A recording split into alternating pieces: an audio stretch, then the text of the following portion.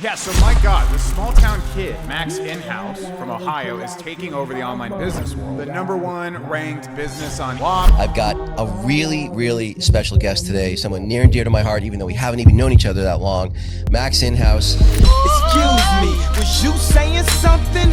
You can't tell me nothing. His story is very much started from the bottom. But this guy is one of the most clever entrepreneurs you can't even imagine. From getting banned on Meta at the age of 16, while he was making 3 times his teacher's income, to 10K days, clients hitting 15K days. The man, the myth, the legend.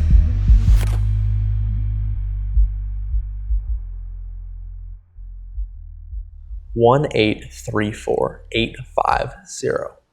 This is how much my info clients made in the past 60 days. If you run any info offer at all, this video will be terrifying. And I'm making a promise that after watching this video, you will never think the same way about information again. I'm sick of the bullshit that I see online every single day.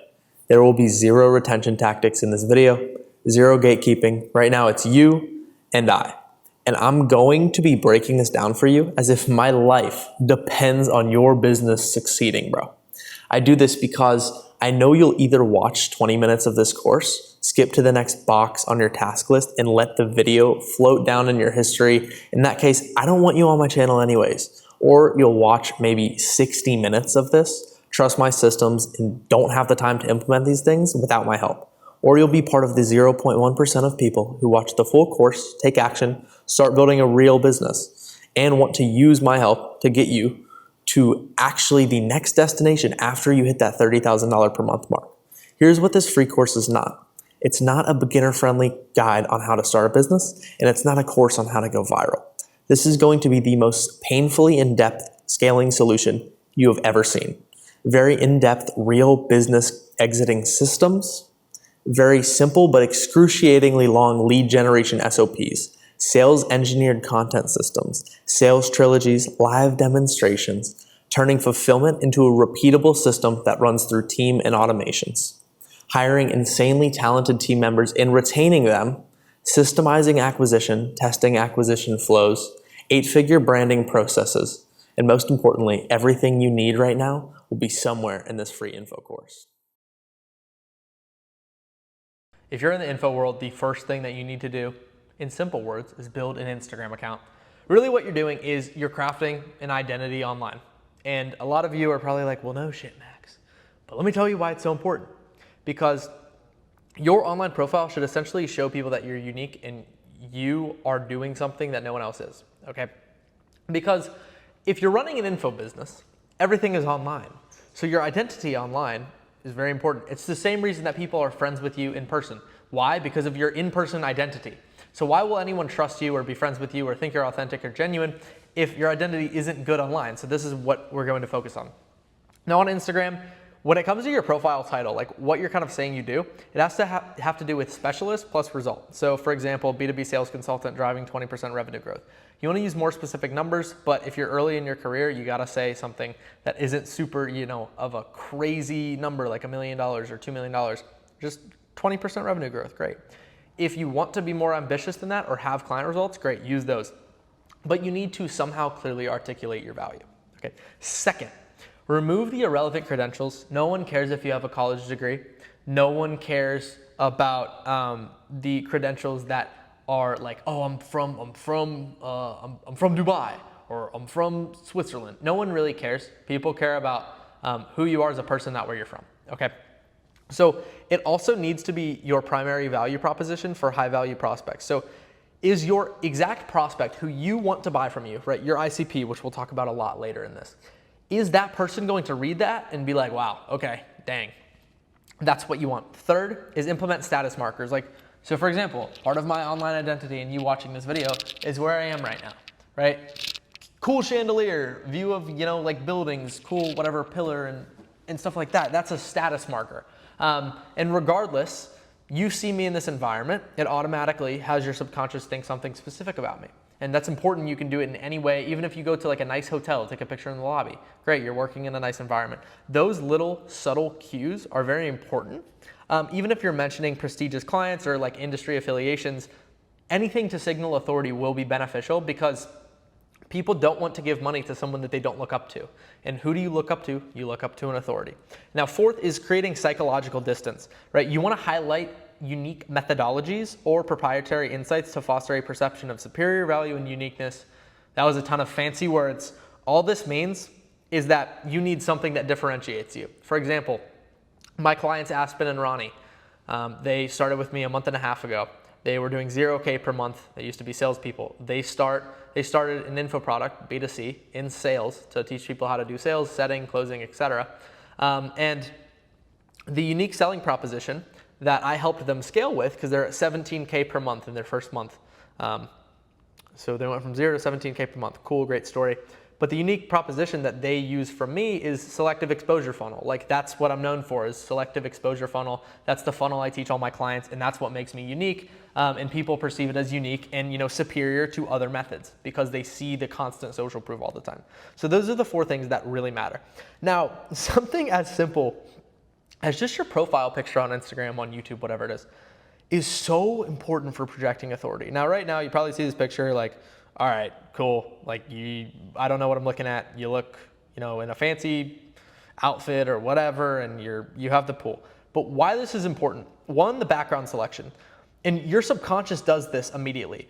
People judge one another within a millisecond of seeing someone because you have these built-in biases of you've seen someone before, and what is your experience with them?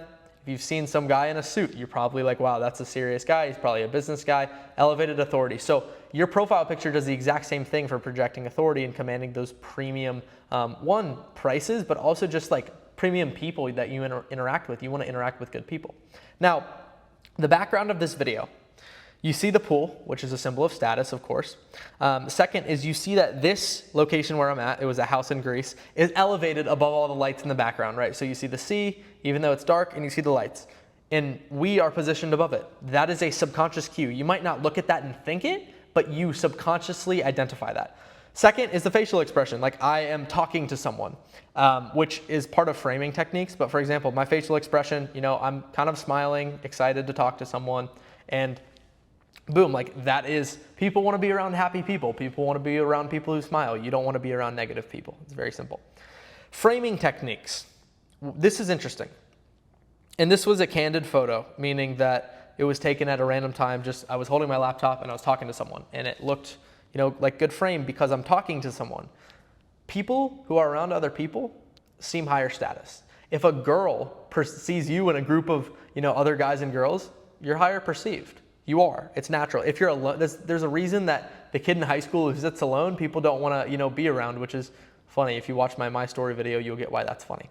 But seriously, like, you would rather be in a group of people if you want to project authority than not. And lastly is something that I kind of think is funny, but I believe in it a lot, is color psychology. So like, for instance, green symbolizes taking action. Red symbolizes something serious and something that is like deep cutting. Blue symbolizes something that is almost like trustworthy. Purple symbolizes royalty and luxury and stuff. Same with gold. And the reason I chose blue is because blue projects trust. And I could have chosen any picture to be my profile. The reason for this is because it's in blue and it's a genuine photo. It's not like something that was randomly taken. Now, next is conversion-focused bio, because when people see this profile picture, great. But the next thing they're going to read is your bio. So we follow like a four-part structure for this. 1, opening identity hook. So for example, mine is founder, stealth scaling, Aurelian Circle. Stealth scaling is my company. And I'm aligning with my target by the next line. $1.8 million generated for clients in the last 60 days. I just talked to you guys about that a couple minutes ago. And scaling info offers to $100,000 per month plus.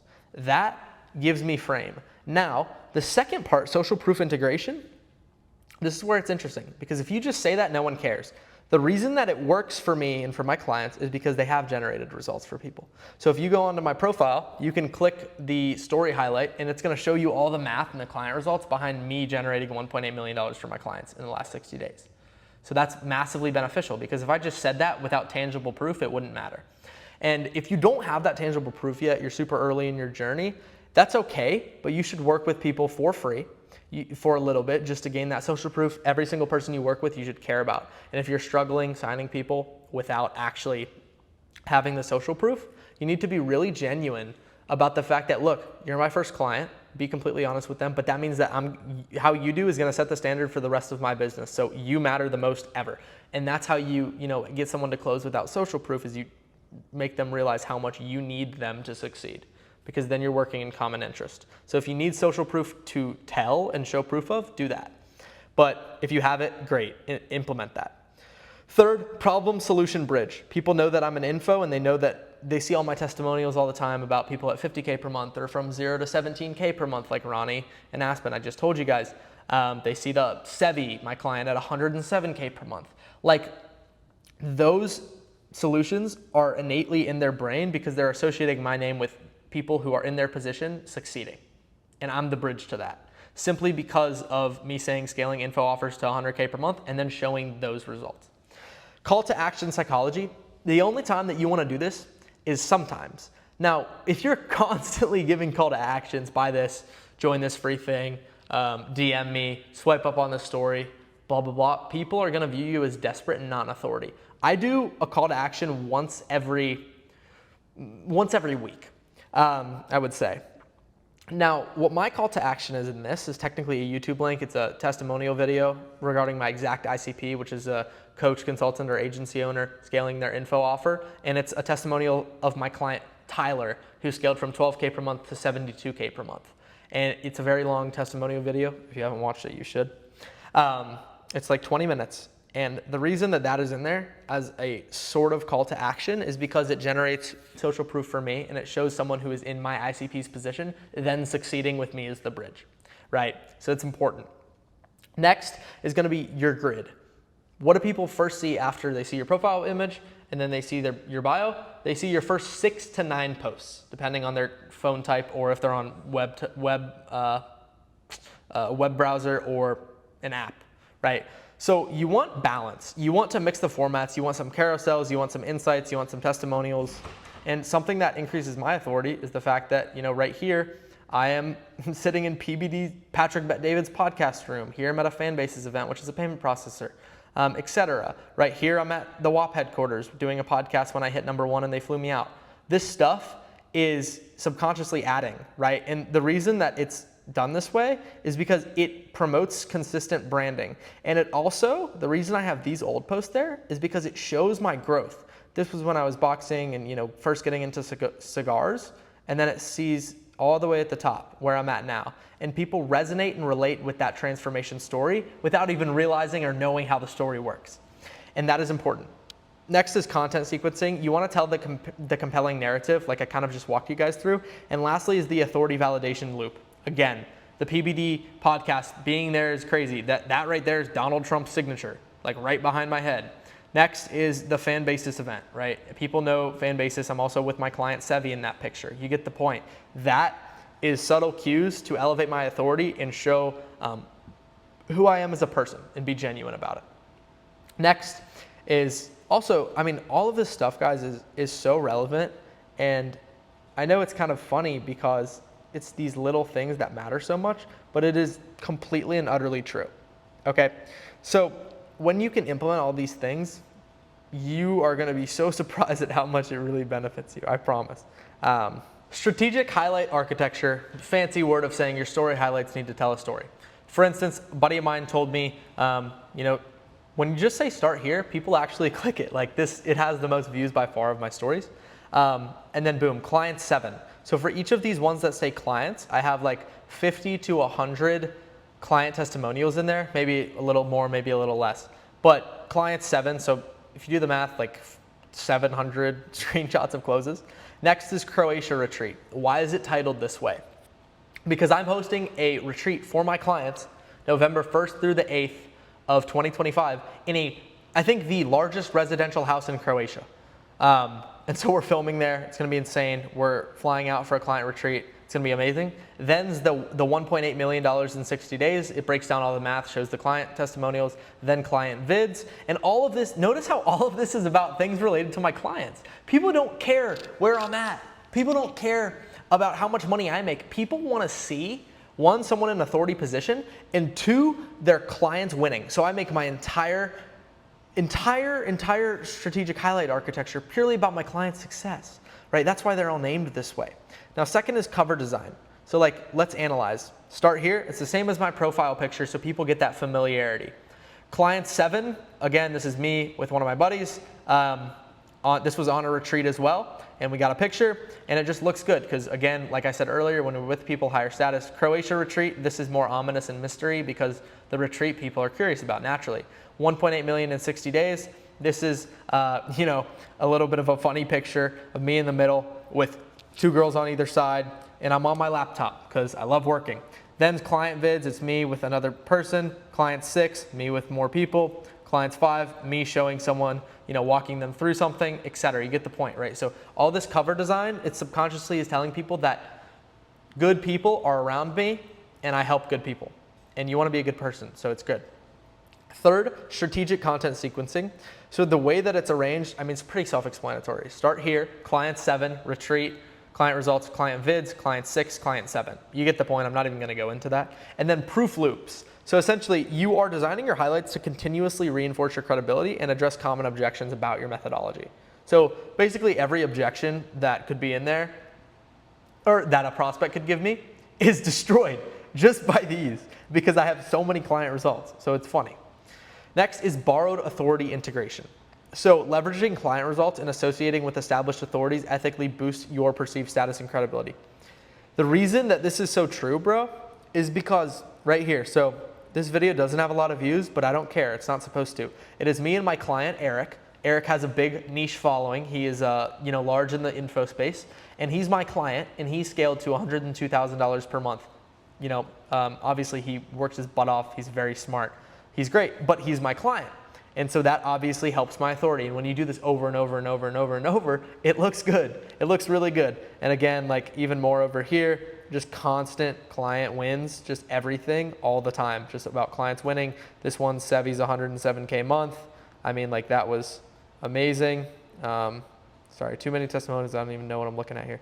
Yeah, Mo, who was closing 4K per month, closing a 4K day a week after joining. You get the point.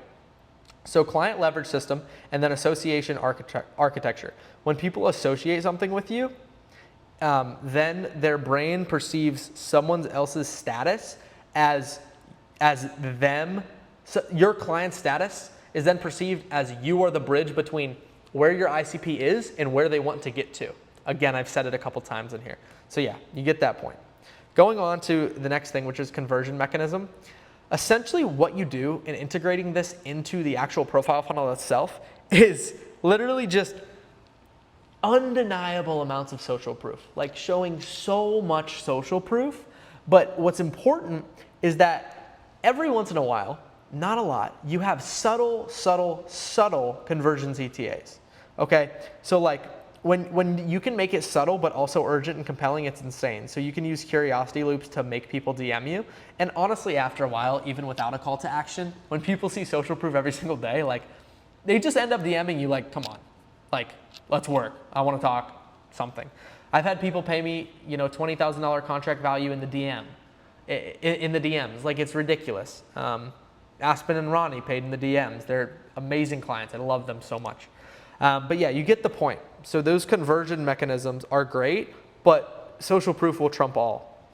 And then second is objection elimination architecture.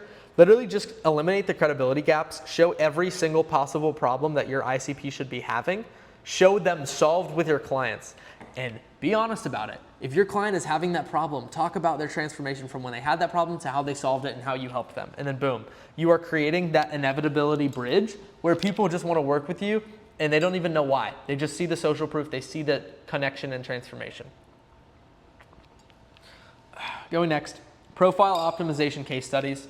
So this is for conversion. It's not like just all fancy vanity metrics. It actually matters, right? Like no one cares about the followers you have. No one cares about your likes. People care about who you've helped. So for example, like just to give a couple examples here, a coach with 200 followers generating 30K per month in 45 days through, and then you insert your unique mechanism. We just put strategic optimization because it sounds all fancy. This is illustrative. It shows it shows an actual like location of someone's life.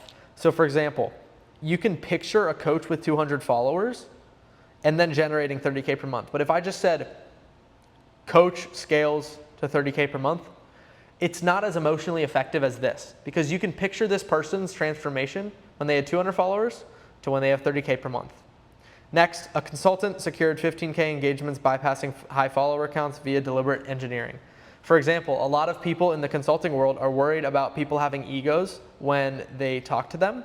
And so this right here shows that people don't care that this client specifically was a consultant and he bypassed all those high follower count, intimidating people to outreach, and ended up closing a 15K deal from it. This example, a service provider with under 1,000 followers outsold 100K plus follower competitors using strategies. It's because of the limiting belief that, oh, I don't have enough followers like this person, therefore I can't make as much and can't compete, which is completely not true. Okay, so these case studies and like titling things like this on your YouTube and maybe in your reels and in your highlights will allow you to focus on conversion, like in a very positive and easy way. And when you can do that, you can stop thinking about all the BS. Like I'm telling you, you don't need to like flex stuff. You don't need to, all you have to do is be in a solid location and just show your clients succeeding. And the funny part is if your clients don't succeed, you don't deserve to be able to do this. You should focus on your delivery and your fulfillment more than anything, because if that's not dialed, then no one cares. It needs to be dialed. It needs to be, or else you cannot get to where you want to go. And that's a promise, because other people's success is what leads look at. If you were interested in working with me, the first thing that you would probably do is go and find a case study or testimonial for me, and you would watch it. Because you want to see someone who was in your position transform. You want to see how they got there and how they did it. Now, when the bridge between you and where you want to go is me, I've said this like 4 times already in the video because it's so important. That will allow you to view me or whoever as a higher authority and therefore want to work with that person. And now that we have all the brand essentials set up, we're going into something a bit deeper. And going into something a bit deeper is that like we need to start generating leads. Like we look good, cool, but how do we get people in there? And the next 2 to 3 hours is gonna be about this. So we're gonna do Instagram DM strategy, we're gonna do how to analyze your ICP, we're gonna do content, ads, sales, all of it. So just to go into the Instagram DM strategy and outreach process that some of my clients run, the purpose of it is to systematically engage high-ticket prospects on Instagram, build rapport with them, and then smoothly transition them to discover calls without coming across as salesy or desperate. And they also delegate this to a setter eventually, because delegation is very important. We'll talk about that in the last module.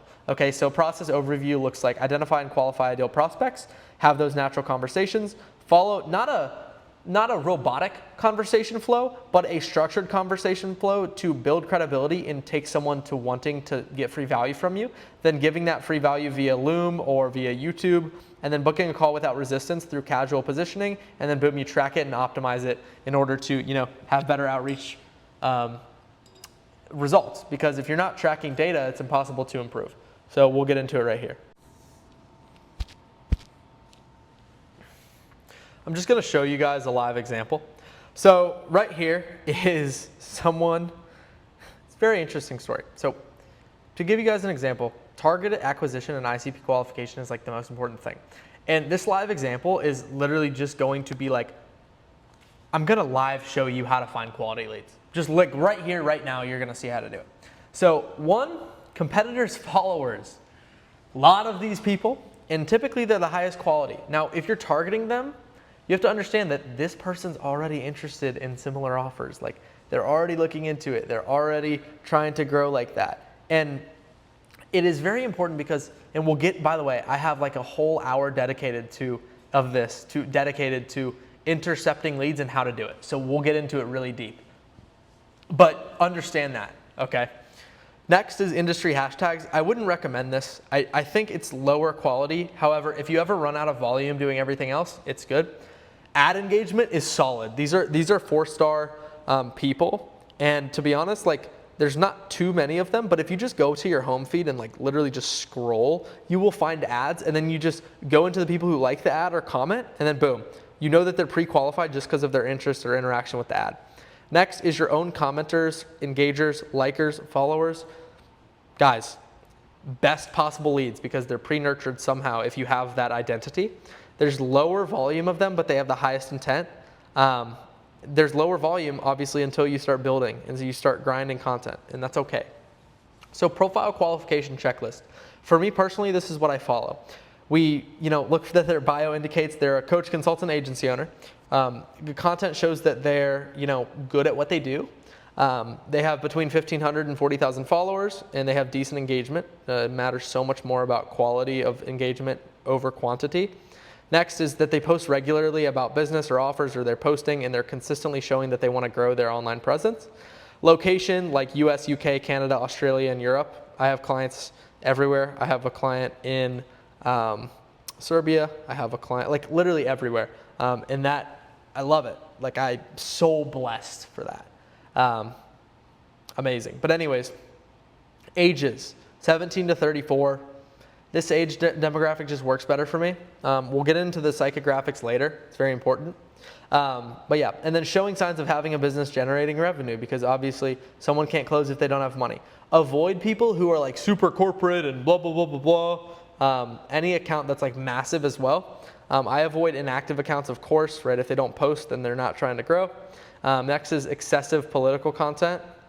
If people are posting about politics, it's not on brand. If they're liberal leaning, it's going to be hard to sell them. I'm just telling you. I personally don't. I work with right leaning people just because our brains go together much better, and it's more beneficial. And then if there's too many not personal posts are good, but if it's like your cat or like just like a lake or like just something random that doesn't pertain to like authority or you being you, and it's like something else, it just throws me off. I personally don't want to work with those people. And then lastly is already tagged or like mentioning direct competitors, because if they're working with someone, you can still outreach them, which is good, but they're probably going to be in their program and you can convert them later. Like you should still outreach these people, but it is a red flag that they won't convert super, super quick, and that's totally fine. Next is initial engagement strategy. So for example, the approach of a story reply, when you swipe up on someone's story and send them a cold DM, so much higher response rate. It is like 70 to 80% sometimes if you're framed well. Now keep in mind, no matter what kind of DM you do, if you have no authority, no one will ever care and no one will ever respond to you. So keep in mind, this all needs to be after you have a solid digital identity. Okay, but story replies, we get a really high response rate from that, and it's active because someone's posting a story about something that's happening in their life, and then when you can comment on that, it makes it so much more relatable and people want to. And they also don't view it as salesy, since it's not like a random DM, it's pertinent to something that they posted. Next is post comment plus DM. If you comment on their post and then you DM them, this is fine if they don't have stories. And like literally like just being funny, like actually smart content, and then boom, you send them a DM, great. Higher reply rate.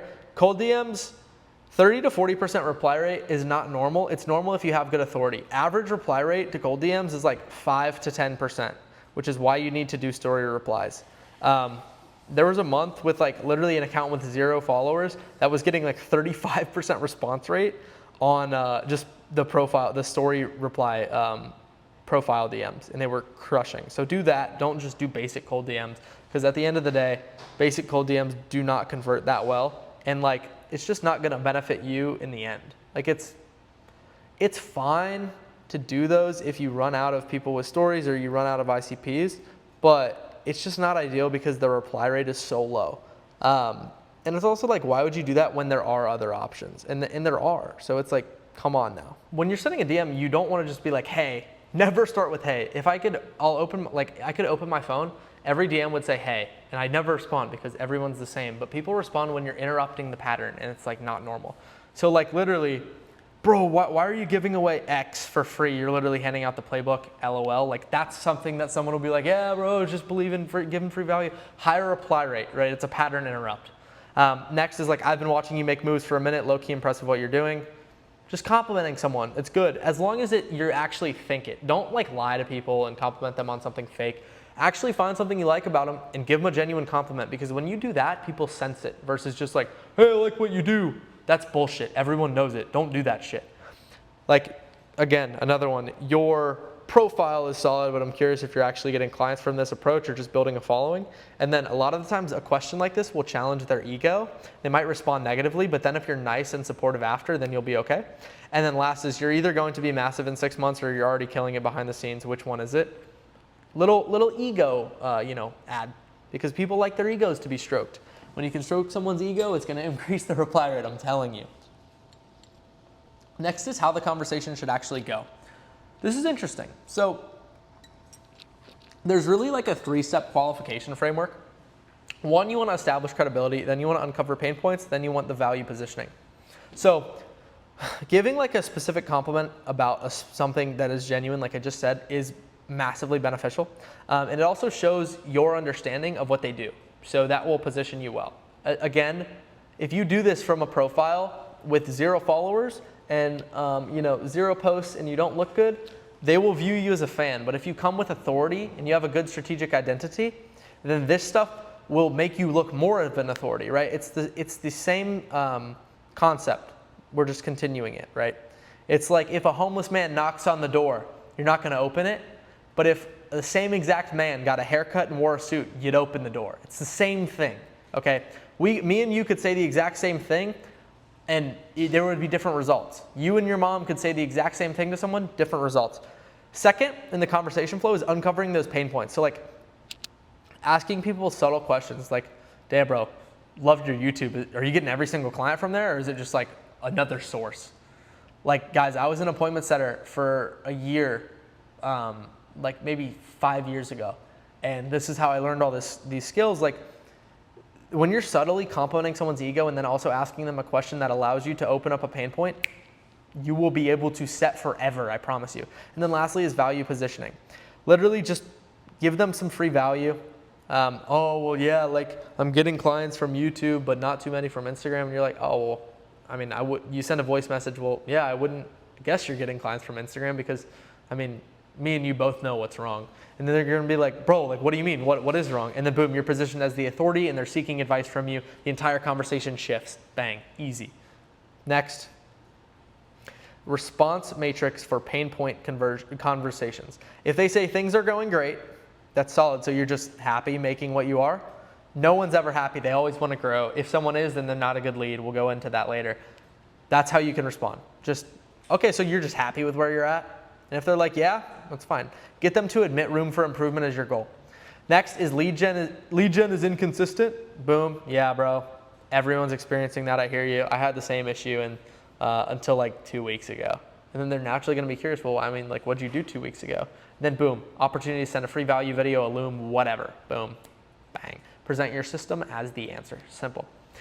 Oh, I don't have enough time to scale, bro. This is more about systems. Well, yeah, man, like if you're doing manual outreach and you're doing all this little stuff, like I doubt that you'll be able to scale. I built something that handles this without sounding robotic. You get the point. Position automation as the solution for not enough time. And then lastly is like, yeah, man, I'm making 15 to 20K per month, but I can't get to 50K per month. Like I don't know how. The plateau is common. The shift from 20K per month to 50K per month isn't about working harder. It's just about, and then say something you think they'll resonate with based on the conversation.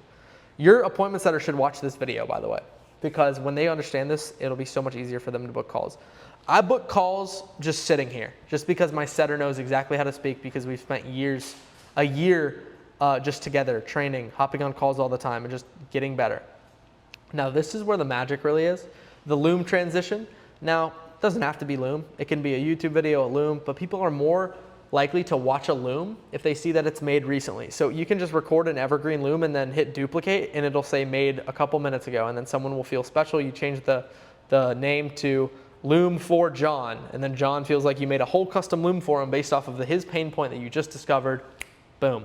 And then literally just like natural ways to introduce your value demonstration in the Loom. You're making this way harder than it needs to be. Show a visual, show a business concept, show a Notion dashboard, something to show like actual tangible proof. Next, you can start it with like, bro, I'm just not gonna explain this over the DMs. It'd be too much back and forth, but like I have something that just directly solves scaling from 20 to 50. I can send you like a quick walkthrough if you want it. And then boom, now someone wants to take your advice, which positions you as the authority, and you're also giving them free value, which makes them subconsciously feel like they owe you something, which is great. And lastly, I used to struggle with the same thing, bro. Made a couple changes. If you want, I can shoot you over Loom. Who is going to say no to that? And if someone says no to it, it's because they don't think you're an authority and they don't trust you. That's why people will say no to free value. If they think it's irrelevant and they can't learn from you. But if they think they can learn from you and you position yourself correctly, they'll always say yes to a Loom. The Loom shouldn't be an hour. It should be 60 to 120 seconds. It should be custom, or at least feel custom.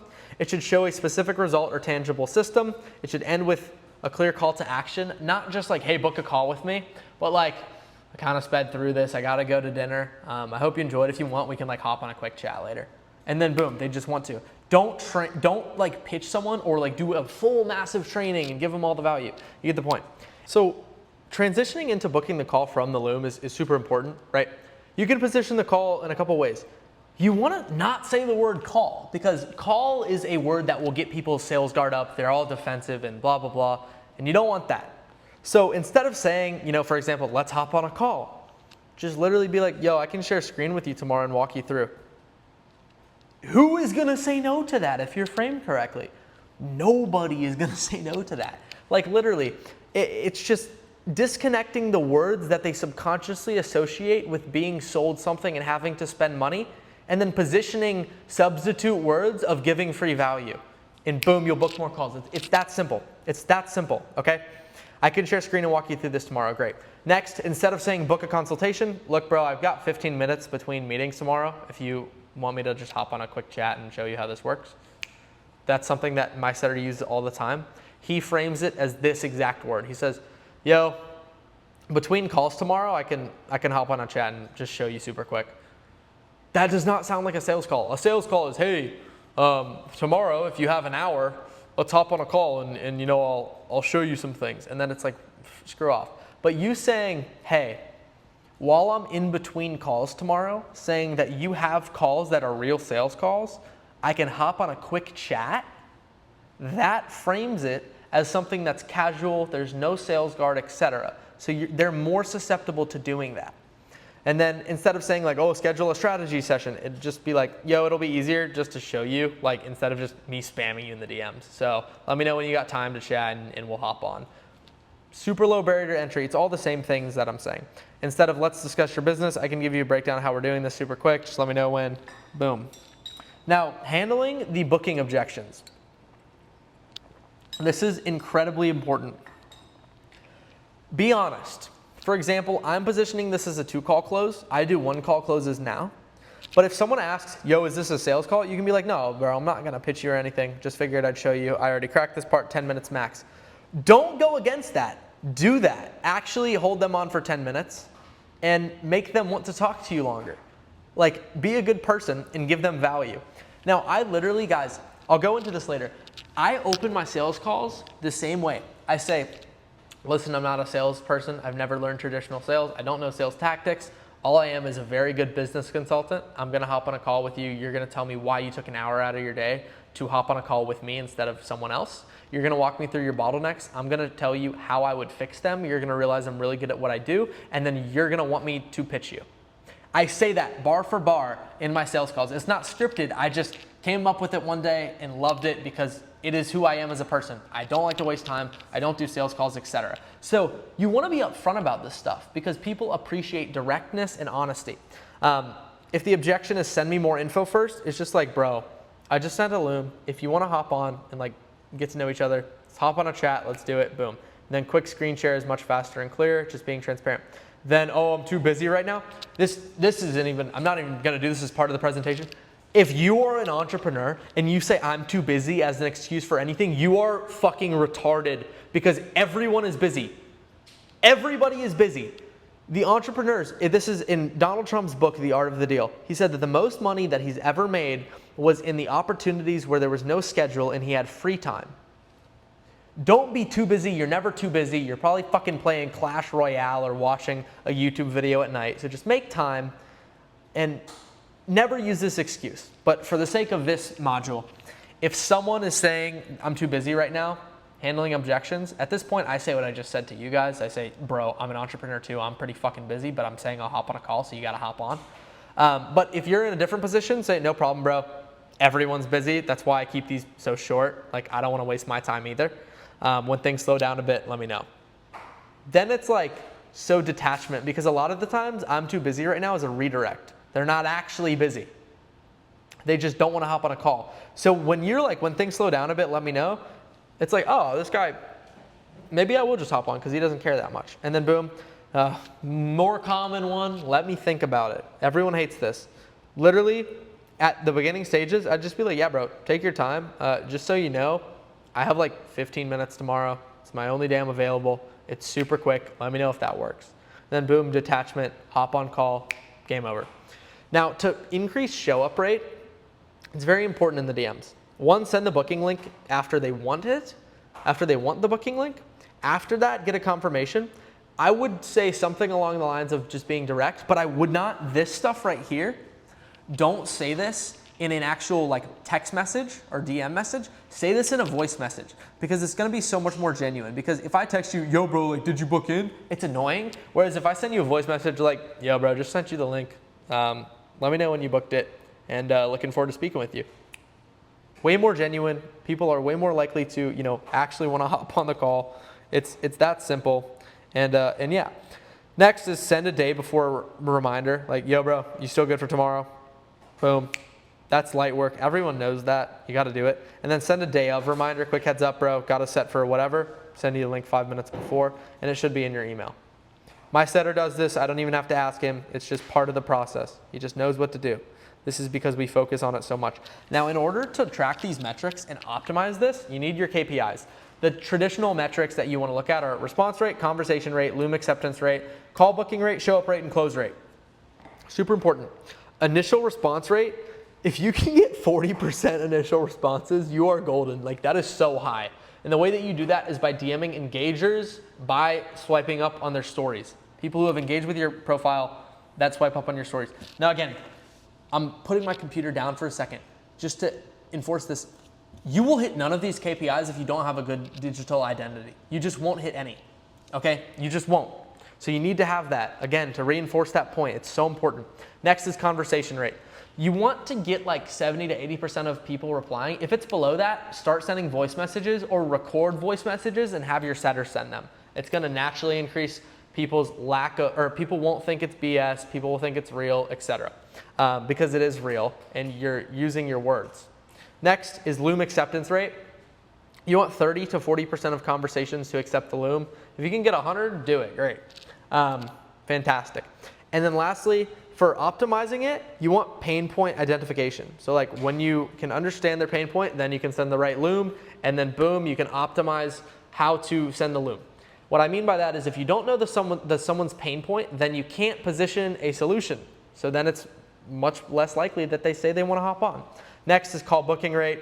50 to 60% of Loom views will end up booking a call if you position it right. You want to create the urgency and be genuine, you get the point. And then show up rate, track show up rate. 80% of bookings should show up. I have like 92% of this month, it's July, just because of the authority, the nurturement, etc. And then close rate. You want to close at least 20% of show ups. If you can get to 30%, that's fantastic. 50% is like godly, but you get the point. And if you're not doing good there, call structure needs to change and your offer needs to become more aligned with their values. Now, as far as activity, you need to, as far as new outreach, you should be cold DMing like 20 to 30 profiles. This should take, if it takes you 30 minutes, you might be retarded. It should take much less than that. Follow-ups, 15 to 20 of the best conversations should take actually maybe half an hour if you're sending voice messages. Loom sends, try to send as many as you can. 5 to 10 is ideal. And then call bookings, you want to book 3 to 5 calls per day. If you do this correctly, you will. Now the reason that new outreach is only 20 DMs to 30 DMs a day is because you want to send a ton of DMs to your engagers, your story viewers, your followers, your commenters, your likers. That is where the bulk of the people who will buy from you are going to come from. And typically people fail this by sending basic messages that feel like a bot, rushing to the pitch before establishing value and trust. Because if you just pitch someone without being, trustworthy, then it's just like this guy just wants to sell me. Over-explaining your offer in the DMs, just don't do that. Be honest and genuine on the call, be authentic. Being too available, it will create the perception of low value. That's why on your calendar, you can shut it off to only be the next 3 days. It makes you look better. Just subconsciously, because people don't see a lot of open spots. They have to pick a time that works for you instead of picking a time that works for them. So you're higher value.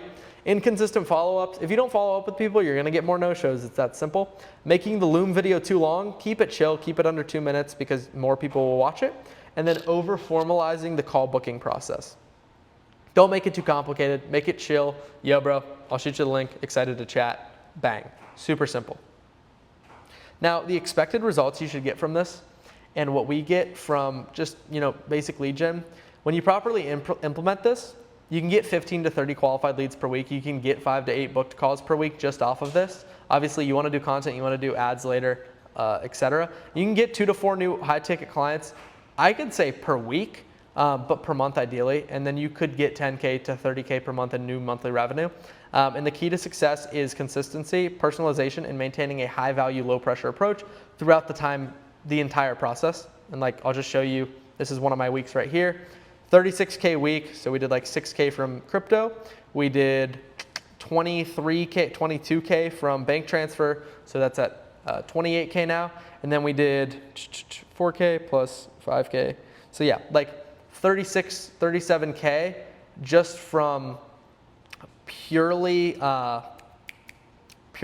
these strategies that I'm showing you guys. It's very simple. You can get it done very easily, okay? Not easily, but simply. It's simple to do. It takes a lot of grind and effort. Switching locations up for a bit. So manual competitor traffic interception. There's a really simple framework for this. Right, who are the guys who are making the most money in your industry? Those are your competitors. Everyone knows that. Super simple concept. But when you can actually figure out that those people, even if you like them, they have hundreds of thousands of views, maybe tens of thousands of views every single day, and they can't sell every single person that interacts with them, right? They can't nurture those leads as well as someone who has a smaller audience can. They can't put the time and effort into those individuals like someone in a 10K per month or 20K per month position, right?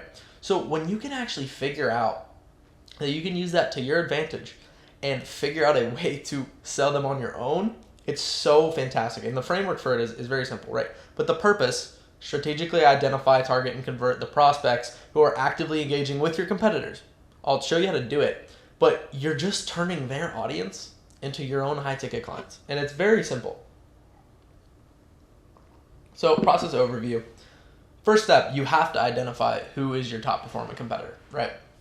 Let's just say, for instance, Sue, fantastic at info. He works with a lot of fitness coaches. He's a very nice guy. He's fantastic at content, great storyteller, very open, transparent, genuine, authentic, really nice guy. I've spoken with him quite a few times and we've just had really good conversations.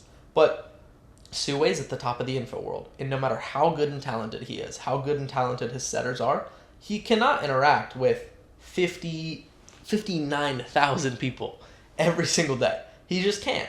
And his setters also can't, no matter how hard they try. He's also getting, 100,000 views a week, maybe 500,000 views a week. There's no way to convert all that traffic. So what you simply have to do is just deploy strategic points where you can just intercept them across those multiple platforms. Instagram's great, LinkedIn's great. Twitter's decent, but mostly on YouTube and Instagram it's solid. Because YouTube comments, you can see the names of people when they're leads, then you can go on Instagram, find them. So all of this is primarily on Instagram. So for example, when you're creating that pattern interrupt content, it can pull people's attention away. And that doesn't have to be like a reel. That can be a comment you write under their comment. That can be someone who's liking, maybe the reel or post of one of your competitors, simply DMing them, right? It's so easy. And when you can implement multi-touch conversion sequences, so for example, you delegate this to a setter or a VA to go to your top competitors, find their most recent likers on their bottom of funnel, middle of funnel videos, and just have them send cold outreach to it. It's so simple. And the reason it's so simple is because those people, they're already ready to convert because they've been seeing stuff about info. Now, yeah, maybe they're leaning towards working with your competitor more than you. Makes sense. But the thing is, you can't give the attention, time, and care to 50,000 people that someone in a 10K per month position, 20K per month position can. So if you're doing 10K a month and you have time on your hands, and if you're not working 70 hours a week, you're just dumb. You need to be, because you can't compete with these people. Some of that 70 hours in your week that you're working should be in nurturing and having genuine conversations and just being honest and real with these people's traffic. So if you go to your competitor and you start interacting with people that they're bringing in, their traffic numbers, and you are simply just building a rapport, conversation, and you're also maintaining authority, it is so easy to eventually end up converting them, right? So as long as you're tracking and optimizing these conversions, then it's very easy to scale this, right? So for example, I'll go back up for a second. My client, Sevi, right? We set up some very simple automations of a software business I used to run, still own it, but I don't use it as much anymore. But what it does is it literally just delegates that task of interacting with competitors' audiences. So if someone likes your competitor's ad, if someone likes your competitor's reel, it'll just we use Sevi's account, my client, and I'll literally just pull it up for you guys right now. Like, he was at 63K per month. Text testimonials right here. He was at 63K per month. And then he got to, sorry guys, I have so many testimonials. So yeah, 63K per month right here. Or that's a different client who was at 63K. My bad. Give me a second here. Yeah, I think this is Sevi. No, that's a different client who was at 100K per month. Bear with me. Sevi 100K. So yeah, we are obviously boys now, but I have gotten so much out of that 6K I gave you. That was when my prices were lower than what they are now, so relax. But Sevi paid me 6K. We installed the competitor interception for him, $107,000 in literally, I think it was April of 2025. Ridiculous. You can see, and he texted me. It was sick. I remember because he came at 63K per month. So literally just through his Instagram, interacting with his competitors' leads. They would then follow him. We delegated the setter to then interact with all the people that came in via those interactions from his competitors' leads. Boom, manually intercepted. Those conversations turned into extra deals. So simple. And this is a guy who literally didn't even post on Instagram. Like, I joke with him all the time because he's like has a good personal brand and he just doesn't post. And we're still running the interception framework like right here. And I mean, he's converting an extra like 40K a month from it. It's funny. When I was in Nashville seeing him, I was just giving him a hard time because he just wouldn't film. But we're boys, so he's the GOAT, right? But he is like a prime example of someone who's crushed it with the interception. So competitor intelligence gathering, if you're not figuring out who's doing the best in your market, you're probably gay or retarded. And the reason for that is because these people are already doing things right? They're already doing everything right. Maybe not everything, but they're doing more things right than you are. So if you're not understanding like all of the types of competitors you have, the value of their traffic, how easy it is to intercept them, and then the priority level of who you should intercept, and I'll walk through it right now. That's why you're watching this video, right? It's been probably an hour and a half at this point, maybe an hour. So bear with me. But, right, competitor selection matrix. The direct competitors, the value of their traffic, so good. So good. It is slightly less easy to intercept them simply because they're probably already nurtured. They've probably watched like a ton of content from your competitor, all this stuff. But since they're such good quality, it's very important to like really prioritize interacting with them. Industry influencers, maybe people who don't sell high ticket in your industry, but they're in your industry, they sell low ticket or like make money off of like affiliate deals and stuff, but don't do that well in high ticket, are great, right? They have decent value of traffic, and it's way easier to intercept because people aren't like considering their high ticket mentorship because it just doesn't exist. So that's a secondary target. Like if I'm hiring a setter, I'm telling them to prioritize, right? The primary target needs to be the direct competitors' traffic. Second priority needs to be industry influencers. So people who are just kind of scaling info, but maybe not selling a high ticket offer. Third, competitor type complementary services. So like if you go join like a free Facebook group, you go join like a free Instagram channel about info or whatever you're in, sales, coaching, whatever. It's not as good of traffic, but it is really easy to intercept because it's like public and it's free. I would just have this as like almost supplementary like industry publications, but I would just have this as like a back pocket just in case you run out of people for the top two. And then industry publications, I'm not even going to get into it because the value of the traffic just isn't that good. It's easy, but it's not even worth it. So how can you really analyze a competitor before you start trying to get their leads, intercepting them? I'll show you. So literally just identify what their top 3 to 5 to 10 traffic generating content pieces are. So like this guy right here, Robert, he's got 44K followers. He's clearly probably in a Miami penthouse. Not a penthouse, not like this, but a decent apartment. Anyways, right, this is someone who is selling an e-com course. So if you're selling an e-com course, you're selling an e-com mentorship, something like that, it's going to be guys like this. Just click their reels. Just click their reels and start looking through like what's getting the most views. You can get a tool like, it's called Sort Feed. So like for instance, it's right here. You have to have Instagram open, but if you have Instagram open, you open Sort Feed. So I'll just show you guys. Sort Feed extension. So find your competitor and then literally download this Chrome extension. Open their Instagram, and then just open the Chrome extension, and it'll show you like the most viewed reels, and it'll sort them. So you can see what kind of content's performing best. But most importantly, it'll give you a ton of content where there's a ton of leads in there. So for example, you click the top lead that it sorts, the one that got the most views, go into the comments, find someone who looks like your ICP, have a setter reach out to them. It's just that simple. Second, like map their client acquisition journey. So for example, if you're stealing from a competitor, intercepting their traffic, you have to understand like how their funnel actually works. So for example, this guy, don't know too much about him, but I would assume since it's a B2C high ticket offer, like he gets simple top of funnel content like my life before drop shipping or after, whatever it is.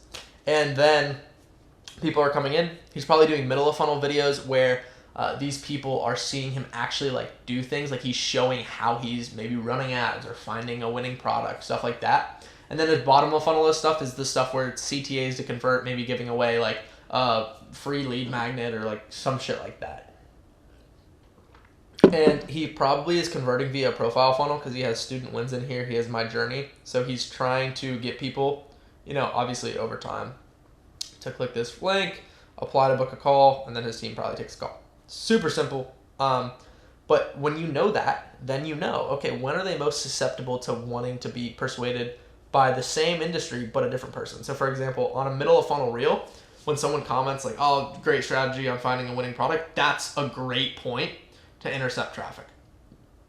Or even like on a bottom of funnel reel, if someone comments like this is BS, or like they're not showing positivity towards the influencer who's posting that content, literally like all you have to do is just like comment under their comment or DM them and just like agree with them in some sort of way. Make sure your account is authority. Like I already showed you the past like hour and a half or hour, however long, like just show that.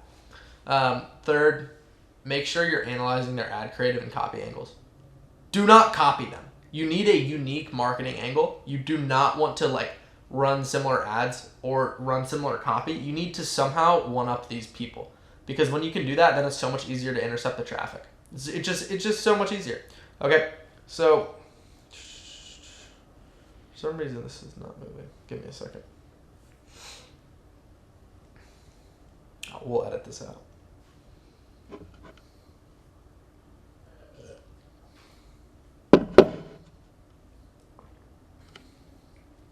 Oh yeah, okay. So, what?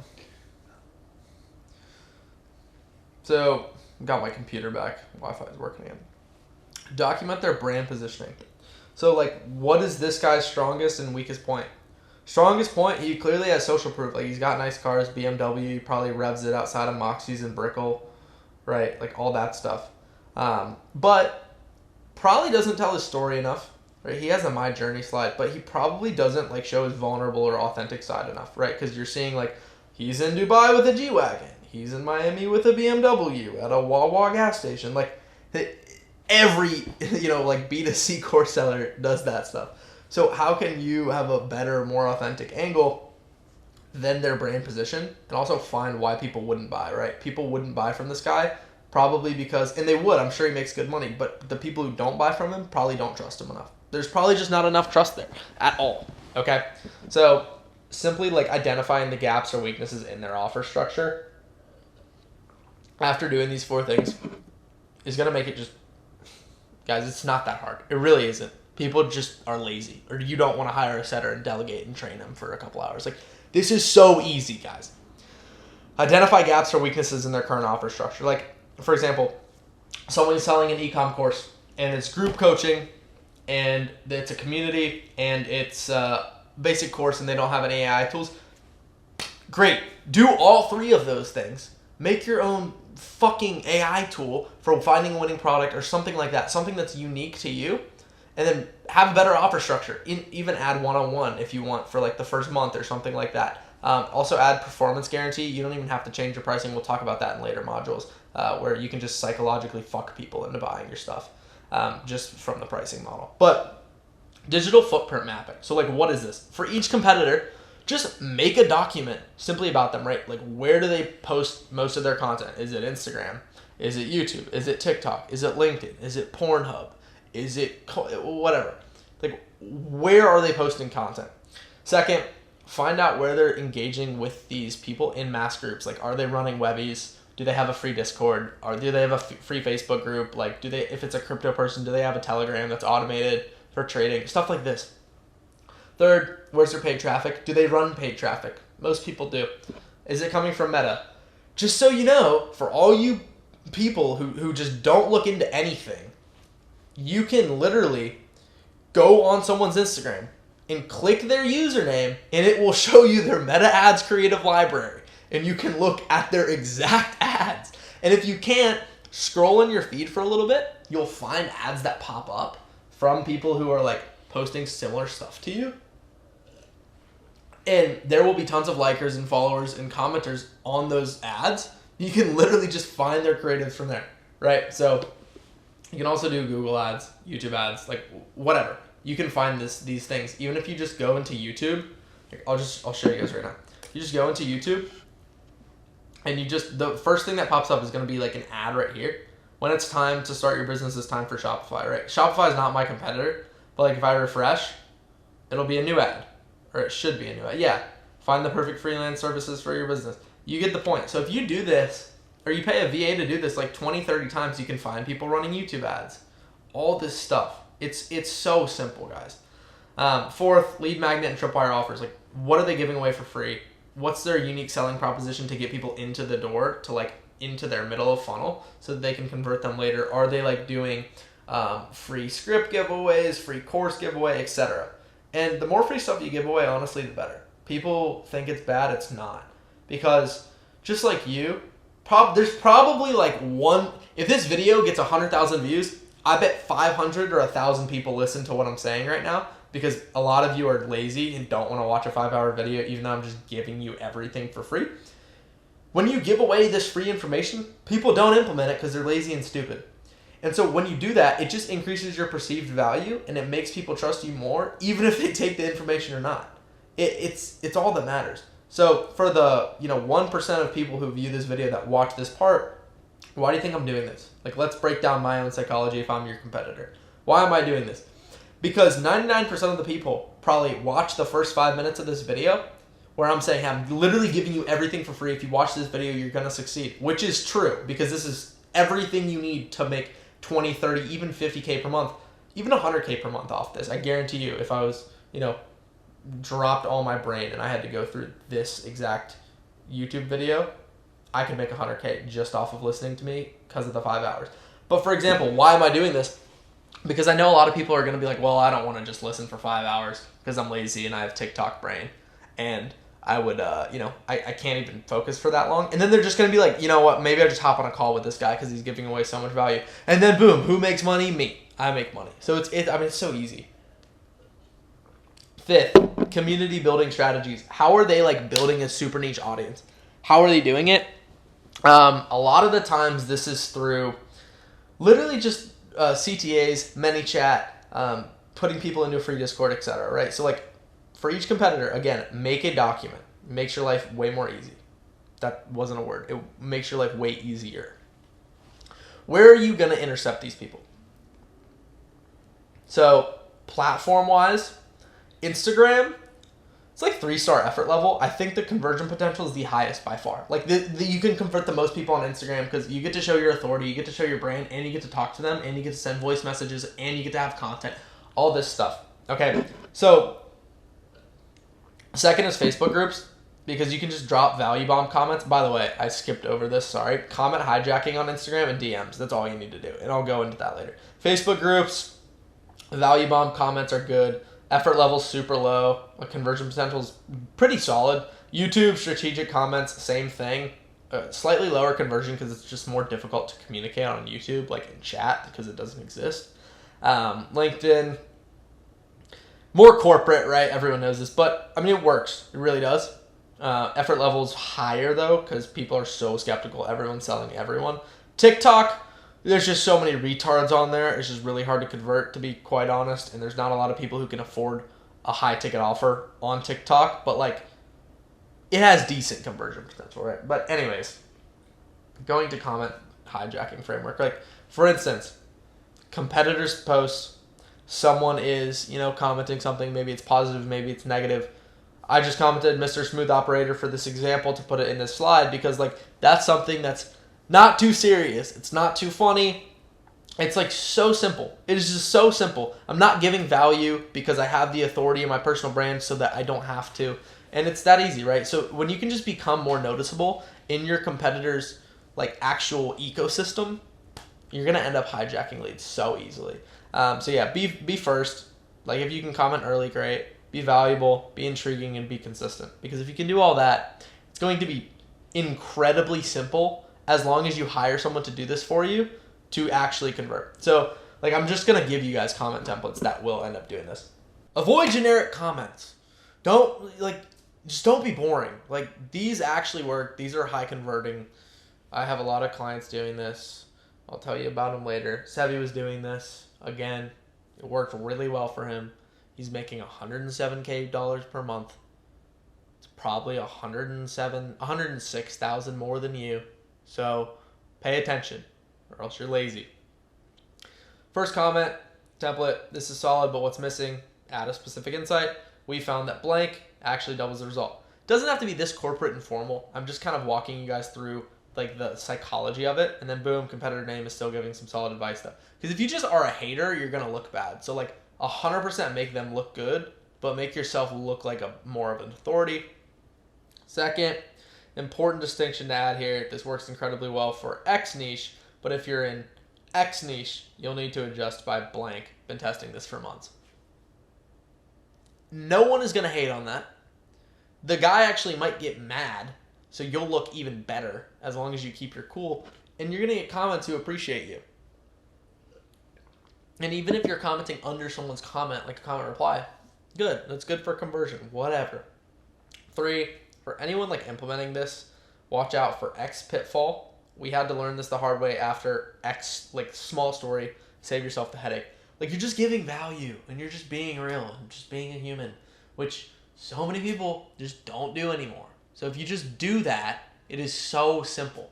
So yeah, very, very easy to do comments like these. Make them more personal. Like these are very formal and corporate just because I want to walk you guys through what the person should read in their head. Don't actually phrase them this way. Content pattern interrupts. This is super, super important because everyone's content sounds the same. So when you're the one guy who stands out in your own way, it's going to create a new brand identity for you where like people know your tone, they know your hooks, they know all this stuff, and it actually gives you more value because you're not just doing the same thing as everyone else. So you don't blend in, you actually stand out and you're on like a pedestal and everyone else is down here like retards. So layer 3 or 3-layer pattern interrupt system. Layer 1, bro, perception pattern. What's the function of this? You're just challenging industry norms. You need to test this. For example, Most coaches fail because they follow the exact blueprint everyone's teaching. That is like, if you're just hearing that in content, it's definitely going to make an ICP think. If they're, for this niche example.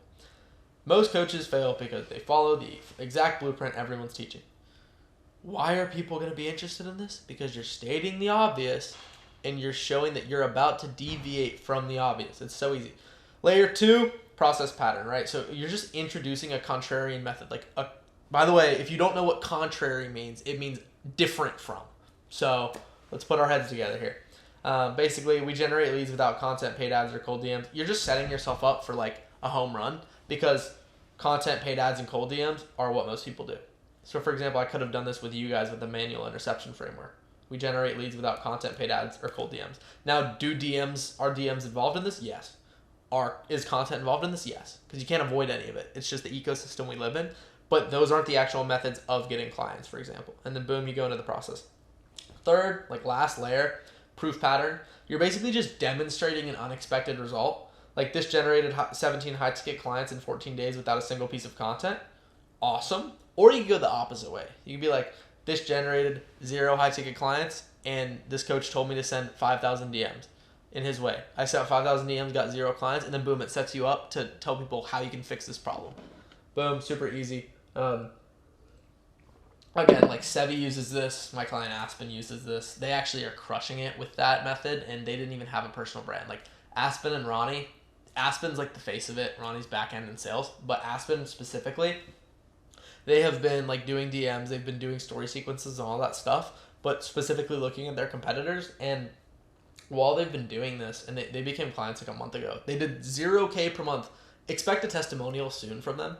Because they have a sick story. They were doing 0K per month. They signed a 20K contract with me in the DMs. Literally hadn't even hopped on a call with them.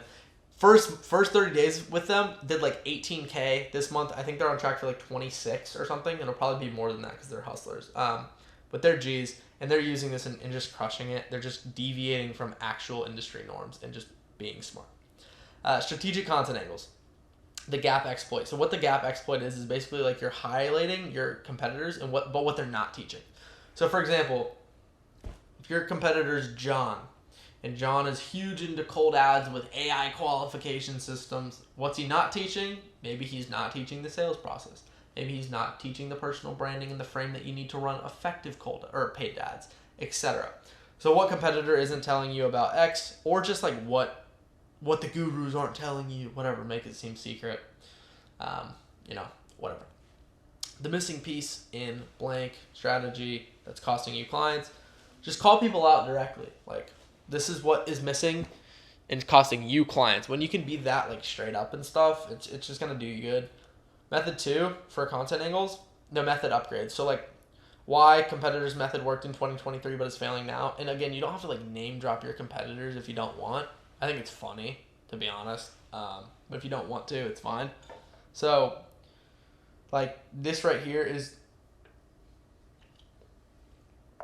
essentially just allowing you to say, hey, yeah, this used to work. I know from experience, but now this is working better. And then boom, you're positioned as a higher authority, even if you have less followers, all this stuff, just because you're intercepting your competitors' traffic, saying their stuff doesn't work, but this is what does, and their stuff used to work. So, because there's a psychological theory, and it's if you just hate on someone completely and you have no positives to say about them, and you are just completely and utterly negative about someone, and someone's listening to you talk about them, they're way more likely to think that you're biased. But if you say something that allows them to think that you're actually a fan of them, however you're pointing something out that's negative, they will take your words so much more serious. So for example, if I'm saying Bob is a horrible person, and he needs to get off of Earth, and he needs to get off of Instagram because no one likes him, and Bob is gay, and Bob is whatever, and no one wants to talk to him. Or if I say, Bob's gone through so much, and I've seen him persevere, but I think at this point he's just not strong enough to get through the rest. You're taking the second point I'm making so much more serious because I'm opening it up with a positive thing about Bob. So when I say a negative thing about Bob, this imaginary person, It's like, dang, okay, this is more credible simply because of that. So when you just do that in your content without actually mentioning people, you're just talking about how the strategy used to be good, but now it's not because of X. Okay, risk reversal is super, like this is an age-old term. You're just highlighting the risks in your competitor's approach. So yeah, like what people don't tell you about paid ads is that you have to spend $5,000 testing them. And then after that, there's a hidden cost of, adding AI optimization. There's a hidden cost of adding tracking, like trackers, triple whale, all these ad creative stuff, adding high roast. You have to pay all this money, blah, blah, blah, blah, blah. You have to get Vitalytics if you're running a VSL, all this hidden cost. So it's like, it's not actually a 10K offer. It's a 10K plus 20K in software's offer, stuff like that. So you're just reversing the risk and saying, it's not really what you think it is. Now, multi-platform engagement sequences are crazy. I don't know if you guys know this statistic, and honestly, I don't know the exact wording of it, but there is a statistic where it's like 7 hours on X, or 7 hours watching someone on 4 different platforms with, 3 different touch points or something will convert higher. Multi-platform engagement sequences is fantastic. So like, if your initial contact with someone is on YouTube, great, right? You're competing with, you find someone in the comments of your competitor's YouTube video, you find their name on Instagram, you start interacting with them. The action is a pattern interrupt comment, and the follow-up is like profile optimization. Super simple stuff. Boom, that's initial contact. Now, since it's from your competitor's content and you're framed well already, you look like an authority, and it's also, that's an ICP. The action is pattern interrupt, so that person thinks you're different. They're probably not ready to convert, obviously, because it's so early. But great. And then your follow-up is profile optimization. If the secondary touch is on Instagram or LinkedIn, and then, you're giving them like a direct value message, and then you're following up with a case study, something like that, boom, now your authority is higher. Then you're building the relationship via like maybe iMessages, WhatsApp, Telegram, something like that. Boom, problem solution dialogue. You're just having them open up about what's going wrong in their life. You're giving them a free solution, boom, Loom video demonstration, all this stuff. So much easier to then convert that person later. You can't just convert them in the initial contact stage. You just can't. And then conversion, boom, they're hopping on your calendar, booking a call, strategy session, and boom, high ticket offer, game over, money in the bank. Simple. All right, profile optimization for interception. This is my client, Mo. Absolute killer. This guy works his butt off. He has a super cool story. Like, he was going to go to dental school and came to me. He was making $4K per month selling an Amazon FBA course plus mentorship. And what Mo did, with me is manual competitor interception. We hired a setter, immediately implemented the system, implemented organic repurposing system, all this stuff. And he is now having 10K weeks like all the time. Let me try to find one of the screenshots from him. Text testimonials. Mo, 10K week. 10K closed in the last 7 days. LFG. In like the 5th month, May, he was doing like 4K a month. So it is so possible. And he only has 974 followers. Literally just from these strategies, he has gone to be on a track for 40K per month. You get the point. But look at what he's doing. Look at how he's optimizing his profile for interception. He's giving a clear problem solution statement. So pre-med to 1 million plus online, because he's really good at Amazon FBA. So what was the problem? It's an indirect problem. He had to go to college. Boo, we don't like college. College sucks. Okay? Now the solution statement, 1 mil made online. Fantastic. Specific results, again, he's giving with the 1 mil plus online, and then he's also saying he's scaling Amazon sellers to 100K per month. Whatever. You want to give specific results, because when you say a specific number, people are so much more likely to be like, oh, wow, versus just like scaling coaches up. That sucks. Okay? Now, he also has a pattern interrupt statement. He says, building at momentum circle. Now, people don't know what momentum circle is, which is a good thing, right? They're trying to understand what it is. So it's a pattern interrupt. And then boom, clear next step for the prospects, free game, literally just giving something away in the link in bio. So easy and simple. He's just giving it away. So the client or the prospect, someone who comes from your competitor's audience, comes to Mo's account and just knows that he has something free for them, and then boom, he's the authority. Bang, snap like that. Now the second step is content preparation. And you can basically pin content that will address your competitor's weaknesses, but indirectly. So like, for instance, Mo's doing mirror board videos, and he's just being genuine about like the life that he lives and just being a good guy, because he is a fantastic dude. I'm so excited for him to come on the client retreat. But yeah, he's also featuring a ton of case studies on his YouTube. Just that's so good for conversion. That's the link one of the links in bio. And then lastly, he's highlighting like why his methodology is unique. I'm not going to go into it because it's not super relevant right now, because you guys aren't interested in Amazon FBA, maybe not right now. But like he's showing why he's better than all the e-com gurus. So he's fantastic. Direct outreach sequences, super relevant. I'm going to explain why. All of this is super relevant. You're probably just, again, like, there are probably 2 people watching at this point because people are stupid and lazy, even though I'm just telling you how to make $100K online. And you just don't care. But anyways, the AI-DI interception framework, essentially, like, you're focusing on attention, interest, desire, and action. Stage for attention, your message should focus on, right, like, giving a specific insight from, like, their comment or an engagement that they've had with someone. And then, boom, now you know exactly what they're interested in.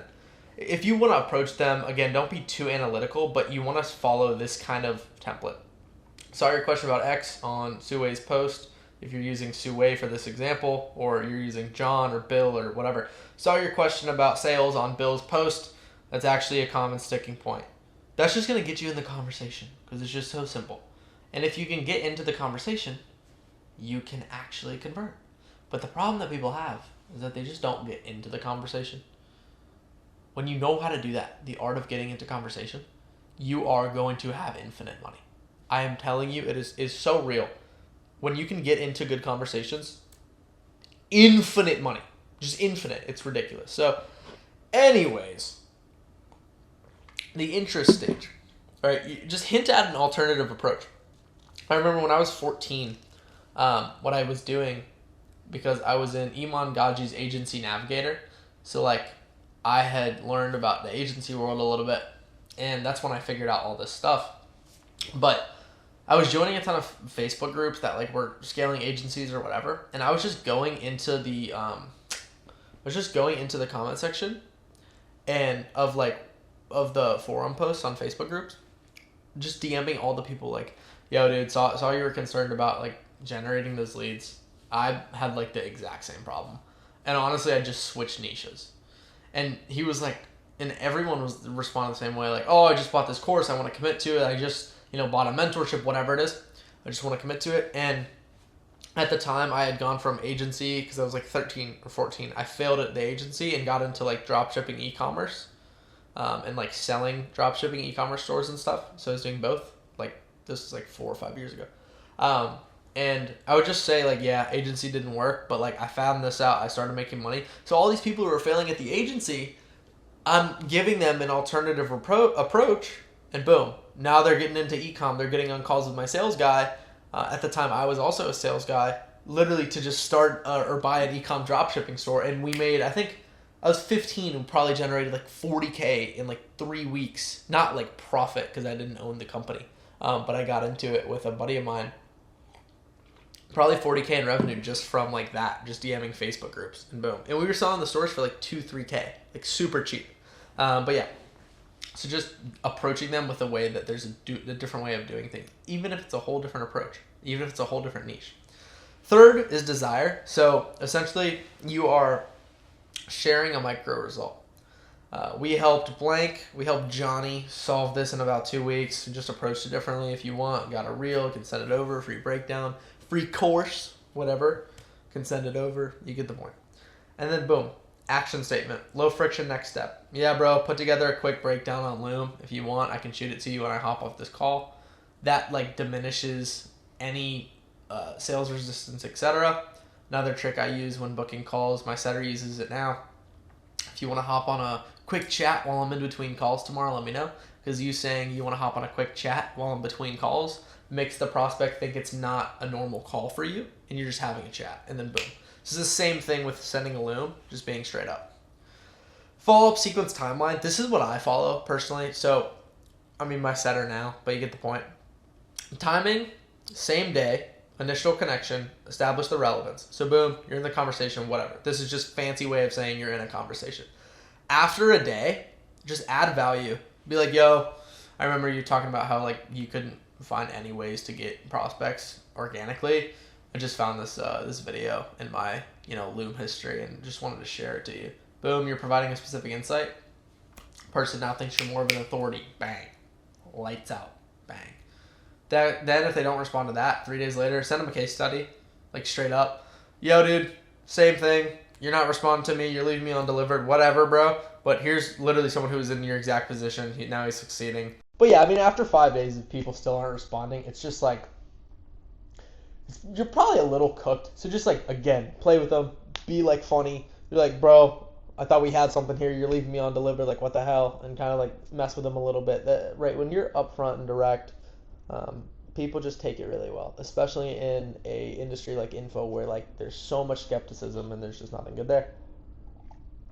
7 days, final value. Honestly, like just give the last valuable insight and then just final call to action. Look, bro, here it is. I know you're poor and I've sent you specific insights and I've sent you relevant success stories and you haven't watched any of them, but I mean, you should take that, and if you don't, no worries, man. We should hop on a call and then like just be funny. Honestly, if they haven't responded in 7 days, be funny. Conversion optimization, so important, guys. So important. So when you're intercepting these leads, you have to understand like what makes them actually convert. And so an indicator would be like their engagement level. Like if they're a high value lead, they're someone who's asking multiple questions when you're giving free value. There's someone who's giving like detailed responses, maybe like a voice message. Like those people are such good leads. Like they're responsive, and they're very in-depth and just truly curious. When someone expresses curiosity, it's so incredibly important. Now, they're like medium interested. If they're responsive but they're brief, like, yo, how much are you doing a month? Doing 10K a month. Okay. Well, like, why aren't you doing 20? Oh, because I don't know how to scale. Or, oh, I will do 20. Like, stuff like that. Decent leads. You got to break their shell a little bit. Those are people you, again, want to be upfront, just so straight up with, so transparent, etc. Right? You just want to be straight with them. And the low value leads are like giving minimal responses, leaving you on open, etc. Which is why I was like, if someone's leaving you on delivered after like 5 days, just like, it's okay. That's going to happen. So second indicator is pain point clarity. So like they're a high value lead if they actually know their specific challenges, right? That's solution aware, problem aware, all that stuff. I'll show you guys. So solution aware, problem aware. I forgot who made this psychology, but it's marketing psychology. 5 stages, right? So there is unaware, problem aware, solution aware, product aware, most aware. Most aware is when someone buys, but problem aware or solution aware is the people that you want in your DMs, because I mean, obviously you want the super aware people because they're buying, but majority of the time it's going to be problem aware and solution aware.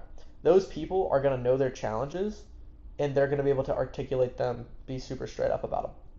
Now, medium value is going to be like general dissatisfaction. Like they're not happy with where they're at, but they don't know why they're still there. And then low value leads, they're like vague. They say, oh, I got no issues. Oh, you got no issues, but you're making 5K a month. Like then you're just gay. Like you don't want to make more money. So in that case, you're broke. And those people are not good leads. Of course, again, low value leads, great.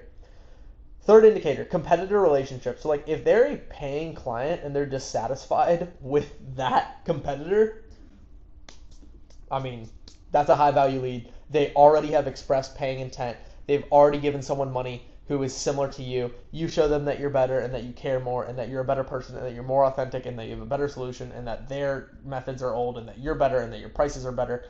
Maybe they're not cheaper, but they're better. You get the point. That is such a good lead that you can close in the DMs. Very, very simply. Now, medium value is going to be like an engaged follower. Like they're following the competitor.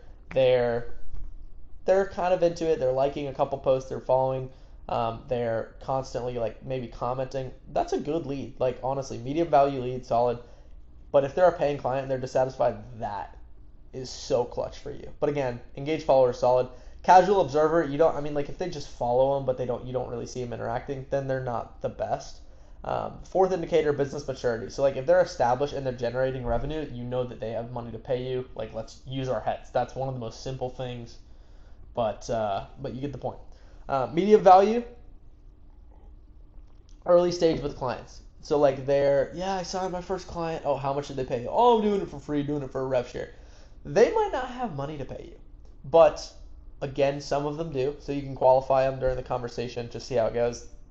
Low value pre-revenue or concept phase. Oh, I'm thinking about starting a business. Don't waste your time. Don't waste your time unless you're selling a biz op, a B2C biz op. Objection handling for intercepted prospects.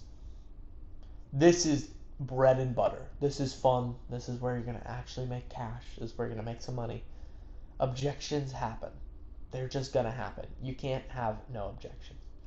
Now, the most common objections you'll get from your competitors' audiences are so straight up. Oh, I'm already working with George.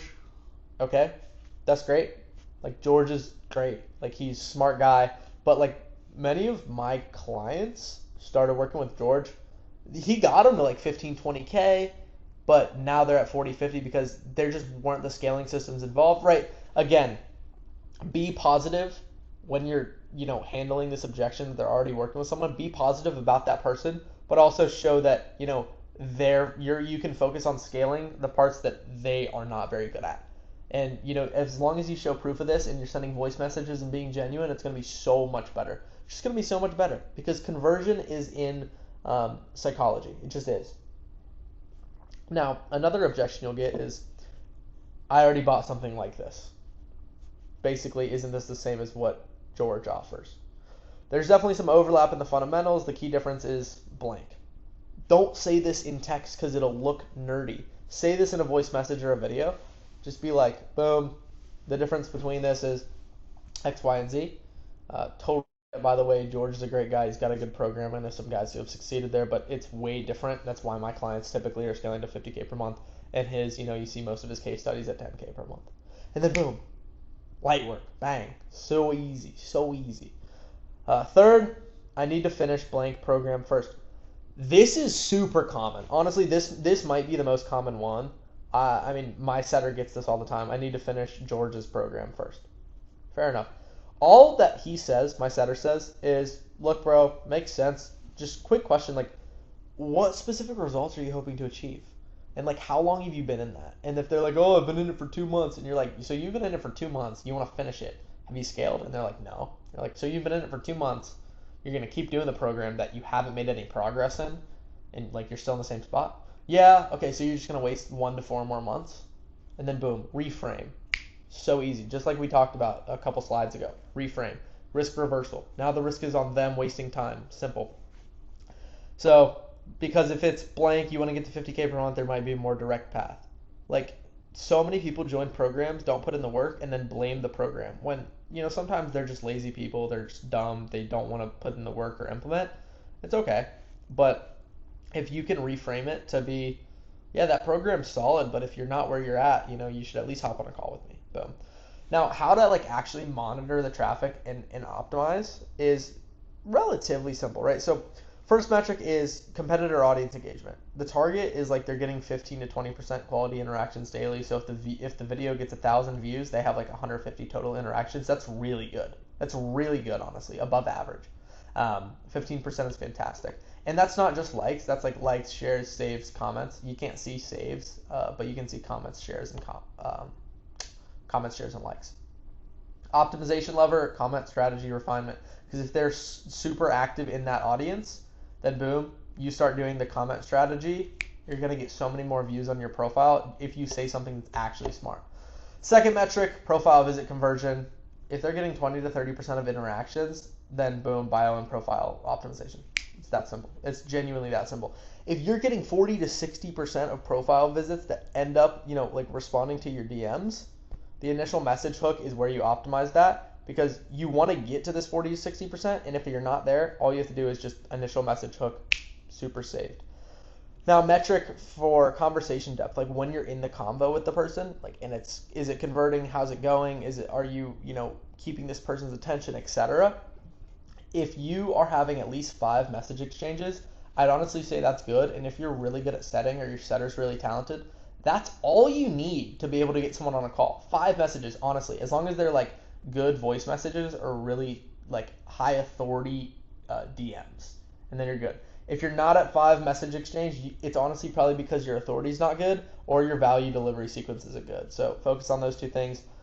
Call booking rate, you want to be converting 15 to 20% of the conversations you have into booked calls. If you're not, it's the way you're positioning the call or your authority and frame.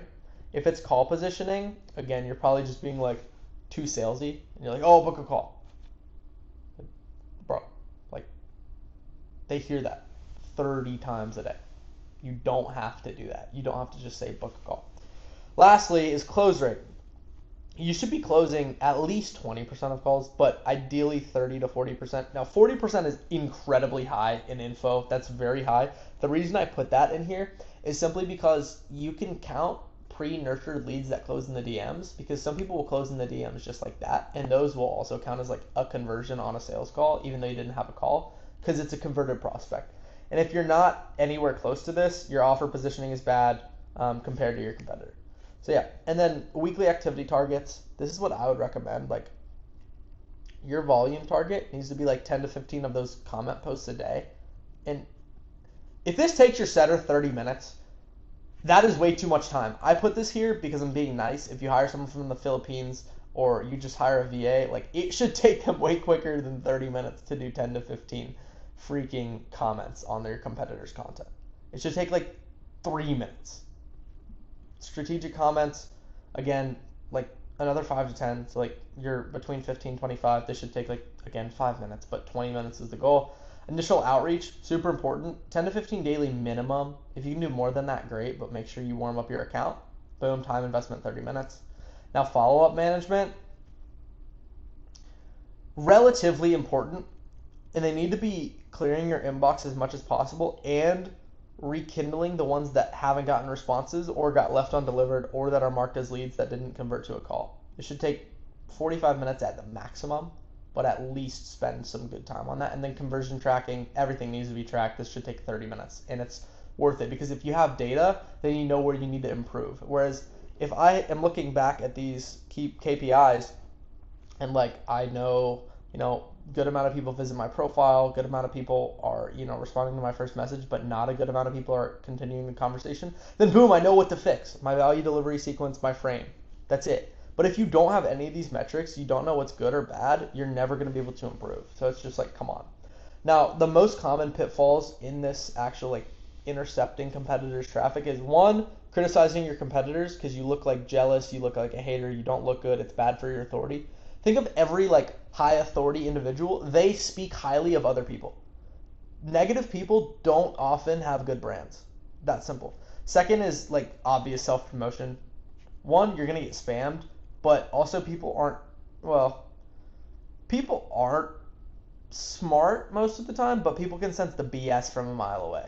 So that's really important. Don't just self-promote in someone else's comments, but be subtle about it. Be smart, use psychology. Third is sending basic outreach messages and fitting in like with everyone else. Just enough said here. I'm not even gonna go into this because this should just be known at this point. I'll literally pull this up later, but so many people DM me and start the DM with the word hey. I've never responded to a message that starts with the word hey. All of my clients don't respond to messages that starts with the word hey. Start with a pattern interrupt, just someone's name, something like that, whatever. Now the last 3 pitfalls, focusing only on one competitor, like test out other competitors, figure out who else is, producing these good actual ICPs, who else is allowing you to find people who are actually interacting back with you, etc. So diversify your interception, find the best targets, and track this. Don't be dumb. Track this so you can improve it based on the data. If you don't do this, you will not improve. You just won't. Not fourth. What is this? 6th. Jeez, I've been recording for so long. 6th, neglecting to track which interception sources convert the best. What I just said. If you don't have data, you can't improve. If you can't improve, you stay broke. If you stay broke, you can't eat. If you don't eat, you're not going to be on Earth. It's obviously not that deep, but it really is. So, track data. It's easy. Last, inconsistent follow-ups. If you're lazy following up with leads that show interest, you don't deserve to have any money. I'll see you in the next module. ICP identification system. This is incredibly important because if you don't know your ICP, you don't know who to speak to. If you don't know who to speak to, people won't resonate with your content. They won't resonate with your program. Your marketing will be diluted because you're not speaking to the exact person you should be. All this stuff everyone thinks the first thing I have my clients do is fill out an entire ICP psychographics sheet. It is about 10 categories, all very long, of the deep-rooted issues in those people's lives, what their childhood was like, what their thought process is like, what their limiting beliefs are. Literally everything is possible. And this allows us to make content, ads, DM, all of this stuff, train our setters in ways where we're speaking to people in ways that they have never been spoken to. And it's so indirectly psychological to their mind that this person can solve their problems without even saying, hey, we can solve your problem. We do it. We're the best in the industry, like everyone else. So when you understand these things, it's incredibly important. So the purpose of this, my client David, which I'll go into later, like we had to completely revamp his content style to hit his ICP directly for his B2C. He's basically like a TikTok shop econ offer, but I'll explain that later. So the purpose of this is to systematically identify, verify, and target high-value clients who are most likely to convert and get results. Because if you're targeting the people who are most likely to get results from you, you're so much more likely to scale because you're going to have those case studies that allow scaling to be infinite. And when you have that, it's so much easier. So this is going to allow you to provide, maximum ROI for your clients as well as for you. Because when you have good clients, boom, you get referrals. Great. So there's really 5 parts to this. There is defining the value-based parameters of your ICP. So essentially what this is like, what are these people's demographics? Like, what are their actual, what's their age? Where are they from? Are they from the US? Are they from New York? Are they from Atlanta? Are they from Florida? Are they white, black, Hispanic, Latino, Asian? All these things are very surface level ICP parameters, but they're also very important because let's say Joe is white and Joe sees a testimonial from another white guy who worked a 9 to 5 and scaled. He's going to be so much more likely to trust you in helping. So when you have that case study and you're getting that same client, the 22-year-old who was working a 9 to 5, who has the same background story as a lead that's watching it, boom. It just converts so easy. And it's really funny actually how good it is when you realize this. And so this will allow you to deliver that maximum ROI to people because they are going to have so much more belief in your coaching. Because a lot of the times people actually won't get results because they have limiting beliefs of who they paid. But if they believe in you so much because they've seen all the other social proof, they're going to be able to have so much more belief in the program. Therefore, what you tell them, they will take with more weight, and therefore they will put in more action and implement more. So it's honestly funny how simple, but effective it really is. Second is creating a multi-tier qualification framework. So for instance, like you're building a way to approach these people in a systemized way, and then you're categorizing and prioritizing the prospects based on if their conversion potential is high, is their business doing decent, is their business non-existent, what are the people who can actually pay for your service versus not, and also are they qualified because of their mindset. That's a big thing as well. Third, building data-driven client archetypes. So this is very important. I have an entire spreadsheet, not a spreadsheet, but Airtable, which is a great software, of like my exact client archetypes for each person, and I'm finding who is succeeding easiest, who is taking longer to succeed, because majority of my clients succeed. It's just who's quicker, who's not, etc. So I'm trying to figure out the exact person, even still to this day, that is so much quicker to succeed. And when you understand that, you're going to be so much more confident on sales calls. You're going to be so much more confident in your program, your marketing. You can say you're the number one in the game and truly believe it in yourself. Because if you say, oh, we're the best in the game, but you don't believe it, people will sense that bullshit off of you. They really will. People are smart. They're also dumb, but they're smart. People can sense bullshit from a mile away. Okay? So what's also very important to understand is the behavioral patterns of your clients. Like I said right here, behavioral patterns to guide your targeting strategy.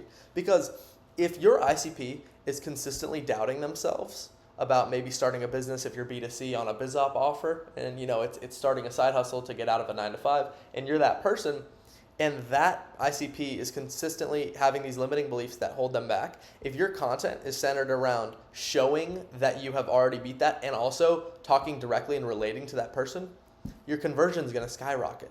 And it's so funny how simple this stuff is, but no one really takes it seriously, but you need to. Fourth, deploying precision targeting strategies. So is your targeting campaign on Facebook ads or TikTok ads, is it based off a custom audience or a lookalike audience? That's so important because when it is, you're going to be able to actually find the people who have seen your content before or are like the people who have been watching your content for a long time. And then boom, you can get them. Second, with content, even trial reels, anything like that, those engagement tactics to actually truly speak to those precision targets, the people who you are precisely trying to speak to, when you're only speaking to those people, bro, you're going to get more people into your actual program itself, into the free community, free lead magnet, into your DMs. You're going to have more conversations, and those more conversations, if you are, any form of competent, understand that more conversations equals more opportunity to sell. So, boom, simple. Last and fifth, track and refine your ICP over time. So if you are, month one, you are making your ICP psychographic sheet, and then 4 months later, it's still the exact same, you're not doing it right. Because your ICP is consistently and utterly changing, and because of that, you're going to be able to actually figure out, why are these people growing? What's the difference between my ICP a month ago versus right now? And when you know that, boom, you can change your content strategy, your marketing strategy, your DM strategy, just to talk to that specific person. And it actually matters. It truly does. Okay? And that process is very basic. So value-based ICP, the definition of that is understanding these ICP parameters so that you can define that prospect. For example, parameter, we're going to go with revenue stage. They're a high-value ICP if they're doing 5K to 30K per month because they can likely afford a service. Maybe they have good credit because they can pay off their bills, etc., so they can finance. Medium value if they're 1 to 5K per month. Low value if they're under 1K per month. Simple as that, truly. Now, later on, if you're doing a B2B offer, what's their business model? Are they coaching, consulting, agency? Those are likely the high-value people because they already believe in info. Now, medium value is like service-based. Maybe like a home service agency, etc.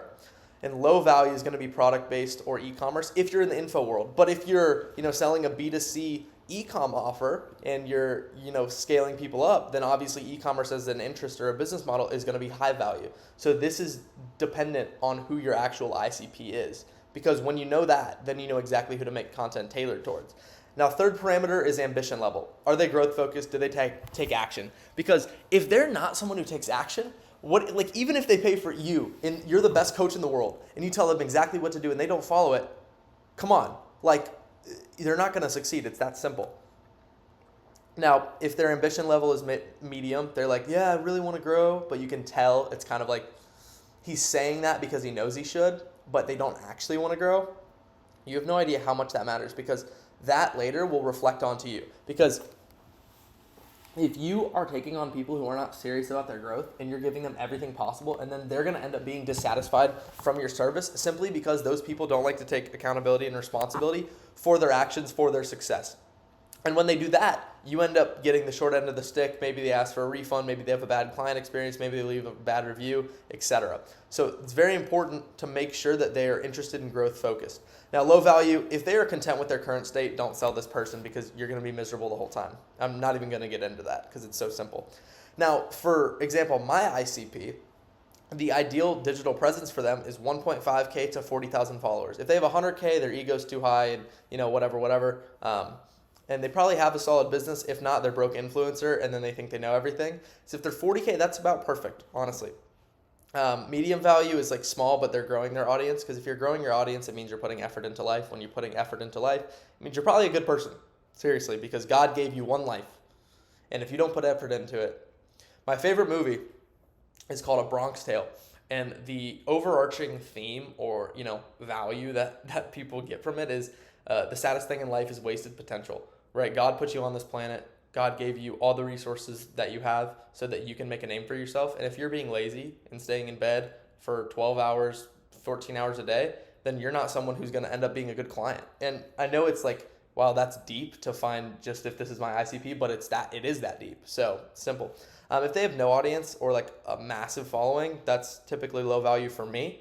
If you're doing growth operating, massive audience is going to be good as long as they have a growth mindset. Again, right? So ambition level, digital presence would switch for a growth op. Market position. So high value if they're established expert, they need systems, and that's the person that you are kind of going to ideally want because if they have that expertise and they just need systems, boom, you can come in and change their life right away. Medium value is new but committed. So for example, they're new to the industry, but they are doing everything they possibly can. That's great. That's a good lead. if they're a complete beginner or a market leader is not going to be someone who's going to take consulting advice very well unless it's from someone doing way more money than them or has higher status than them. So if you're watching this video, typically it's going to be difficult to sign some of them. And then before that, if they're a complete beginner, it's going to be more difficult. Still sign them if they're really serious, again, about being growth focused, but great. Mindset, resourceful, decisive, and coachable. These three things are exactly what I look for in a client. I could say 99% of the people in my program right now are resourceful, decisive, and coachable. Now, when I had a closer and he just wanted to close everyone because, cash collected is good, I agree. However, I ended up letting go of that closer because I don't just want closes, I want good clients. And I want them to be resourceful, decisive, and coachable. Because those people end up getting results. When people end up getting results, your boy gets better marketing.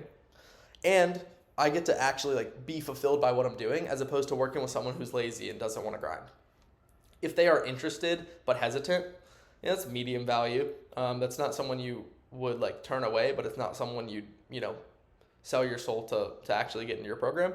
And if they have a fixed mindset, they don't want to change. It's cooked from the beginning. It truly is. You're good.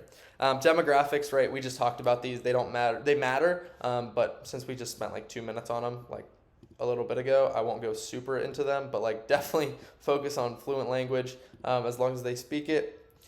For me, for example, men are the primary ICP I have. The secondary ICP that I have are women. I don't work with really any women right now. I have 2 female clients. They're great. But majority of my clients are men. This is just my ICP parameters. Yours would probably change based on the offer. Psychographic deep dive. The reason this is so important is because if you're just saying, oh, I want a white 22-year-old dude from Vancouver or a black 41-year-old guy from New York, that's, it's good, your demographic, but what are their actual mindset and thoughts? Because that's what is so much easier to, appeal to. Someone can only relate so much with who they actually are on the surface, but who they are inside is so much more effective for psychological marketing. And the way that we understand this is value over expertise. So for example, are they willing to invest in results? Are they someone who's growth mindset? Are they someone who recognizes that someone else is better at something than them and they want to pay that person? Are they growth mindset? Again, second, have they proven that they can take quick decisions? Because people who don't take quick decisions, it is incredibly difficult to scale. The people who are just sitting there and oh, well, should I do this or do this? Guys, I've grown the most when I've made a quick decision and been wrong. Because when you make a quick decision and you're wrong, and then you retroactively analyze why you actually ended up doing that, it's so much more effective than just sitting back, thank you very much, than just sitting back and, allowing your mind to just go in circles and not actually bring you to a decision where you're committed to change and committed to doing something. So when you can actually say, hey, this is what I think I should do. If I'm wrong, it's okay. I'm still going to put the work in for this decision. Boom. Great. That's an easier person to close too. So it's that simple. And you can also nurture people into this on your Instagram like we talked about for the past couple hours. Seriously. Now, demonstrating resilience and persistence. How can you test this on a sales call or in the DMs? Simply ask dude, you've told me your story. I get it. I get where you want to go. You want to hit 30K per month. You're at 5 to 10. How long have you been at 5 to 10K per month? If they're it's been 7 months and they're still on the phone trying to get better, they are a good lead and they're resilient. Because if I was stuck at 5K per month for 6 months, first off, that would never happen to me because, I know myself and I know that would never be the case. But even if I was, I know I'd keep trying no matter what because I'm a resilient person. Now, if you find someone who has switched from 85 different business models to the one they're at now and they just switched 2 weeks ago, they're not someone who's going to end up, buying your program and then being happy, okay? There's someone who is going to, put money into something because they're ultra motivated and then a week later feel like it was a bad decision and then charge back or ask for a refund or be a miserable client. You don't want that. So as long as they're demonstrating resilience and persistence, they're a solid client. Fourth, showing signs of ambition is incredibly important. This is good in hiring, but specifically in lead gen. If you're on a sales call and you're okay, why do you want to, for example, I'll use my friend I brought to Miami with me, Max Hagen. He always talks about the fact that, he asks his clients, he coaches fitness coaches. He helps them start their fitness coaching business if they're like a gym bro online and turn it into a cash flow business. And so if they're that person, he wants, as his ICP, he'll ask, so like, why do you want to do this? And if it's just, oh, well, I want to make more money. Everybody wants to make more money. Everybody does, okay? So if they're that person, it's not who he wants. It's not who I want either. If it's, oh, I want to make more money because I want to retire my mom and I want to be able to take care of my family and take them on trips, and I want to be able to buy a new ring for my fiance or something like that. That's someone who is so much more likely to scale simply because of the motivation and reasons that they have. So why are they ambitious if they are ambitious? Because when they hit that plateau, they're still going to have that motivation to go up. Now, lastly, if they express frustration with their current growth, that is awesome because it shows that they care. The people who are like, oh, I make 10K a month, and you're like, okay, like, why don't you make 20? And they're like, well, I'm good making 10K a month. Like, that's a shit client. You don't want that person. The person who's making 10K a month understands that that's a good amount of money. It's not crazy, but it's a good amount of money. That's more than the average person makes, a lot more than the average person makes. But if they're expressing that they're still frustrated that they're stuck there, they're a good lead, seriously. So going deeper into this, like digital behavior indicators, this is my friend Eric. His key online behaviors that will signal a high value prospects include like regularly posting about business growth. If they're someone who's consistent in content, it means that they're consistent in everything else in their life, because you want someone who is consistently growing and consistently putting in the work, even if they're not seeing the results. My friend Eric posts like so much. He's always in the DMs, and he's the business owner, and he's still grinding like that, right? Second is engaging with growth-focused content. For example, this isn't like get in the gym and stuff like that. Does this person like share or repost on their story, or in their likes, or like in their interests, are they talking to people who are genuinely like giving good information? Because if they are, then boom, they're a solid prospect. Third, do they use direct call to action language in their own marketing? Now, like we talked about before, using call to actions is good sometimes, but are they someone who is just consistently trying to get clients in any way possible? They're a hustler. That's a good thing. If they're consistently investing in their own development, like I don't even have to go deep into that, because when it's that person that's consistently investing in themselves and their growth, like you have no idea how much that truly matters, because it's someone who is saying, hey, I'm willing to take a risk so I can grow, and if I don't, then I learn. And that's your ideal prospect. So if you can just talk to that person in your content or ads, it works so well. And lastly, it shows implementation, right? If you're just consuming content, cool, that's good, you're getting knowledge, but you're not doing anything. If there's someone who is, you gave them advice a month ago in the DMs and then they implemented it, solid, that's solid, right? So you can see on your competitors, like, are they consistently posting, etc. I have a friend who said he signed like a 30K client just because the person said, hey, I've been following you for 6 months and you've never skipped a day. Like, I'm just going to pay you because I want that consistency in my life. Boom. Next is multi-tier qualification framework. So like, for example, I like to run it like 5A. So for example, you have the 5 A's, which are awareness, acknowledgement, association, ability, and action. And so these are the stages, right? If they're aware, good, like they know that they have a problem, and they're actively seeking solutions. Now, this is what I showed you guys maybe like an hour ago with the problem aware, solution aware, etc. This marketing style. Who created this? It was a very, very known marketer. It was, Eugene Schwartz. I mean, he's one of the most iconic marketers ever. And so he basically made these 5 stages of awareness: unaware, problem aware, solution aware. I went into it a little bit ago, but the 5 A's are similar, but a little different because it's for qualification, not just interest. So for example, if they know they have a problem and they're actively seeking a solution, great. That's someone who is aware. I'm going to breeze through this. If they're in the acknowledgement stage, it means like they admit that their current methods aren't working and they need something else, because that allows them to be open for growth. And so that's so much more effective than like just someone who's like, oh, well, I'm just going to try this. Oh, well, has it been working? No, not for the past 2 months, but I'm going to keep trying it. Like, you're an idiot. Like, you are.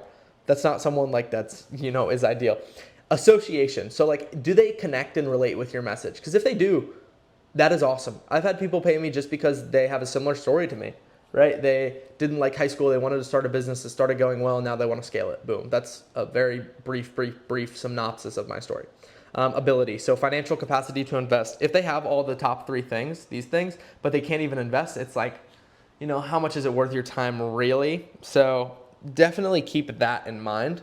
And then 5th is action. Like, do they have a history of taking action, implementing, making decisions confidently, etc.? Like, do they? That's so incredibly important. Anti-ICP checklist. You should know your ICP and their psychographics, but more importantly, you should know exactly who you don't want in your program.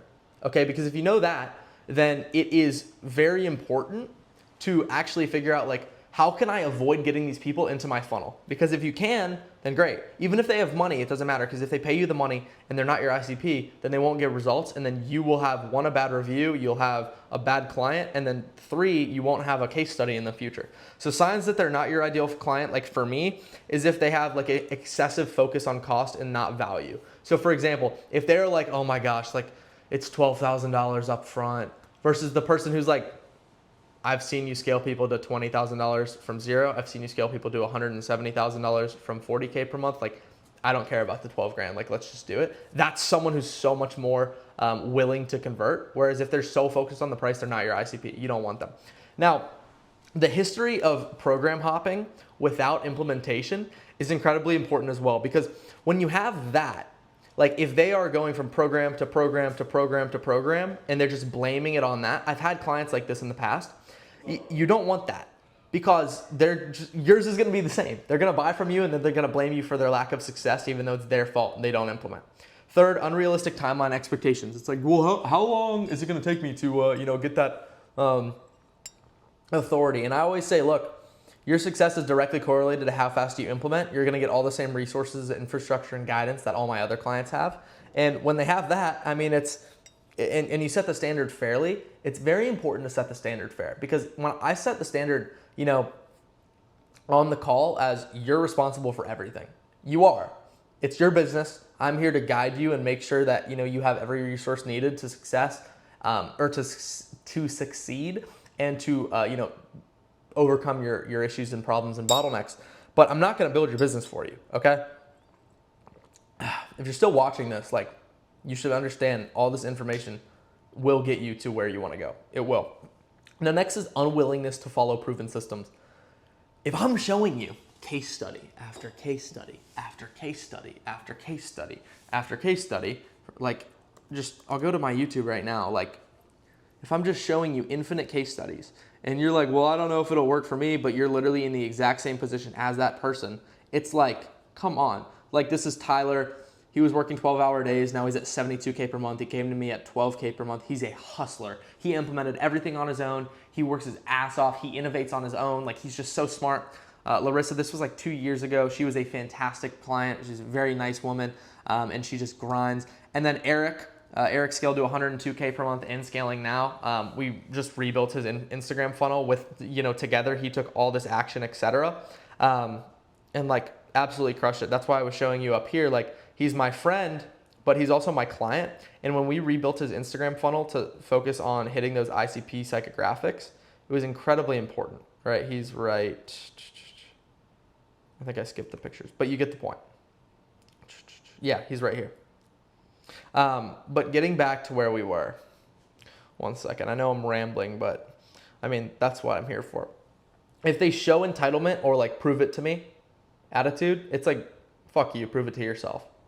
Right? Like, I already proved it to me. I proved it to my 420 other clients who I've never had a chargeback ever. Liberal political leanings or victim mentality. Me personally, that is not my ICP. And it's not because I don't get along, because I don't want to talk to those people. It's because I want to work with clients I get along with. And politics, whether you like it or not, is relevant in life. And it's relevant in a lot of facets of life. So me personally, if I'm gonna, want my clients to also be people I'd want to go to dinner with or hang out with or go on trips with, because I do my client retreats, I'm gonna want someone who, maybe has a similar right-leaning brain as me. And that's not even just right-leaning in politics. It's if you lean more right, you're a more logical person. This is statistically proven. If you lean more left, you're a more, emotional person. And I'm more logical brained. and I'd rather talk with other guys who are similar to me in that logical brain mentality. And also victim mentality. If you have clients who are victim mentality, expect chargebacks, expect wanting refunds, because it's always going to be your fault. Again, like we just talked about with the prove it to me attitude, those people are people who are going to be just absolutely miserable to work with. Like the last people that you want on your client list. Because the money is absolutely and utterly not worth it at future points. Like it just really isn't. No one cares that much, truly. Next is, right, lack of personal accountability in past results. And the reason that this matters is because if they have accountability in everything, regardless of, if they're lazy, but they still take accountability and they can hop on a sales call, you ask, or not a sales call, a coaching call, you ask, hey man, what's been going on? I know it's been a rough couple weeks for your business. Like what's wrong? And they're like, look, it's my fault. I've been lazy. I haven't been hustling, etc. That is like a perfect client because you know that they will take your advice so legit and they will actually try to, take care of themselves and scale on their own. And when you have that, it's very beneficial in the future. And it's very important to know your anti-ICP because when you only get the people who are your ICP, you're gonna have a lot happier of a life because your clients are gonna have, a lot of time in your life and you want them to be good people. Data-driven client archetypes. By the way, these things are awesome. You put them on your couch and like they become flat and it's sick, and then they can also like swirl up. But anyways, you can put your water on your couch and not worry about it falling. Anyways, data-driven client archetypes. Now, to get deeper into this, for example, I'm just gonna give a primary archetype for myself, right? Like a growth plateau coach. They're a coach, they're male, 25 to 32, maybe they're 18, great, whatever. They have 5 to 15K Instagram followers and they're currently making 10K to 20K per month. And their business model is coaching.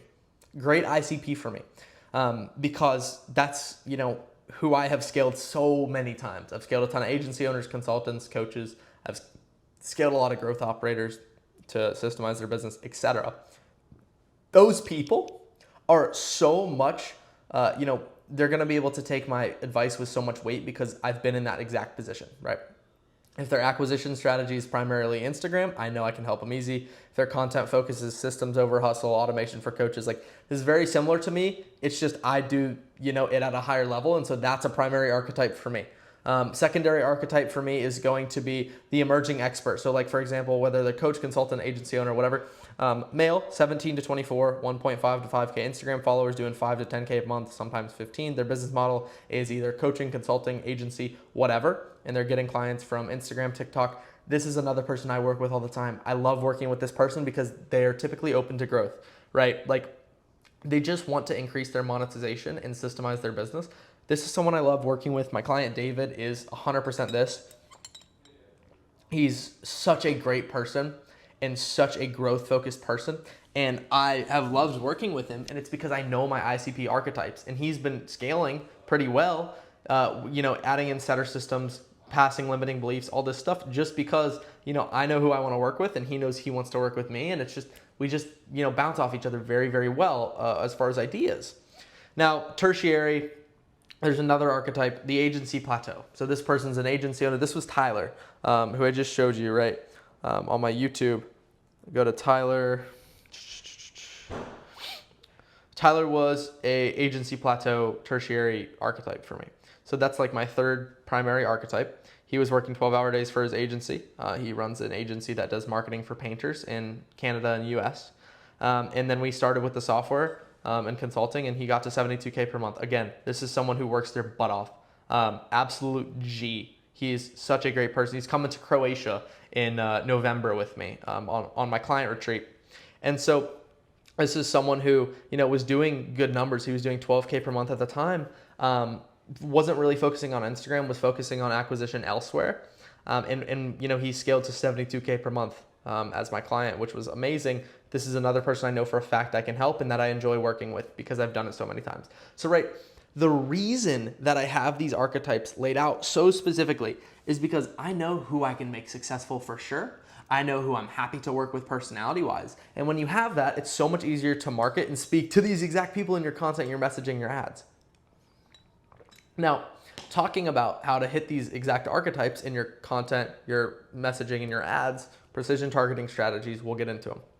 So essentially, where is your ideal prospect? If you're selling a B2C TikTok shop offer, they're probably on TikTok or Instagram because they're younger, etc. If you are selling a consulting program for 9-to-5ers who are 40 plus to, start their own business in AI or whatever and learn AI, they're probably LinkedIn or Facebook. Okay, so right, it's important to know that. So this is what we put together in my program, platform-specific ICP targeting matrix. So you basically see like which platform these people are on. So for example, Instagram targeting parameters are engaging with competitors. So you know that those people are, already on there and they're interested. They're business-focused bio keywords. So for example, you find your competitors with those business-focused keywords, and then you go to their followers. If they have those business-focused keywords as well, that's a solid ICP on Instagram. And again, for me, if they're consistently posting, it means their growth mindset, which is great. How to engage with them? We already talked about this in the like an hour and a half ago. Strategic comment strategy, pattern interrupt DM sequence, and content that exposes specific pain points. Great. Like that is what you want to do to hit this exact person. On TikTok, a lot of hashtags are in there. A lot of just gross, and not gross as in like disgusting, gross as in like a lot of volume. Content creation, like a lot of videos every day, and then growth focused comment history. So like, for example, if you look into the competitors' comments and you see someone who's, curious about something, that's a growth focused comment. Engagement strategy for TikTok is like contrarian hook content. So being different to the norm, or disqualification hooks. So you're saying, you're speaking at an elevated level so that someone watching the video, is your ICP because of like how smart and educated you're speaking. And then duet and stitch with popular business content, direct problem solution framework. These are basic things. I'm not going to get too far into that. I would say contrarian hook content's the most important in there. For LinkedIn, I paid a LinkedIn expert to help me. We had to put together an entire LinkedIn outreach SOPs. It's like 12 docs in my program. So we learned this really well because one of my clients needed it. Job title indicators, business stage signals, and content sharing patterns. So like these 3 things are what you're going to be looking for when you're targeting. And then for you to attract these people, you need case study content. You need just direct messaging. Don't be Trojan horsing DMs. Just be honest. And then authority positioning posts are all going to be highly converting for you.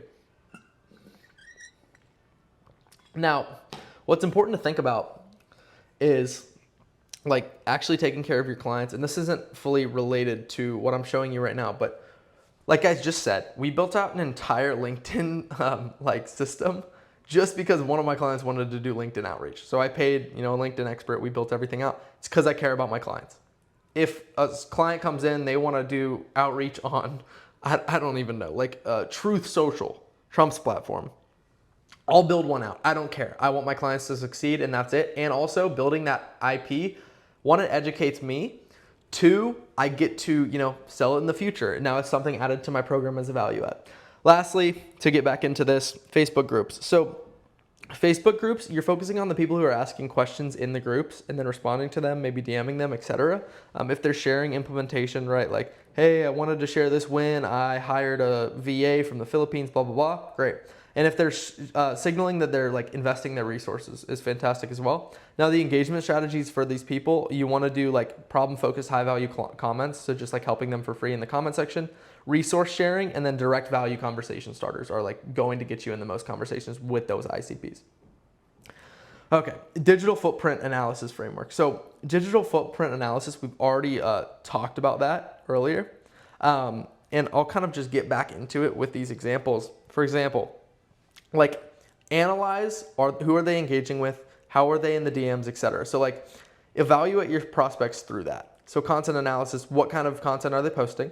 Like, are they focusing on mindset concepts? Are they focusing on business system concepts, etc.? Are they openly discussing their problems? This is a huge one as well. And then also, are they talking about like new versus old problems that have been solved? For example, like solutions that they've already tried, like I said right here, means, hey, I tried this a month ago and it didn't work, but then I tried this and it worked. That's someone that I want to work with because they're open to new ideas, right? They're not just sticking to one. And then 4th for content is like if they're talking about their results, boom, you know exactly who you want to talk with. For example, right, like if one of my setters looking at prospects to reach out to on my Instagram, if he sees that he's following me, great. Like that's someone who's has a good digital footprint and knows who I am. Wonderful. They're going to be more nurtured than someone who has no idea who I am. Okay. Engagement patterns. Again, like I just said, who do they follow? For example, my friend Lyle, he runs stuff at Fanbasis, the payment processor. If they follow Lyle, I know that they're probably in info because Fanbasis is an info payment processor. If they follow me, they're familiar with me. If they follow Nick.smm, he does social media marketing. Like I know that they're in that world. So boom, my setter automatically knows that their interests are aligned with what we do and who we help. Now, what kind of questions do they ask and what kind of objections do they raise? That's very important as well. So for example, this right here is very interesting. Again, I'll show, right here. So this was a lead that we were talking to on Thursday. I got a screenshot for you guys just for this. This guy just saw my authority on Instagram and said, how much do you charge for a 30-minute call?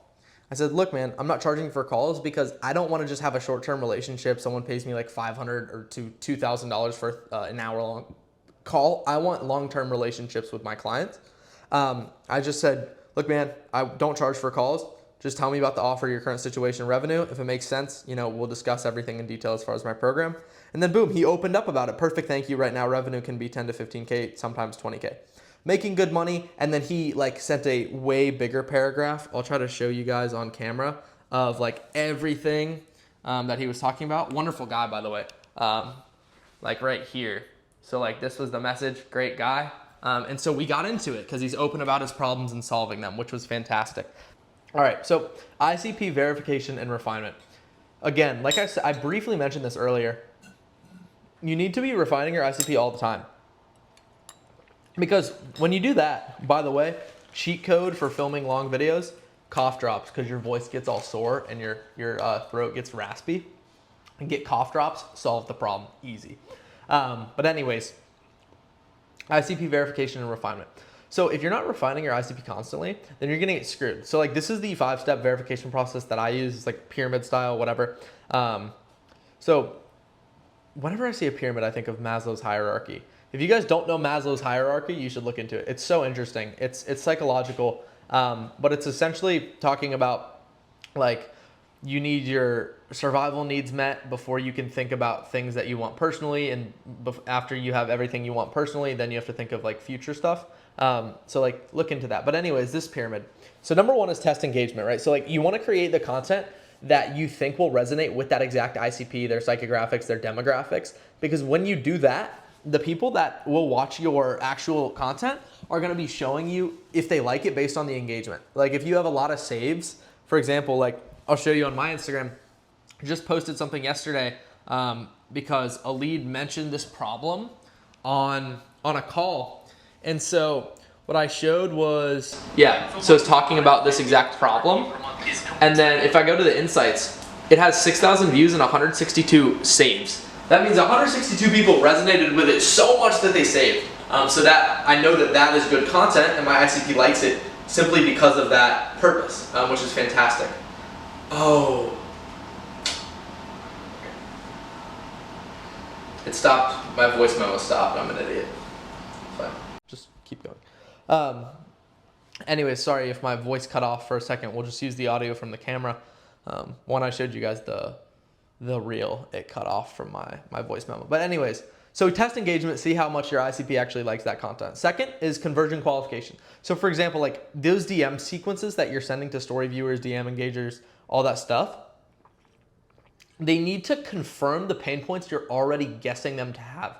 Because you should know your ICP well, that you're guessing their pain points before they even bring them up. And then when they bring them up, you're just verifying that that's true. And then boom, document the responses and how they dance around the conversation about their pain point. Are they open to learning more about it? Or do they avoid the topic, etc.? Then micro commitment. So you want to plant the seed of yes. If you can plant the seed of them saying yes in the DMs, it's going to serve you really well, because then on the sales call, it'll be easier for them to say yes. Then when you're asking them to book a call, it'll be easier for them to say yes, since they've already said it to you. For example, it's if the first interaction that I have with someone on the street is me saying no to them, my brain will cognitively make that person a negative in my life because the first thing I said to them was no. But if the first thing I say to someone on the street is yes, then my brain is automatically thinking that this is a positive person in my life without me even consciously comprehending it. It's completely subconscious. And when you can do that, it's super important because you can plant the seed of yes in their brain in the DMs, and then it's so much easier for them to say yes on the call. So offer those like small value steps that they're guaranteed to say yes to. So like when you're sending a Loom breakdown or a free video, they're gonna say yes to that if you position it correctly, and they're automatically thinking of you as a positive in their life. Fourth is result correlation. So for example, make sure you're tracking your client results against the ICP parameters. And what I mean by this is if your client is that exact ICP and he's getting past that exact problem that this lead in the DMs has, then boom, you have so much better data to send them a specific testimonial based off of what they were having difficulties with, right? I even have my clients, like if someone has an objection on a call, I have such good relationships with my clients that I'll call the ones that I remember being in a similar position to them, and I'll be like, yo, I'm on the phone with someone who's like in a similar position to you. They're concerned with XYZ. Like I know you were concerned with that too when we started working. Like what are your thoughts on that? And then they'll sell the client for me just because I have such good client results. And my clients love me and I love my clients. So that matters so much. And then fifth is continuous refinement. All of the stuff we just talked about, you need to constantly be testing to get your ICP so much more dialed. And when you do that, it's so easy. Okay. Next, client success attribution matrix. This is something we use to track the speed of results, the revenue they generate, the implementation rate, the referral likelihood, and the long-term retention. Because if you know all this stuff, it's so much better to like know who to give your focus and attention to more. So for example, here's like how we track this. Client A, they're at 15K per month, they have 12K followers, and they have like a really solid mindset, 9 out of 10. If they're, they are they're from the day they signed with me, they took 7 days to implement the first thing. Boom, they're gonna have a higher ROI generated. And so I can give this data to the lead on the call, and they're gonna understand what they need to do to succeed based off of my past clients. So client B, 8K per month, 3K followers, 8 out of 10 mindset score. It took him 14 days to see his first result from implementation, 7x ROI generated. These are so beneficial for tracking your client success. Because when you do that, once again, your ICP gets refined and then boom, everyone's happy. ICP aligned messaging framework. So essentially right here, what's important is your pain solution message. Okay, so this is how we go by this. ICP archetype. So for example, for that growth plateau coach that I showed you was my primary archetype, their primary pain is time consuming outreach and like not having systemized lead acquisition. So like that's why they do the manual outreach. Secondary pain, inconsistent revenue. Core solution angle, automation and strategic leverage. Boom, it works for that person every single time. It never has not worked, and if it didn't, I'd find a new solution. For the secondary archetype that I have, emerging expert, they usually are unclear on their positioning, which diminishes their authority, and then they're probably pricing their solution not too high, so it's screwing them. And the core solution to that is, like I said, for the primary pain, is becoming more of an authority, becoming a better personal brand. And then how they structure their offer and their pricing. For example, I was just on a call with someone two days ago. Today's Thursday. Yeah, on Tuesday. And their pain was that they were charging like 3K per month for someone, and it was literally pure retainer. The people didn't even have to stay on. I was like, okay, say you charge 3K a month, but they can pay 8K up front and then 8K in performance fee after that. Because when you say the performance fee is so important, it's fantastic. And then say you're doing that for 4 months. So that way you're getting the payment up front, and if they can't afford it up front, you can just give them financing. And then boom, they actually implemented that. I think like I got a text from him yesterday that they started doing that. So I guess we'll see the results. I'm very confident that he will be, doing better. And then my tertiary archetype, right, the agency plateau, usually it's team management. Like their delegation it's there, but it's not that good. And then they have poor lead quality. Agencies never have good leads. So that's a big pain point a lot of the times. Simple solutions, systems, and delegation, right? When you can frame that stuff, it's so much easier to help them solve their problems. Going to the next kind of slide. How can you actually message that person in your market? So for example, the growth plateau archetype, something a little more formal, like Tired of being chained to your phone doing manual outreach? Our AI-driven system generates 15 to 30 qualified leads weekly without lifting a finger. That is going to trigger in their mind, wow, that sounds really nice. They're going to hop on a call. You're going to set the expectation, and boom.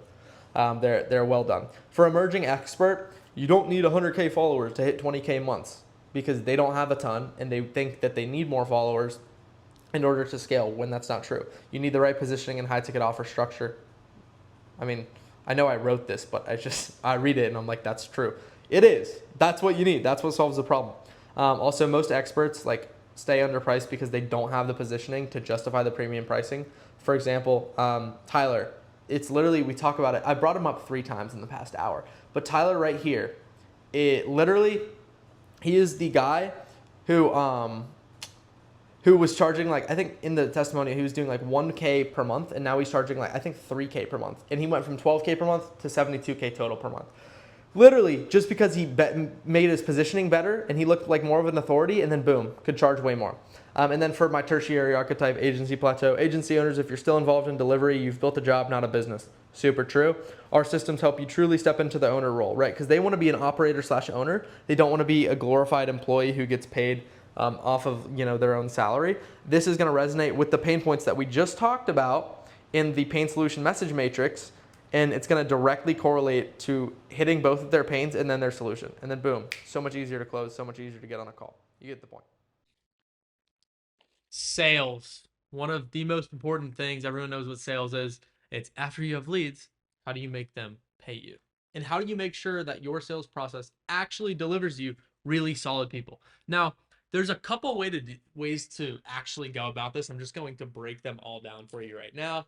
So first of all, we need to understand the overarching purpose of sales. Okay.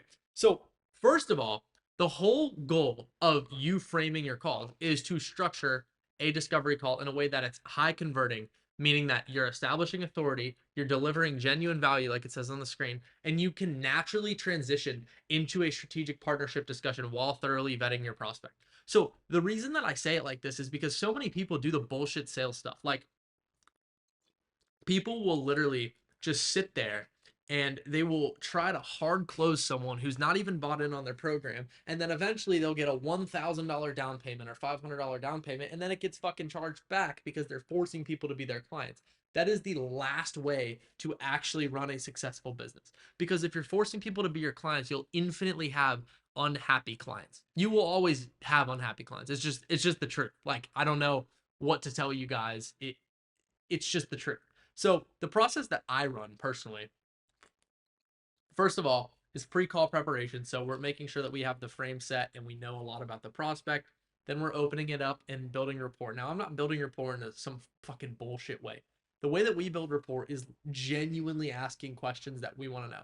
Because if I know more, let's say, for instance, about Aspen on the screen here, then it's way easier for me to actually give advice about like how he can scale. And then when I give better advice, he's more likely to want to work with me, etc. But that's why the rapport building is so important, because when you can do that, it's incredibly, incredibly relevant. And then you're going to have way more context. You're going to know their pain point better. You're going to be able to help them for free for better. And if you can help them for free in a much better way, then that's automatically super beneficial, because they're going to view you as, again, more of an authority, which is the number one purpose of the call. Now, third is deep discovery. You want to, it kind of is in rapport, but in the discovery, you want to understand way more about their business. You want to understand their pain points much more in depth. You want to understand why their pain points are happening. And in the back of your mind, you need to have the solutions for every single one of these pain points, like ready to actually like be solved. Let me just move this super quickly so you can see. Then we have value delivery. So value delivery is just about providing solutions for free. I hop on calls with every single person. If you book a call with me, I will hop on, or one of my team members will hop on, and we will consult you for completely free. That's what this value delivery right here is so important, because if I can give you the best free solution, then you're going to automatically view me as the guy that you want to work with, regardless of if it's now, if it's later, etc. Okay. Now, strategic transition. Then you're naturally going in, after you give all the free solutions, into how you can do this together, how you can execute it together, and then boom, people are already into it. And then qualification and close. I make sure, and I know everyone says this, but everyone fucking lies. For me, I do not want a client who is not someone who I've qualified and I know will end up being a good client. I have sat there and rejected people who want to pay me $20,000 just because I think they'll be miserable client. I just do. And that's why I have such a good reputation in the industry. So right here, pre-call preparation. Okay, this is very important as well.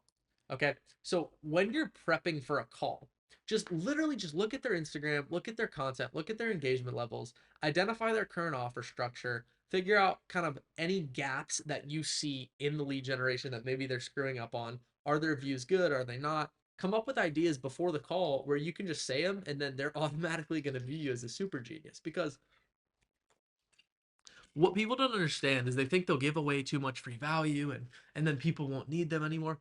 Every single person that I've given infinite value to has ended up closing over time. Whether it's there, whether it's in the DMs, whether it's in 2 weeks after the call, whether it's a month after the call, they end up closing because they know that I just have their best interest in heart. Because one, if I have their best interest at heart, they're going to get the best result. If they get the best result because of me, then I know one, they're going to want to pay me in the long run. And two, my reputation increases. Like those are the benefits to me, and it's really cool to help people. I believe in good karma. If you help people for free, God will help you. And then again, like I said, have those specific solutions ready and just ready to actually like show them after. So let me move this. Call type, your positioning. This is very important. Like your positioning in a discovery call needs to be as an advisor, as someone who they view as an authority, and as someone who is giving free advice, right? Their expectation is that, okay, this person's, I'm getting free advice, et cetera, et cetera. If the call type is a consultation, you're viewed as more of an industry expert. This is how people kind of hop on my calls. They view me as an industry expert. They learn new tactics, they get advice, and they understand the next steps. We do all of them. And a strategy session is something more like you're already a partner or potentially going to become a partner. But the similarity between all of these is that you are the authority and you are analyzing ways in which they can qualify themselves to work with you instead of you trying so hard to get this closed and yeah. So as far as opening rapport, there's a couple ways that we do it. We just do it genuinely. Don't like fully read into this because you can't predict a genuine conversation. It's just true. All genuine conversations are happening in a different way. Like they are all custom to a scenario. So first of all, what's up, bro? Like hope your day's been good. Before we dive in, I just want to let you know I've got 45 minutes blocked out. My goal is to give you as much value regardless of what happens after this call, because I know in the long run you're going to end up, wanting to work with me if I help you for free. I say that straight up on calls. I say I hate sales. I don't like doing sales. I'm not a salesperson. All I am is here to give you as much free value as possible. And people appreciate that. They like how real I am. And again, I fucking hate the sales shit. I really do. That's why I have this frame of sales. Step 2 is setting expectations. So I'm going to ask you some questions about your business. Like they're probably going to be questions you've been asked before, but I need to know them in order to give you the best possible solution for what you need to do. And yeah, I mean, when you say that, they're ready to answer those questions. Whereas if you're like a closer and you don't set that expectation, and then you're just asking all this bullshit that no one wants to answer, you're asking about literally everything under the sun about how like their motivations, their internal motivation, all this bullshit that no one wants to answer if they're a business owner. If they're B2C, it's way different. You can do that for B2C. And then step 3 is flipping the script. So you want to essentially have them sell themselves to you. So you said, quick question, what made you want to hop on a call? Most people in your position are either stuck somewhere specific or ready to, make a move. Like, what is it for you?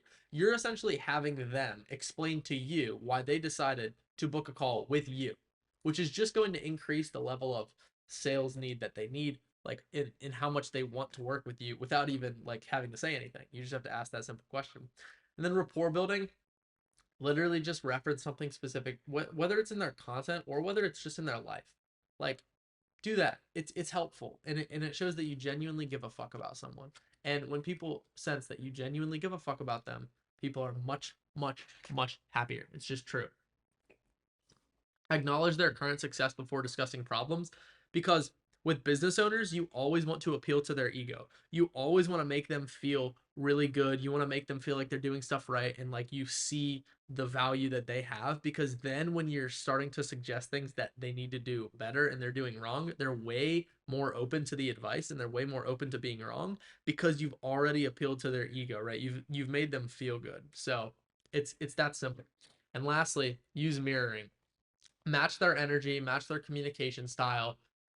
Obviously still be yourself, but if someone's real casual, say bro, say bruh, like match what they say. If it's someone real fucking corporate and buttoned up and all fancy Audemars spaghetti bullshit, like then you can be a little more buttoned up. Don't say bro, don't say bruh, don't say like y'all, ain't, all that stuff.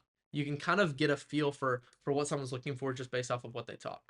Now, deep discovery phase. This picture is hilarious. Wow, fantastic. Deep discovery phase. So this is about 15 to 20 minutes. There's just a couple things you want to do. Basically, to sum it all up, you want to discover all the mechanics of their business and how they run together. Now, when we look at the revenue and the offer structure, we just want to ask basic questions. Walk me through your current offer. How much is it? How long are you delivering it for, etc.? What's your average month looking like revenue wise? Understand like where they're at.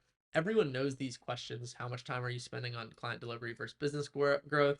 This is very important too, because if you get a good answer here, it's a huge pain point that you get to hit on. Oh damn, you're spending all your time on client delivery. You need to automate that. Boom, pain point, bang, sale, fan basis link, paid, you're rich, game over. Systems and operations. Are you doing everything manually like I kind of just said? What happens when you want to take a week off? Now, taking a week off is fucking gay, so I wouldn't ask that to the wrong person, but to the right person, that question would definitely be good. And then lead generation analysis. So how are you currently getting clients? How many qualified leads are you getting? What's your close rate? Because if you know their close rate, then you know, okay, if their close rate's shit, they need to fix their closer, they need to fix their frame, they need more pre-sold leads. If they're not getting enough qualified leads, you know it's a content or an ads problem. And how are you currently getting clients? What's working? What's frustrating you? They literally are going to tell you what's frustrating you or what's frustrating them. And then you get to tailor the solution based off that. If you don't think that's effective, you're an idiot. Okay. Red flag detection questions. The reason I like to call them this is because you can get so much information just from them. So let's say you ask, what happens if you invest in growth, but you don't implement? If they say that's on me, good. They're a fucking good client. Now, if they say, look, I'd expect obviously an ROI regardless, they're a fucking idiot. Don't close them. They're going to end up charging back or asking you for a refund. They're going to be a shit client. Okay. If you ask how hands-on are you willing to be, if they say whatever it takes, fucking G. If they say they want something more passive, they're a dumbass. What's your timeline for seeing results? 3 to 6 months realistically? No, I need results immediately.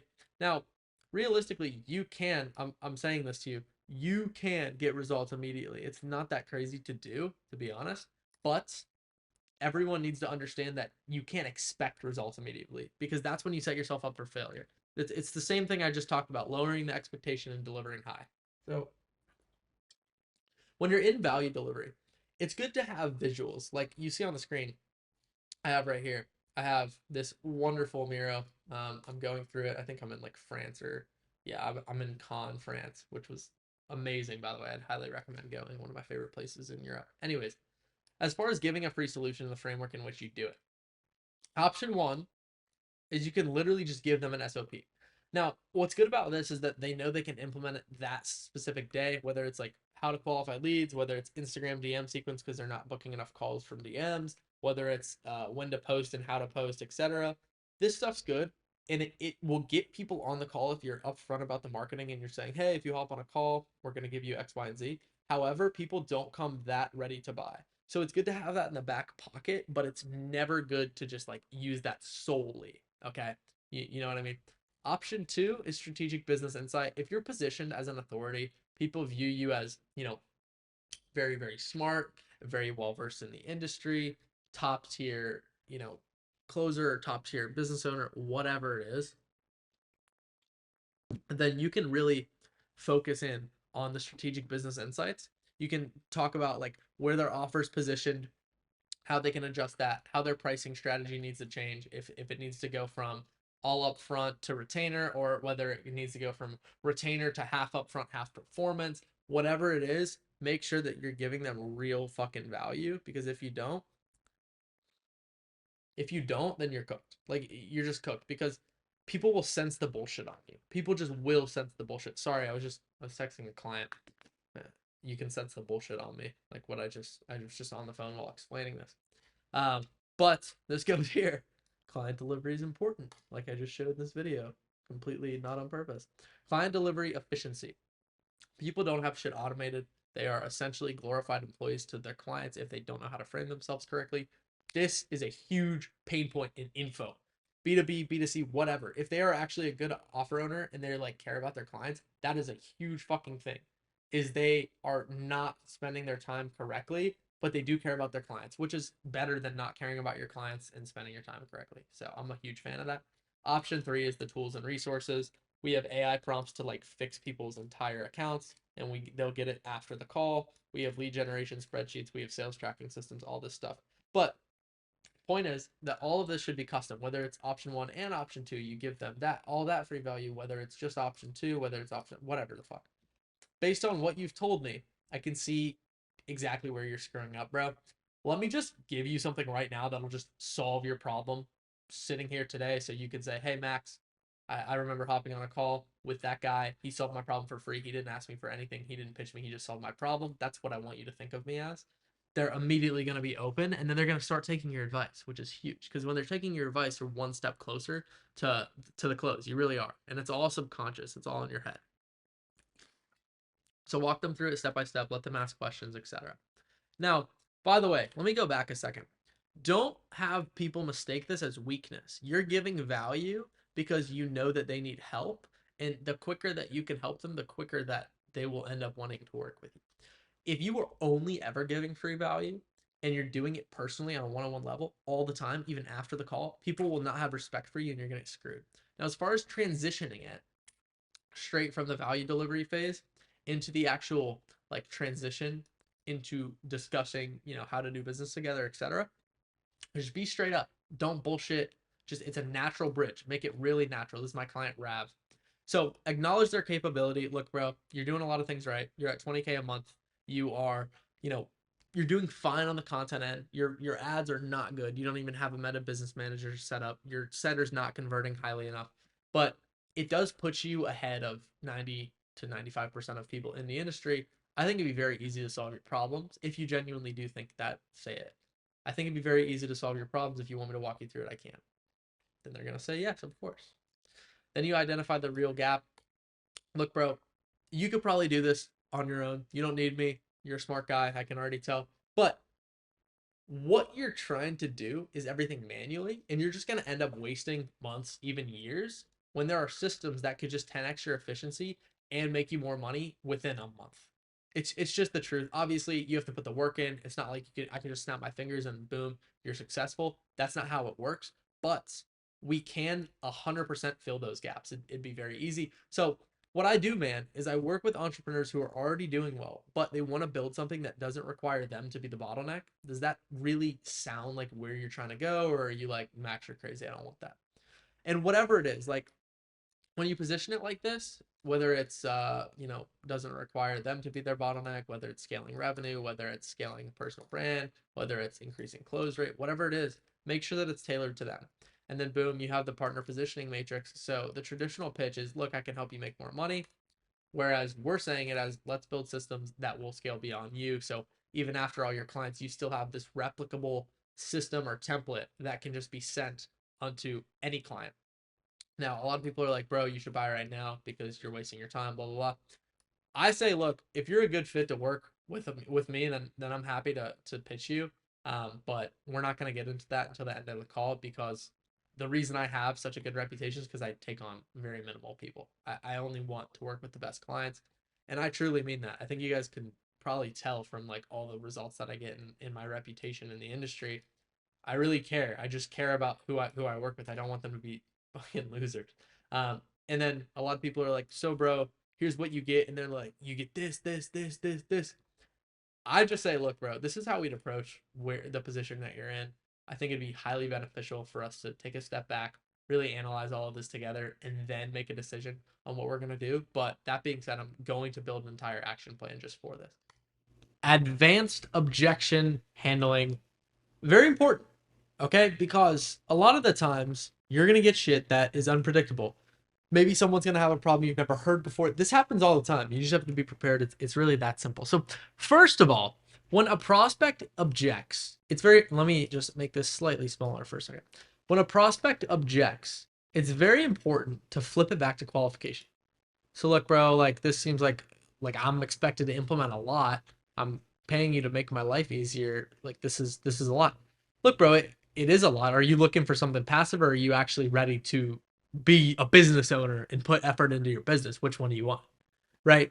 Because this way you're reframing it completely. You're saying, look, this is not about me not doing stuff for you. It's about you not being competent enough to put the work in to scale a business. Okay? It's the same problem. You're just framing it in various different ways. It's very simple. Again, look, man, I'm not sure about the timeline. It seems like it'll take too long. Well, look, Steve, what timeline were you thinking? I mean, if you could do it quick, wouldn't you have just done it on your own?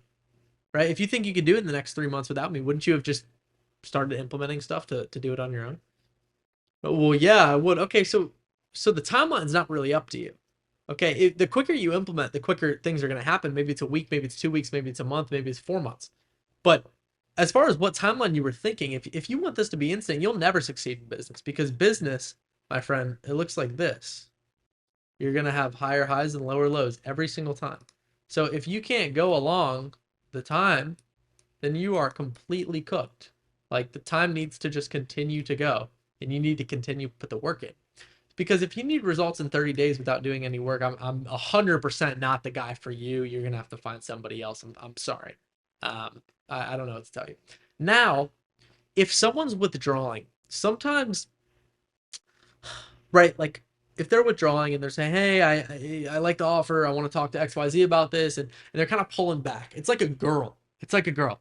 You pull back a little bit harder. Just pull back a little bit harder. So prospects like, look, bro, I got to talk to my wife, or I got to talk to my business partner.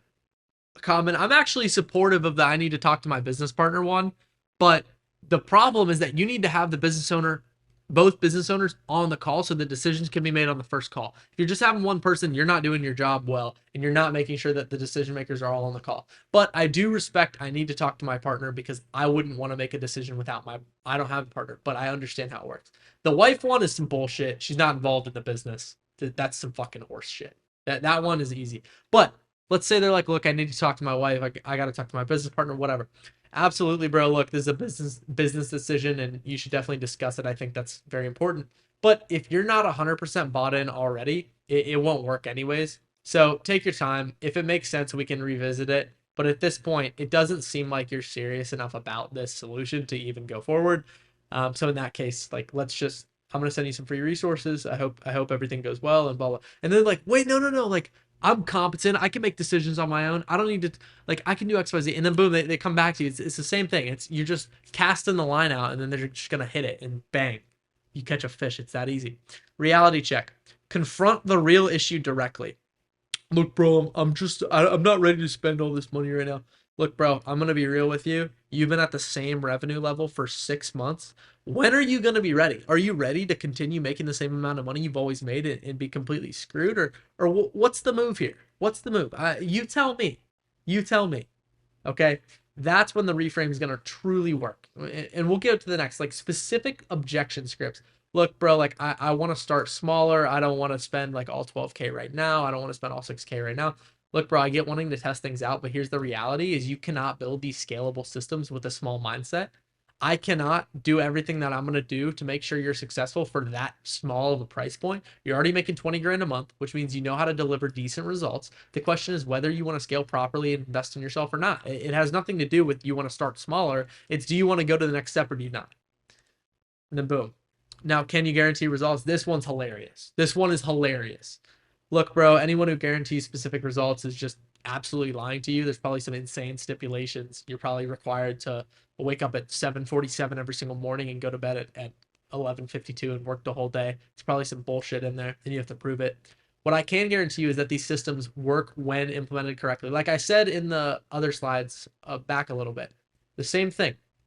look, we know these work because you've seen all the testimonials. You've seen me. It got you on the call today wanting to buy. So if you don't think they're going to work for you, it's a you problem. The real question is, are you someone who follows through, and or are you looking for me to just fucking click a magic button and then boom, you make money? Because if I could do that, my closer or me wouldn't be on the call with you right now. Okay. It takes effort. It takes dedication. It takes commitment. So you tell me. Then we have the I need to see case studies first. This is fair, but they should have already seen the case studies. They should have already seen the case studies. Okay.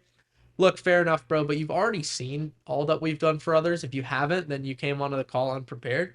The real question is whether or isn't whether the systems will work. It's whether you're ready to do what those successful clients did. Are you or no? And if they genuinely like have not seen any of the case studies and this is a complete X, then I get it and they need to watch them. But you are responsible for making sure that people come to your calls completely prepared, nurtured. They see all your testimonials. They're pre-sold. Because if you don't, then why would they close? They don't see that you've gotten results for anyone else. Why would they want you to get it for them? Now this one right here, down at the bottom, I'm going to make myself bigger. I want to do it myself. This is an interesting one. This is truly an interesting one. Because a lot of people are delusional. And that's what you have to learn. Is that people are delusional. And when people are delusional, it lets them be way more defensive in making decisions. So look, bro, I'd rather try this myself. Like I respect everything you do, but blah, blah, blah. Now, simple response. Look, bro, I get it. Hustle mentality. You want to work hard. Great. Let me ask, how much is your time worth? Because I've done this countless times. You've seen all the testimonials. You could spend 6 months figuring this out on your own, or we could just build it together much quicker. We could implement it in the next week to a month, and then in the next 90 days, you'll see where it goes. So which scenario gets you to where you want to be faster? And if you're really that connected to money emotionally where you don't want to spend it or invest in your business, it doesn't matter who you invest with. You are screwed because investing in your business is the best possible thing that you can do. Next. These are objections that if you see them, you immediately want to disqualify. You don't want to work with these people. They're going to make your life miserable. They're going to ruin your reputation. You're going to get a chargeback, a refund, whatever. Automatic disqualifiers, meaning you do not want to work with these clients. Clients are going to be the last people that you want to work with. X this out. Look, if they say, I expect results just from paying, they're a dumbass. They won't say this directly, obviously. Use your fucking brain. But they will say things that suggest that, look, bro, if I'm paying you, like I need things to happen like immediately and I need XYZ. If they say, I don't have time to implement, they're retarded, they're entitled, they're never going to scale. If they say, can you just do everything for me? They're just not a business owner. They're just not a business owner. I would never ask someone to do every single thing in my business for me. Maybe some stuff I delegate. I have employees. I have an agency that does my ads and my YouTube because they're specialists at it. But as far as running my whole business, that's my job. And if I didn't understand that, I'd be poor. I need this to be passive income. I mean, I don't even have to explain why this is a bad thing. This is just immediately disqualified. This is just beta male shit. How are you passive income? Like, you're not even going to be proud about passive income. And what if I don't make my money back? This one is the only one that's like on the line of being a fair question. But you should never get asked this if you've done your pitch correctly. The reason that we have this in the red flag objections is because they're not bought into you. They're going to pay with a lot of doubts in their mind, and then it's going to be rough from the beginning. You can obviously do great in fulfillment and they can get results and then great, problem solved. But it's still hard to have someone who's not bought in at all and then make sure that they buy in. So response to these red flags is actually going to increase how much these people want to work with you because you're already ready to hop off the call. You're like, this person's an idiot. Look, Steve, based on what you just said, man, I'm just going to be straight. This is not a good fit. You need someone who can do everything for you. I work with entrepreneurs who want to build their business. I have the systems. I have the templates. I have the SOPs. I have the resources. I have the community. But you need to implement. If you're not looking to implement, I would recommend that you look for someone who's going to build your entire business for you because I'm not the guy. And you'll also find that if those people who are done for you, if they were so good at building their business, maybe they wouldn't have to sell it to other people. So I would consider that and best of luck. Hopping into the next thing, objection prevention. This is incredibly important. So when it comes to objection prevention, you want to just set the expectations very early, okay? Reason for this is because, one, it's going to position you as a done with you partnership from the start. And when you have that, and again, this is all dependent on your offer. It's not the same for everyone. But when you're positioned as that, it's better because people know that the expectations is they're going to do the work. You have the strategies and systems that scale, but they still have to do it. You emphasize the implementation requirements up front, and you're asking questions like these in your qualification. So look, what's stopping you from achieving that monthly revenue goal? If you found an absolute no-brainer offer, are you confident you'd go forward with it? And then boom, you can qualify their commitment level just based off of their response to that. And therefore, you can make sure that you actually are setting the expectation incredibly early, and these objections won't even come up later on, which is fantastic. That's what you want. Now, next is just demonstrating value first. If you demonstrate value first, people will always be appreciative of that subconsciously. So you always want to provide genuine value before discussing the investment, because if you do that, the investment isn't even going to sound like an investment. It's going to sound like such a sure deal to them. They know that you're the solution because they've watched you could break down this system, and they've seen it work because it's gotten them onto your call, and they're happy, and they just want to implement it for themselves. So it's going to show the expertise and show the confidence in what you do just through giving away stuff, which is going to objection handle so much because they're going to come on, they're not going to have objections. They're going to be happy. They're going to be ready to buy just because they know that you're good at what you do. And lastly, for demonstrating value is let them experience your advice. Let them experience your consultation on the call. Because I'll have calls where I just straight give only free value. I only consult them. I tell them what they're doing wrong. They take the advice and then they just pay me because they love it and they want it every week. They want to be told, hey, look, this is where you're screwing up. You're being a dumbass. This is your limiting belief. You need to get past this. People like that. And the good people who are accountable and they want to grow genuinely are good at that. And lastly is maintain your strategic position. This is the same thing as frame control. If you lose your frame, you're going to lose the sale. I've said that multiple times in this call. Never break frame to close a deal. Ever. Because then if you break frame and you get the deal closed, you're going to be viewed as a glorified employee, or you're not going to have respect from your clients, which is always a negative thing. Never do this. Next, stay positioned as the expert or advisor. If you ever are positioned as desperate or as, again, like I said, an employee, or like they're your customer instead of your client, right? Those are two very different words. Customer versus client. Very different words. This is some fucking retail shit. This is some corporate business G shit. Okay. You want someone to feel like a client, not a customer. And lastly is make them qualify themselves to you. Why are they worthy of being able to give you their money? Why are they worthy of being able to get your time and your expertise? Do they believe in themselves? Are they ready to implement? Do they know that with their effort, they will end up being successful, etc.? Let's go on to the next. If you implement all of that stuff from like advanced objection handling, frame control, all of this, the pre-objection handling, you should expect higher close rates. It's just that simple. If you don't get higher close rates, then you're doing something wrong. And to be 100% honest, it's not really just about the close rate. It's about when people come on the call, what do they expect from you? Do they expect to be like hard sold and not really bought in? Do they expect to just have a good conversation? Because then if they expect to have a good conversation and they know you're the expert, easy close rate increase. Now, next is better client quality. Super important. This goes without being said. If people are qualifying themselves to you and you're maintaining your standards and your frame, you're going to have good clients. You're going to be happy to hop on the phone. Every single client that I have, I am excited for my weekly calls with them. Every single one. Reduce buyer's remorse. This is the most important thing. This is why I am successful. I never, ever, ever have people who have buyer's remorse because they've absorbed so much content from me. I've given them so much free value in the DMs or on the call that they know that my advice is going to help them, and I'm setting clear expectations. I'm not saying, look, you pay me, you're going to fucking scale. I'm saying you pay me, I'm going to tell you exactly what you need to do in order to scale. Okay? Which is very different. And when I set these expectations, everyone views me as someone who knows what they're doing and someone who's very confident that this solution will be good for them. Now, next is stronger positioning in the marketplace. If you have reduced buyer's remorse, you have better client quality, people are winning more, and you're closing a lot of deals, and you are showing that in your Instagram, you are going to be positioned as so much more of an expert than you were primarily. Easy. Common pitfalls: don't get defensive, don't oversell, don't just allow people who are not good fits to buy your program. Money's not that cool. It really isn't. You will make plenty if you just maintain your frame. It's like a girl. It's like a girl. Just maintain your frame. If you break frame for money, you are screwed. It damages the long-term business. And if you are, this is very important, if you take objections personally, it will affect your confidence. You're going to start developing insecurity on the call, and then you're going to try to overproject or oversell, and then people are going to sense it on you. They're going to view you as an idiot, and then you're not going to get the sale. Do not do this. Have confidence.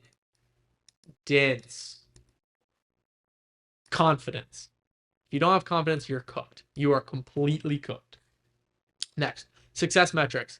If your conversion rate increases, it's like about 60% from qualified prospects who you end up pitching, like people you want. They're also qualified to you, but they've also like expressed intent to buy, should at least be 60%.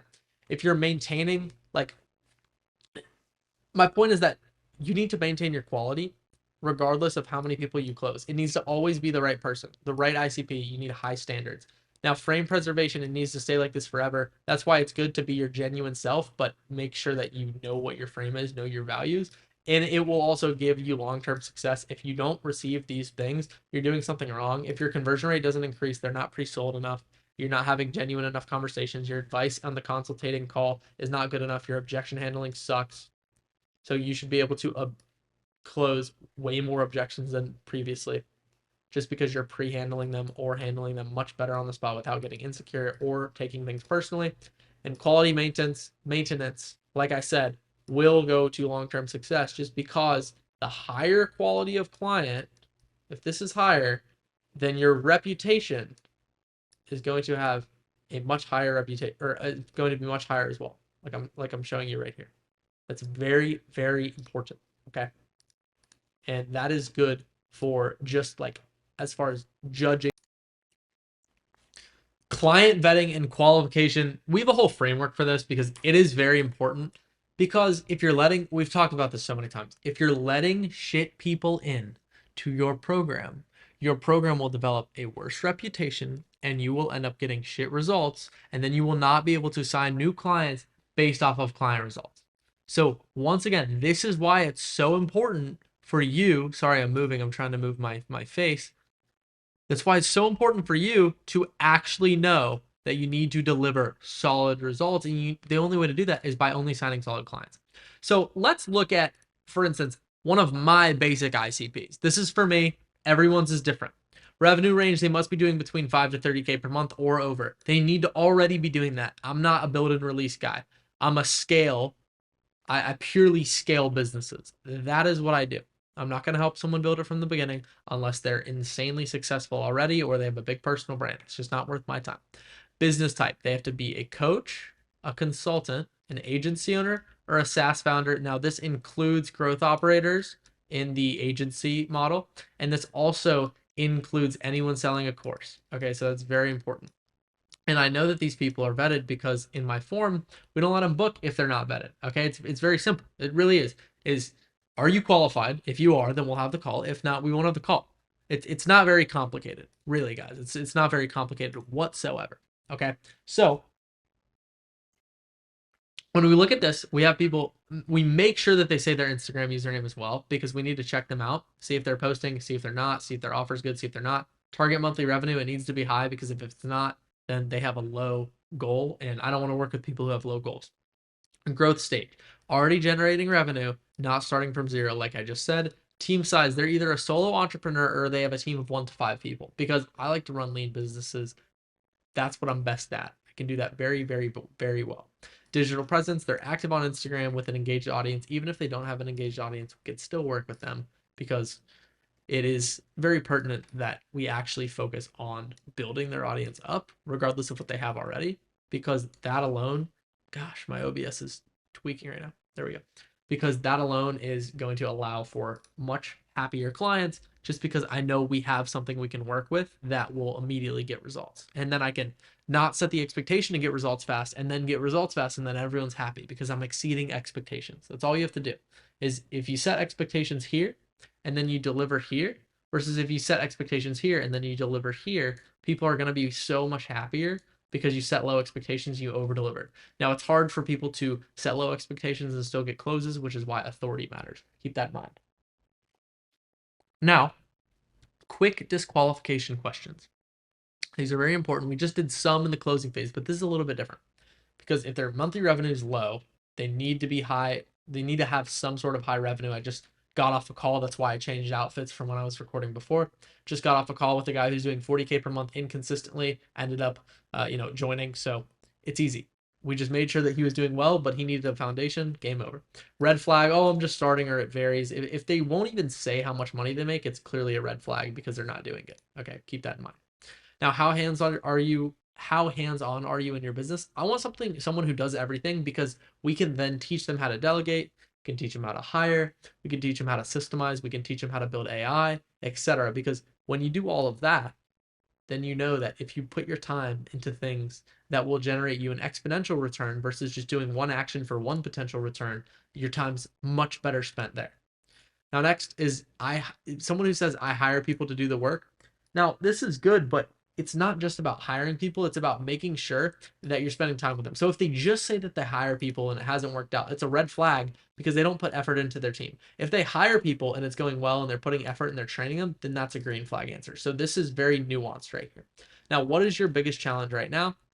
If they say scaling systematically, they know exactly what solution they need, which is my solution, which is why they will end up paying me, because they know that I'm the best in the industry for that. Okay. If they say, oh, I want to make my first sale, you're cooked. I'm not working with that, just because it's not worth my time.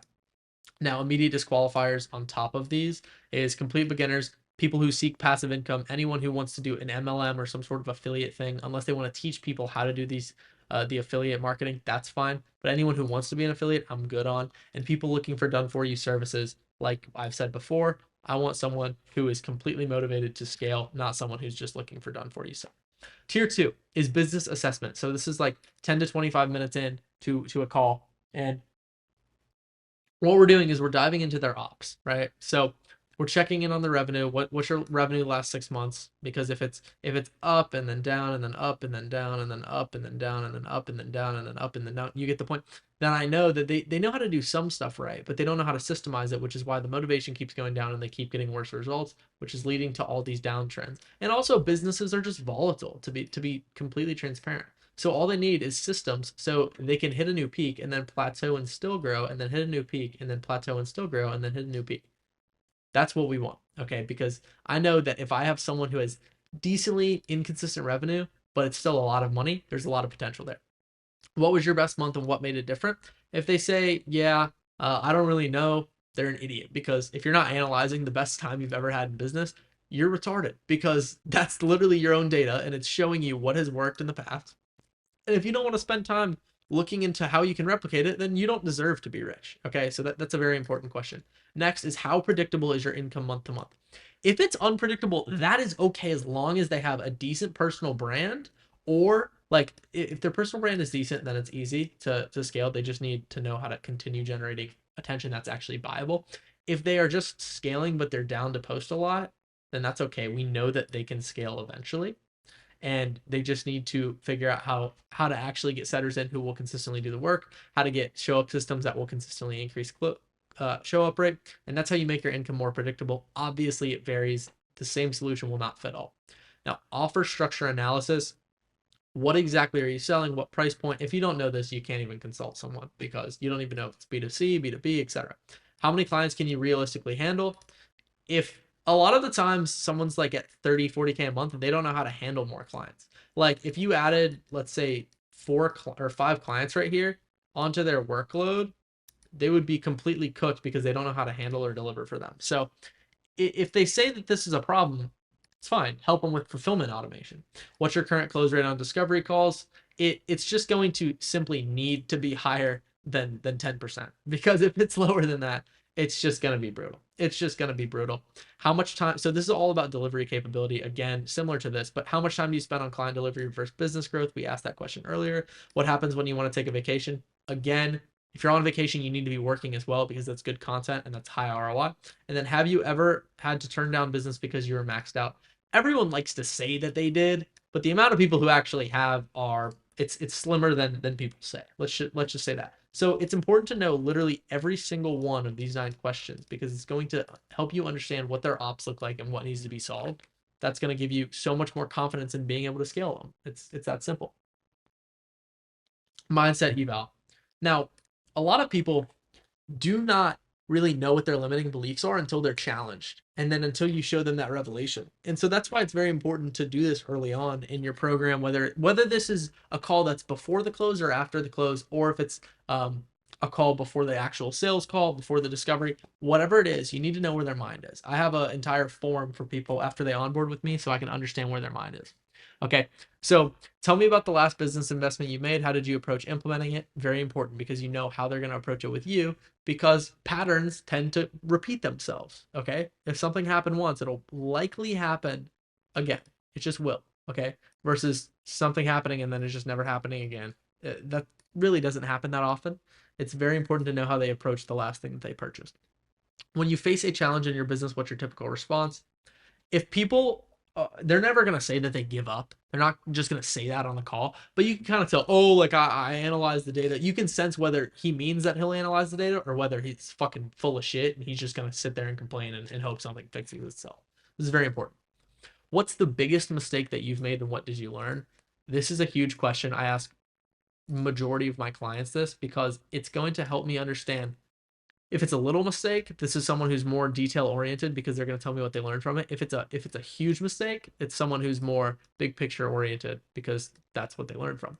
Accountability standards. If you invest in growth but don't see results, whose fault is it? Especially if you have a ton of case studies, then this question has way more context. So only want to ask this question if you have a lot of proven results, because the answer is that it needs to be their fault. How do you measure success in your business? If it's money, fair enough. That's a quantifiable metric in which we measure how successful someone is or a business is. However, if it's someone who says, I want to be able to take care of my family, if I can do that, then my business is successful. That's a little bit different. It's also good. What would you need to happen to consider this a failure? This is a great question. And again, that's going to vary, but it's just good for you to know. It's not like you can do an infinite amount of things with the answer that you get from this specific question, but it is good to know. Critical mindset questions. Okay, who is responsible for your business results like we just did there? How do you handle setbacks? What's your implementation speed? I'm just repeating myself, but put it in a matrix. I am completely responsible. I figure it out and adapt, and I like to implement fast. Those are all good responses. If you don't think that these are good response, or if you don't think that these are bad responses, you are mentally ill and you need help. Immediate red flags. If they blame past mentors for lack of results, maybe that is true, but every single man that I want to work with, I don't even care if the mentor was shit before. I want them to take accountability because I know what kind of person they are. 2 is they expect guarantees or promises, specific outcomes. This is someone who's not a big risk taker. It's someone who needs certainty, which there is no certainty when you choose to be an entrepreneur. They need to understand that. Next is uses phrases like hopefully or I should be able to put the time at. Dumbass. Dumbass. History of starting but not finishing programs. Very important. If that is the case, you are looking into the eyes of someone who is not going to turn out as a good client. Next. Tier 4, investment readiness. Very important. Just straight up ask. People like to dance around the money thing. Just ask direct questions. They can beat around the bush in a way that makes sure that you get the answer, but just get the fucking answer. Don't try to be like, oh, like, well, what's your biggest internal motivation, whatever the fuck. Just try to understand what their position is, if they're looking to invest or not, because you're going to save yourself a lot of time, or your closer a lot of time. What's the biggest business investment? How do you typically fund business growth? If it's with their own profit, that's good. If it's with a loan, that's good. It means they believe in themselves. If it's with a credit card, that's good. If this was the right fit, are you in a position to move forward today? Guys, I'm not even going to explain why these 3 questions are relevant, because you need to have a brain and figure out why they are. Decision-making process. How do you make business decisions? If this is someone who is quick, they are agile, meaning that they're open to new ideas and ready to commit to them. And if it's someone who is like someone who loves to learn, this L is huge. If it's someone who loves to learn and they just want to pay you so that they can learn new things, that is the best decision maker that you could possibly be involved with. Do you need to consult with anyone else? I already referenced this. If it's a partner, he should have been on the call in the first place, but I understand. If it's a wife or like a girlfriend, that's fucking bullshit. They're not running the business with them. If they were, they'd be on the call. So come on. What's your process when you see an opportunity? This is very important because a lot of people need to understand the red car theory. For example, if I asked you, you're watching this video, if I asked you, listen, how many red cars did you see on your way to the office today or on your way to get dinner yesterday? Be, oh, I don't really know. I don't really know how many. But then if I said, look, before you go to dinner, for every single red car that you see, if you get the number correct, I will pay you $10 for every red car you see. And I asked you that question after dinner. You're like, oh, I saw 26. You're looking for it. You're looking for the red car. The red car is the opportunity because you know you're going to get paid from it. In other words, someone who is not seeking the opportunity will never find it and will never be able to make money off of it. Okay, that's why the person who wasn't looking for the red car or wasn't looking for AKA the opportunity didn't know how many there were. But if you attach some sort of monetization to it, it's so much easier to make sure that someone sees opportunity. So what is their process when they see it? That's very, very important. Okay. Going next, investment readiness. The readiness is high. Like, you're going to have to be able to indicate this. They've invested before. They're way likelier to close if they are just open to being in a new program. A lot of people just love to join programs. I'm one of those people. I try to pay a mentor every single month just to learn. Readiness level, medium. Some investment history. They may need a payment plan. I mean, if they're really, really qualified, and again, you get this far in the process, their likelihood to close is pretty high. And if they're like, you'll know that they're just not ready if they've never invested significantly and they need to think about it. Again, we can do what we want to handle those objections, but at the end of the day, it's pretty cooked. And even if they do make the decision, they'll probably have buyer's remorse as if they're not taken care of to the T. So it's very important. Can afford 6K without financial stress, or however much your ticket is. I'm using 6K because it's the industry standard and I used to charge it. I'm teaching this I'm teaching myself a year ago. History of investing in business growth, and then understands ROI and investment thinking. So all very, very, very relevant. Next. Now this is final vetting. I'm going to go through this a little bit quickly because it's a little bit of a repeat of what we've just done, but it's recapping it in your brain so that you know whether someone's good or not. Where do you want your business to be in 12 months? They need to set a high goal. If their goal is like down here and it's low, you don't want that person. You don't want that person. What would you need to change for you to hit that goal? This is showing that someone's open-minded. They want different solutions. They want to put in the work. They want to do all these things. Very important. Are you building this to sell eventually or as a lifestyle business? Now, someone who's building something to sell, if it's in info, it's a little worrisome. If it's a SaaS, that makes sense. But if it's in info, it's very difficult to sell an info business unless it's a massive consulting firm because it's directly correlated to your name. So even if you got an offer, they'd still deduct a lot of the valuation because of the keyman syndrome, which keyman syndrome means I can't sell Max in-house consulting because it's called Max in-house. It's very simple in concept, but it's weird to sell an info business because they're so attached to personal brands. So if they're building this because they love it, it's a great sign. But it's also just good to know what their intentions are overall. Culture fit assessment. How do you prefer to communicate and receive feedback? What's your tolerance for direct and honest feedback? And how do you handle being challenged on your current approach? This need to be people who are ready to hear the truth. Because if they're not, you're going to end up being miserable teaching them. You're just going to be absolutely miserable. Lastly is final qualification score. So basically, depending on the way I like to grade it is depending on their revenue, their growth potential, their implementation capacity, their investment readiness, and their mindset alignment. If all of these things are good, I usually go for like a minimum 18 unless it's a really, really cool person who seems super hardworking. And then that's kind of when I'm like in my head, it's not like I'm writing all this out, but in my head, I'm like, all right, this is totally someone I want to be in the program, or, my head of success is thinking that as well. Now, the conversation flow, I'm going to go through this really quickly.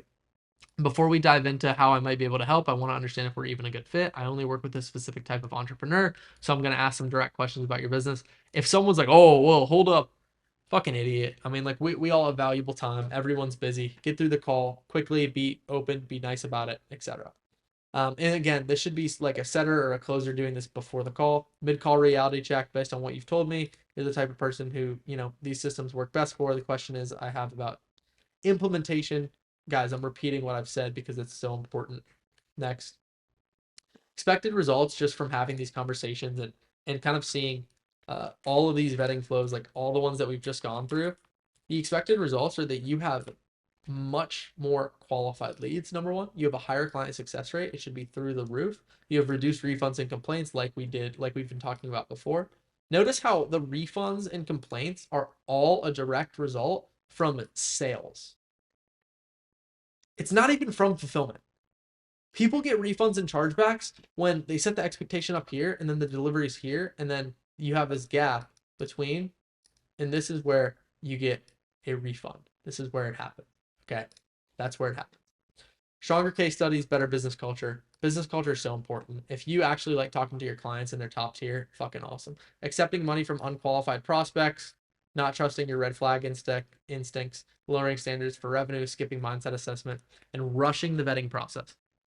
All of these 5 things are going to lead you down a path that will, maybe it closes you some money, like I said in the past module. But even if it does, it doesn't fucking matter, because the longevity of the business is going like that, downhill. Okay? So don't cook yourself.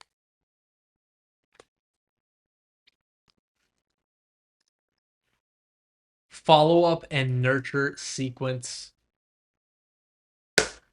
There's so much money that gets left in lack of follow-ups and lack of nurturing, because nurturing is pre-selling and following up can be done in a way where you maintain frame. So we're going to go through it like we have been for the past 4.5, 5 hours.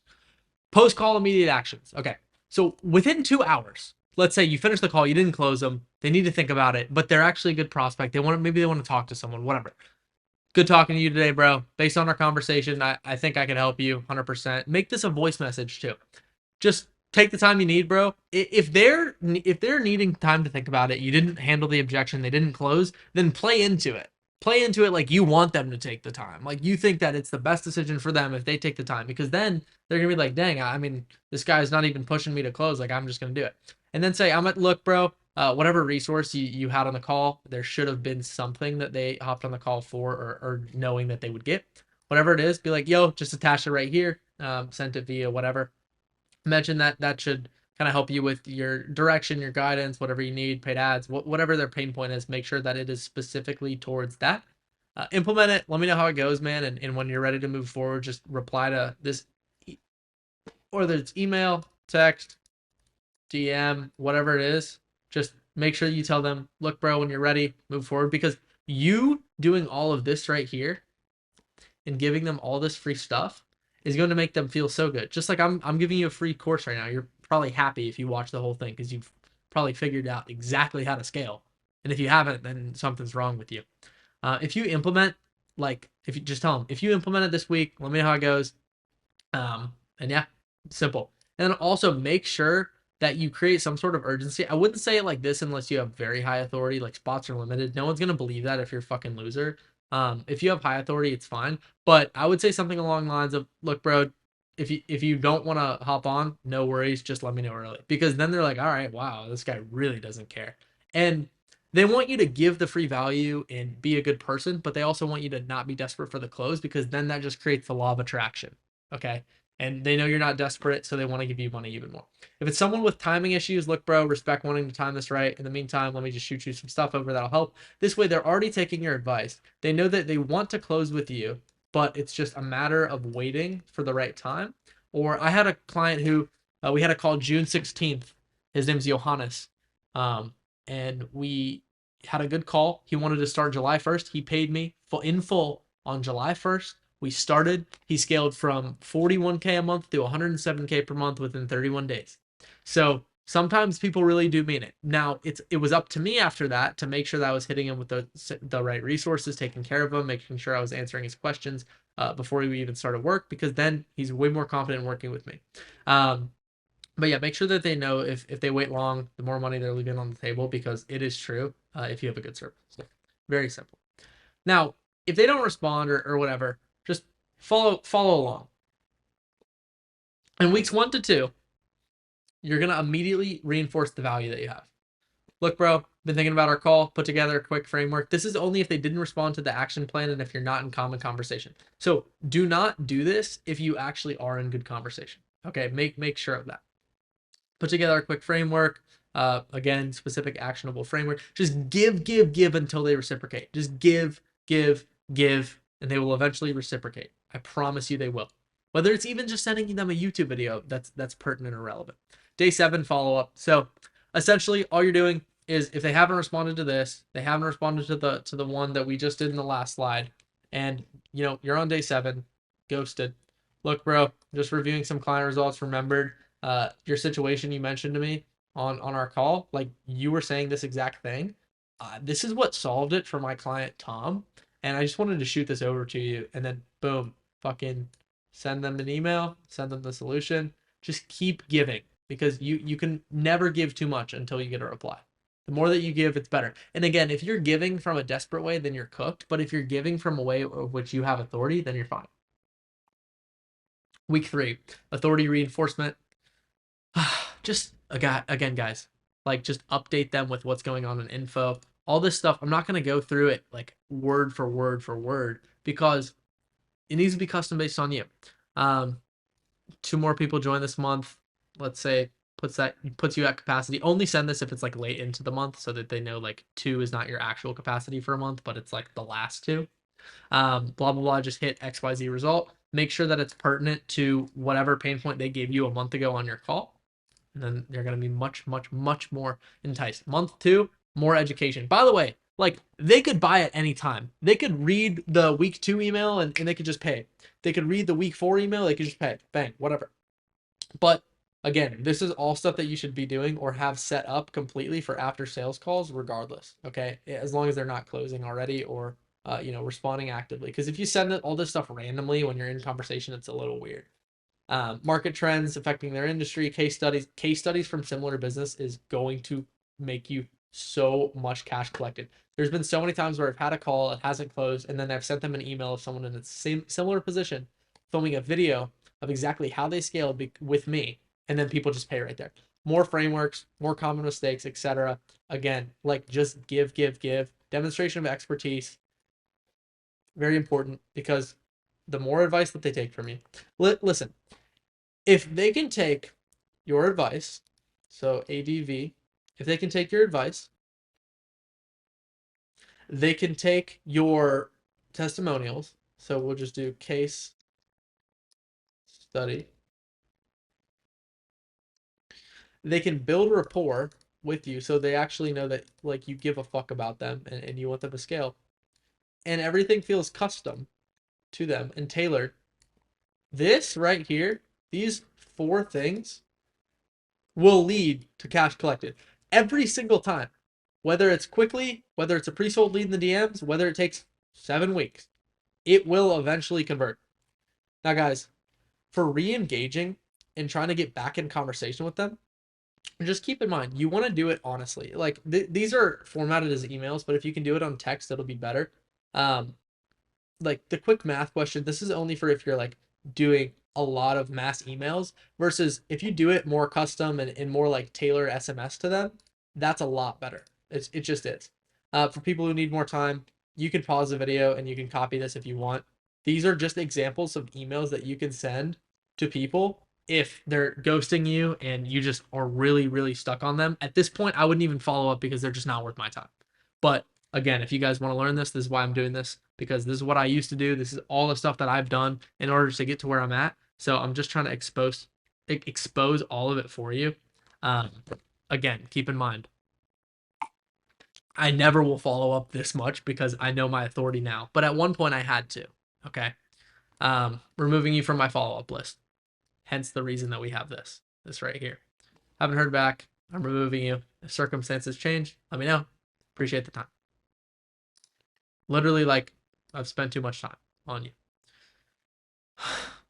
I like this one the most. If you want to try these 2 out either way, remember when we talked about blah, blah, blah, similar client, similar system, etc. Guys, it's just the same thing. I'm just repeating them. Like, it is just more client results, more case studies. Eventually, let go, because, like, if it takes that much fucking effort, he doesn't want to work with you. And then if he does, he's going to have insane buyer's remorse. Your reputation is going to go down. I've been saying the same concept the whole time. They're not changing. It's just in different formats. It's just in different formats. That's the only thing that's different. Follow-up sequence optimization.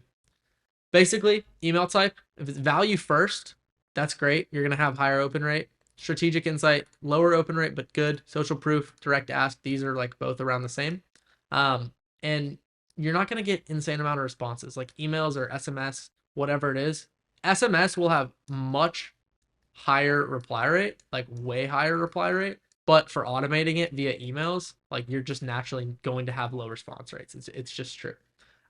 There's nothing really to change about that. It's just people don't want to work with you and you need to increase your perceived authority. Sequence adjustments based on results. Guys, I mean, I'm not a fucking email marketer, but we're putting this in here just in case you guys really need these small details. If they have high engagement, just increase the frequency. More direct strategic conversations. Just try to get in conversation with them, whether it's on the phone or it's on text, whatever it is, just more and more and more. Okay. Earlier re-engagement attempts. If it's medium engagement, value first, ask questions, extend the nurture timeline. That's fine. But if it's low engagement, fucking just remove them from the sequence. They're not going to close. They're bad. Reduce the frequency.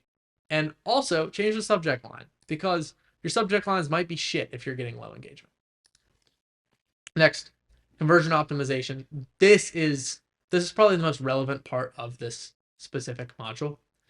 Trigger events for re-engagement. So if the industry changes, if competitor changes, if the business cycle is next, like it's Q3 and it goes to Q4, if the economy is shifting, whatever it is, these are things that you need to personally reach out to them for. Don't email them. I know that this is an email sequence, but for these specific 4 things, this needs to be a personal text. Yo, bro, just wanted to let you know, I saw like you're in the AI industry world or AI agency. I saw that semiconductors are up, they're higher priced, and let me know if that's like affecting fulfillment because I have a buddy who is, reducing the cost for, actually producing AIs. The APIs are cheaper, whatever it is. Make sure that it feels custom and that when you reach out, it feels like you actually thought about what you were about to say to this person. Because if you do that, they're going to respond. They're going to be more interested. And you doing them that favor will lead them to take advice from you. When they take advice from you, they will end up closing over time. If they are not responding and are not taking advice, they are a waste of time. Screw that. Don't. Internal triggers. If, clients, they hit success milestones, but they're very, very relevant. Like Tommy didn't close, but he's in an AI agency, and then Sam did close. He's your client. He scaled from 20 to 50K in 31 days. Boom. Let fucking Tommy know on text. Send him a voice message. Actually put time into it. New system developments. Hey man, we just added this new AI. It's, analyzing competitors. Program updates, whatever you're doing to improve the program. Limited availability. Hey man, we're doing this program where instead of 6 months, it's 3-month commitment, blah, blah, blah, blah. Strategic reopen all the time. It's way better via text. If you want to automate it in an email sequence, quick question about blah, blah, blah business. It's been XYZ months since we talked. This is all templates that you can fill out in GHL or whatever you use to send emails. Quick question. Have you been able to get past XYZ problem, or did you figure something else out? Again, just attempting to figure out their pain point if it's continuing to go. Now, if you do this, you automate all the email sequences and you have someone, or it's you that you're actually like sending these follow-ups to, fantastic. Okay. Fantastic. You should experience higher conversion rate. I'm not going to say 20 to 30 specifically, but this is average when you add this. Higher lifetime value, improved positioning, better qualification. Now, keep in mind, this right here, if your conversion rate overall is 17%, this does not mean that it goes to 37 to 47. It means that it increases by 20%. So 0.2 of 17 is 3.4. So it should go to 20.4, etc. It's not going to increase to like 0.5%. Then we'd be way over 100. That's not how this game works. I just hit my other mic up here. That's not how it works. Higher LTV for sure, because every single lead that you get in will end up converting more. So your LTV for like how much a client actually is, you'll have more clients, therefore you can charge more. It's going to increase. Improve positioning. Again, you're going to look better as long as you maintain frame. If you spam emails and they're boring, you're going to lose positioning. So you have to do this very correctly. And better qualification of serious versus casual prospects. Because if you're referencing specific things that only qualify the right person and they disqualify the poor leads, great. You're setting yourself up for, success. Common pitfalls: following up without value, breaking frame. This is what I just was saying about this. It could break your frame, so make sure that doesn't happen. Generic templated messages. This is fucking horrible. Like if you do this, you are cooked. You're ruining all your leads. Following up too frequently, you will just look like a money grab. They will know that you don't give a fuck and you just want to make money off of them.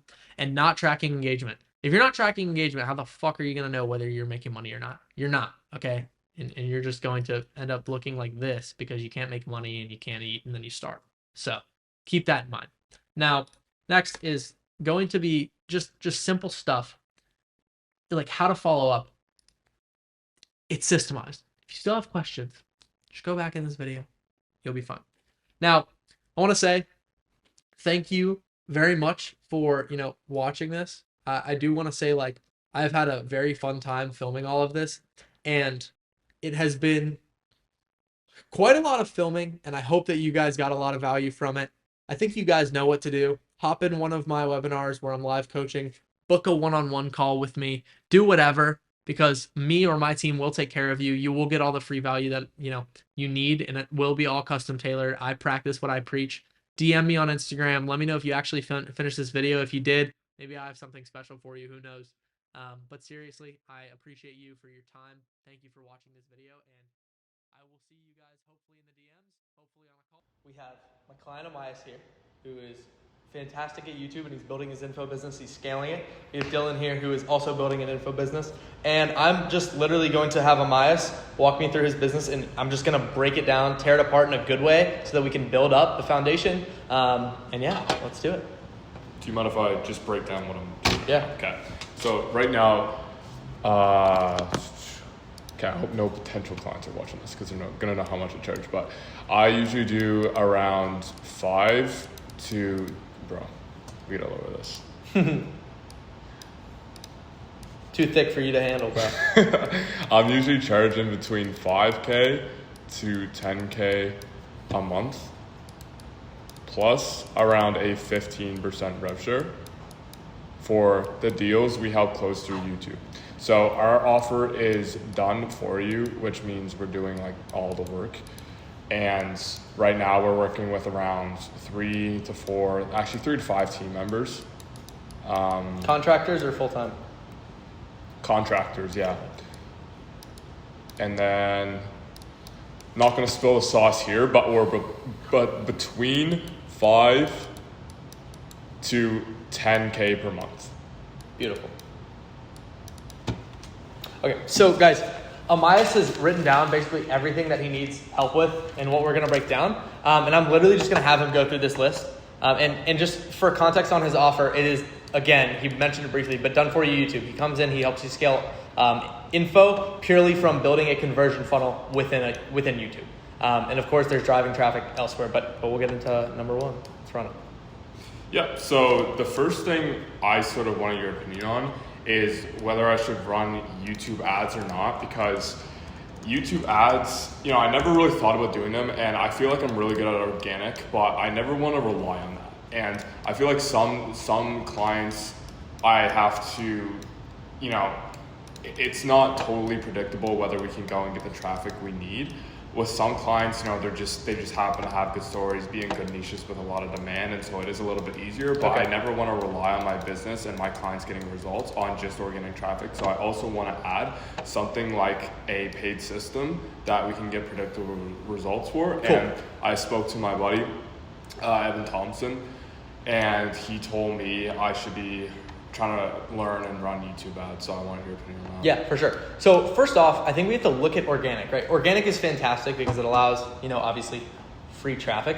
But what you have to understand about organic is that all you're doing is building a digital identity, right? And what that identity does is gives you more authority so that when you run things like ads, they're more effective. If no one knows who you are, it's incredibly difficult to run ads. Organic is purely there to build traffic, or build traffic and build authority. So basically what you're focusing on is text, we'll go bold and then white. You're focusing on free value, so that's what you're giving. And then the other thing that you need to give consistently is literally just social proof. So if you can consistently give social proof and free value in organic, your authority will increase every single time. Now that will allow ads to work better. Now, as far as your ICP is someone who's scaling info. So their primary place that they're going to be is IG. So you need to run meta ads for 100%. That is fantastic. And what ads do is give you consistent lead flow, right? But they're not going to build your authority. They will over time, but not as well as organic. Does that make sense? Yeah. Okay, so IG plus YT is where your ICP is going to be. simply because, I mean, using your head, info people are spending their most time on IG and YouTube. And obviously, if you can, to put this into an analogy, if you are buying consistency in people seeing who you are from ads, but then now they know who you are because of organic, and then they see your conversion assets, they're more likely to convert, of course. However, if they're not seeing consistently you changing the people in their positions to go to where they want to go, then neither of them will have an effect. So that's why organic free value and social proof matter so much, because you can bullshit, you can lie, you can do whatever you want in ads, but this is what truly matters. So my advice on if you're gonna run YouTube ads or not, yes, you're going to, but you need to keep in mind that the effectiveness of this will be directly correlated to how well you're scaling organically. Okay, so you mentioned IG and YouTube though. Yeah. So Meta. So should we be running both or just focusing on one? Good call, it's okay, it'll be in this. Should we be running both or focusing on one? I personally would run, or I would test both. I know you're doing 5 to 10K per month, right? So everything that we're doing here is contextual. So you have to understand, I'm not gonna go into this, but you have to understand your living expenses, how much it costs, all that stuff. Like, what are you doing at home and how much can you afford to spend? If you're fully all in on the business, you should be testing, in my opinion, $50 per day on IG. And because YouTube has a much higher CPM, it should be $100 per day on YouTube. If you do that times 30, obviously it's $4,500 a month. Pause. This is for my clients though. This is for your clients or for your acquisition? So no. My acquisition comes down later. I had some things about that as well, but specifically I want to start running some sort of ads for my clients. Yeah, but what do? You scale info. Your clients probably also are going to make money online. But on YouTube. Yeah, 100%. Yeah. But still, the people who need to invest money into YouTube likely are on IG because they don't realize how valuable it is. Yeah. So if you're talking about your clients doing it, again, if their organic is getting better on YouTube and on Instagram, and they're running ads, it's the same rule that I just said as if it was for your acquisition. Mm-hmm. It's the same thing. You should be running ads. Once you're at, I would say even at 5 to 10K per month, you should be. If you're at 0 and you don't have money to dump into ads, it's going to be pointless because you have no authority. Okay. And just to clarify, this is ads for my clients. Yeah, I know. Yes, okay. I know.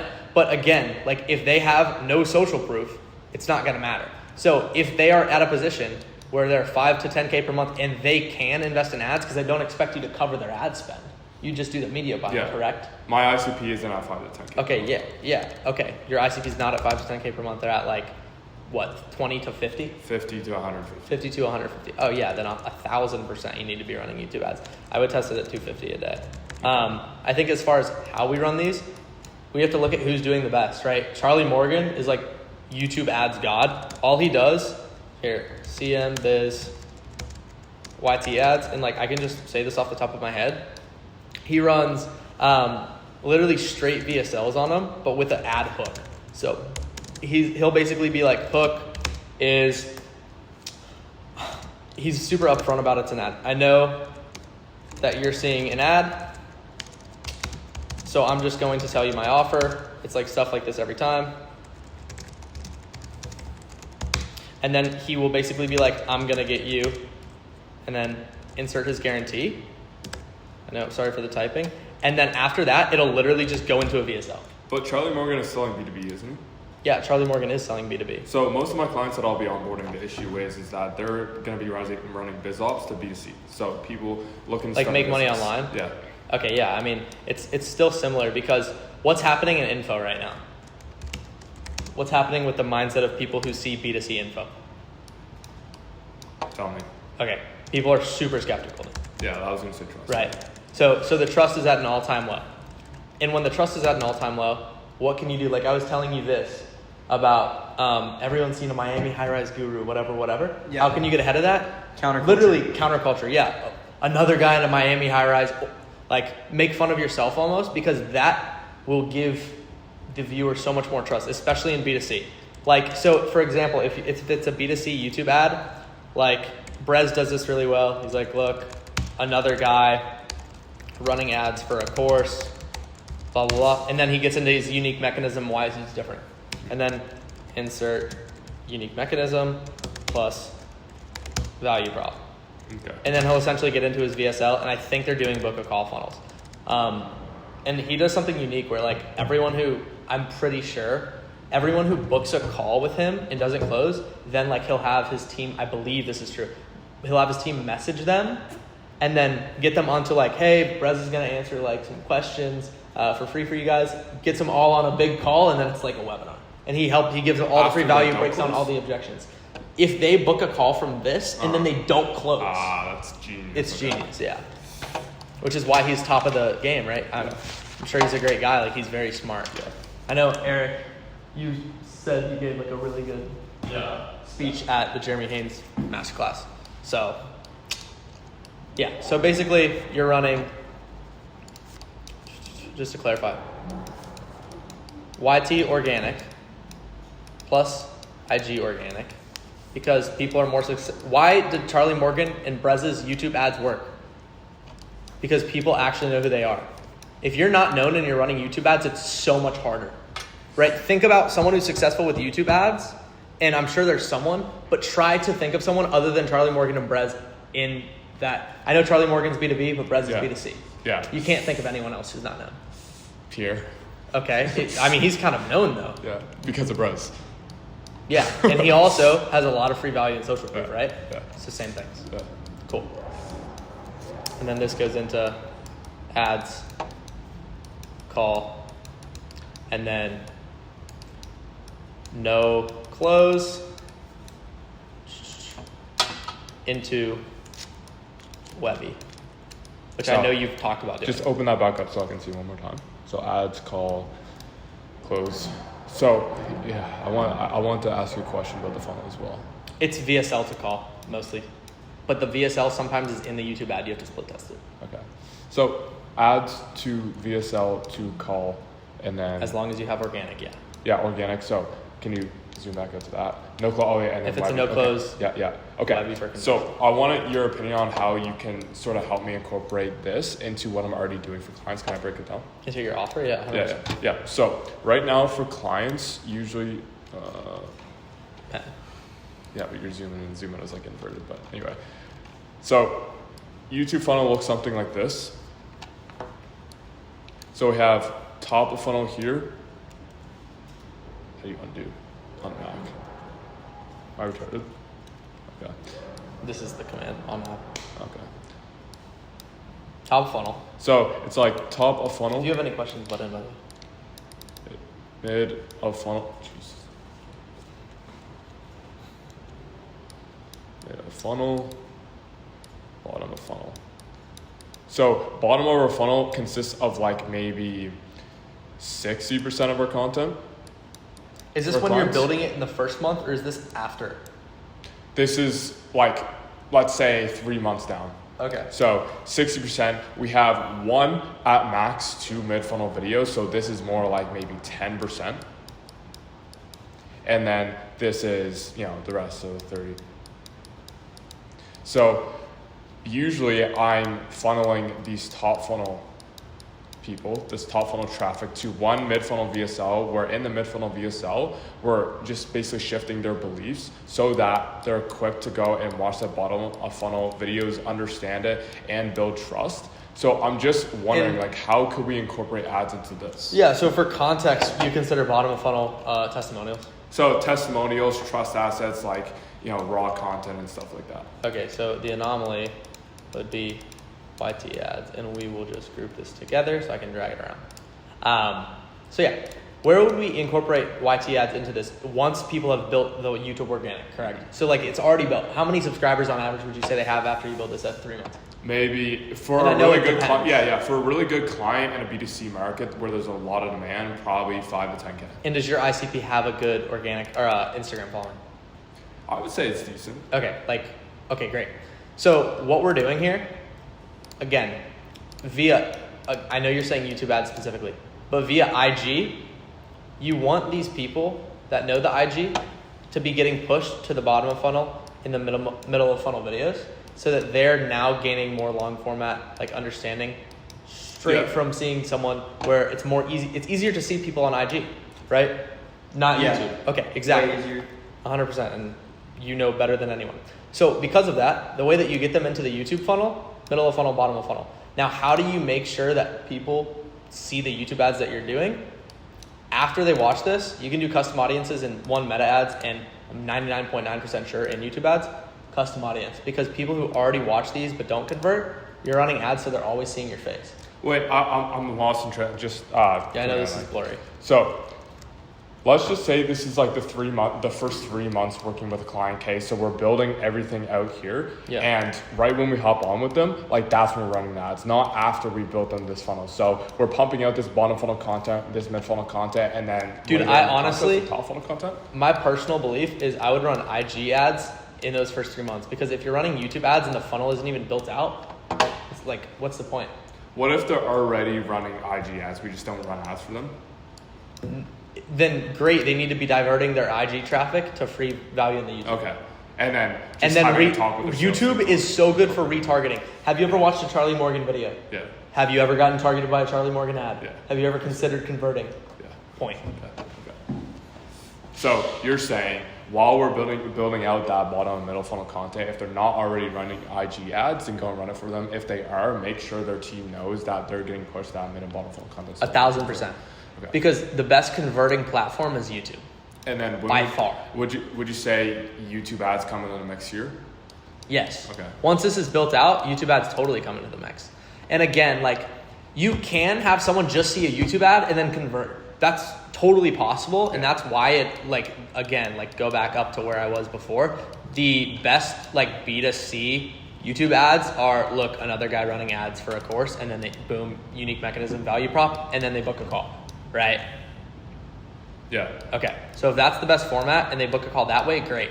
If they're still skeptical, because that's the biggest challenge in info right now, in B2C, then what do you want them doing? You want them consuming your client's actual YouTube content, because eventually they will convert. If it's from organic or from ads, it doesn't matter. So when would you say YouTube ads come in the mix? Would you say like I would say literally, top funnel content? Well, I know some of your clients specifically don't have this funnel built out. Yeah. Right? And when you come in and you build, I would say right when middle of funnel and top of funnel are built out. Yeah. You don't need, or middle of funnel and bottom. You don't need the top of funnel to run YouTube ads. You just need the middle and bottom so that the conversion assets are there and people can develop that actual connection to the... Okay, so just walking through like the client success journey real quick. So we onboard them, we start pumping up bottom funnel content while we're either running IG ads for them or incorporating their IG ads who's already running them and their sales team to know that they need to be pushing this mid and bottom funnel content. That was a little confusing. Literally just getting their IG traffic to the YouTube, whether it's ads or... Yeah, okay. Yeah. And then once the mid and bottom funnel are kind of built out and we're starting to run a lot more top funnel content, that's when we also enroll the YouTube ads as well as the top funnel content. Yeah, 100%. Like, just you can run the YouTube ads, in my opinion, when middle of funnel and bottom of funnel are up. That's good. Yeah. Because top of funnel, again, is to gain attention and get them in the funnel, and so are YouTube ads. YouTube ads are also good for conversion, but you run different ads to different audiences. Yeah.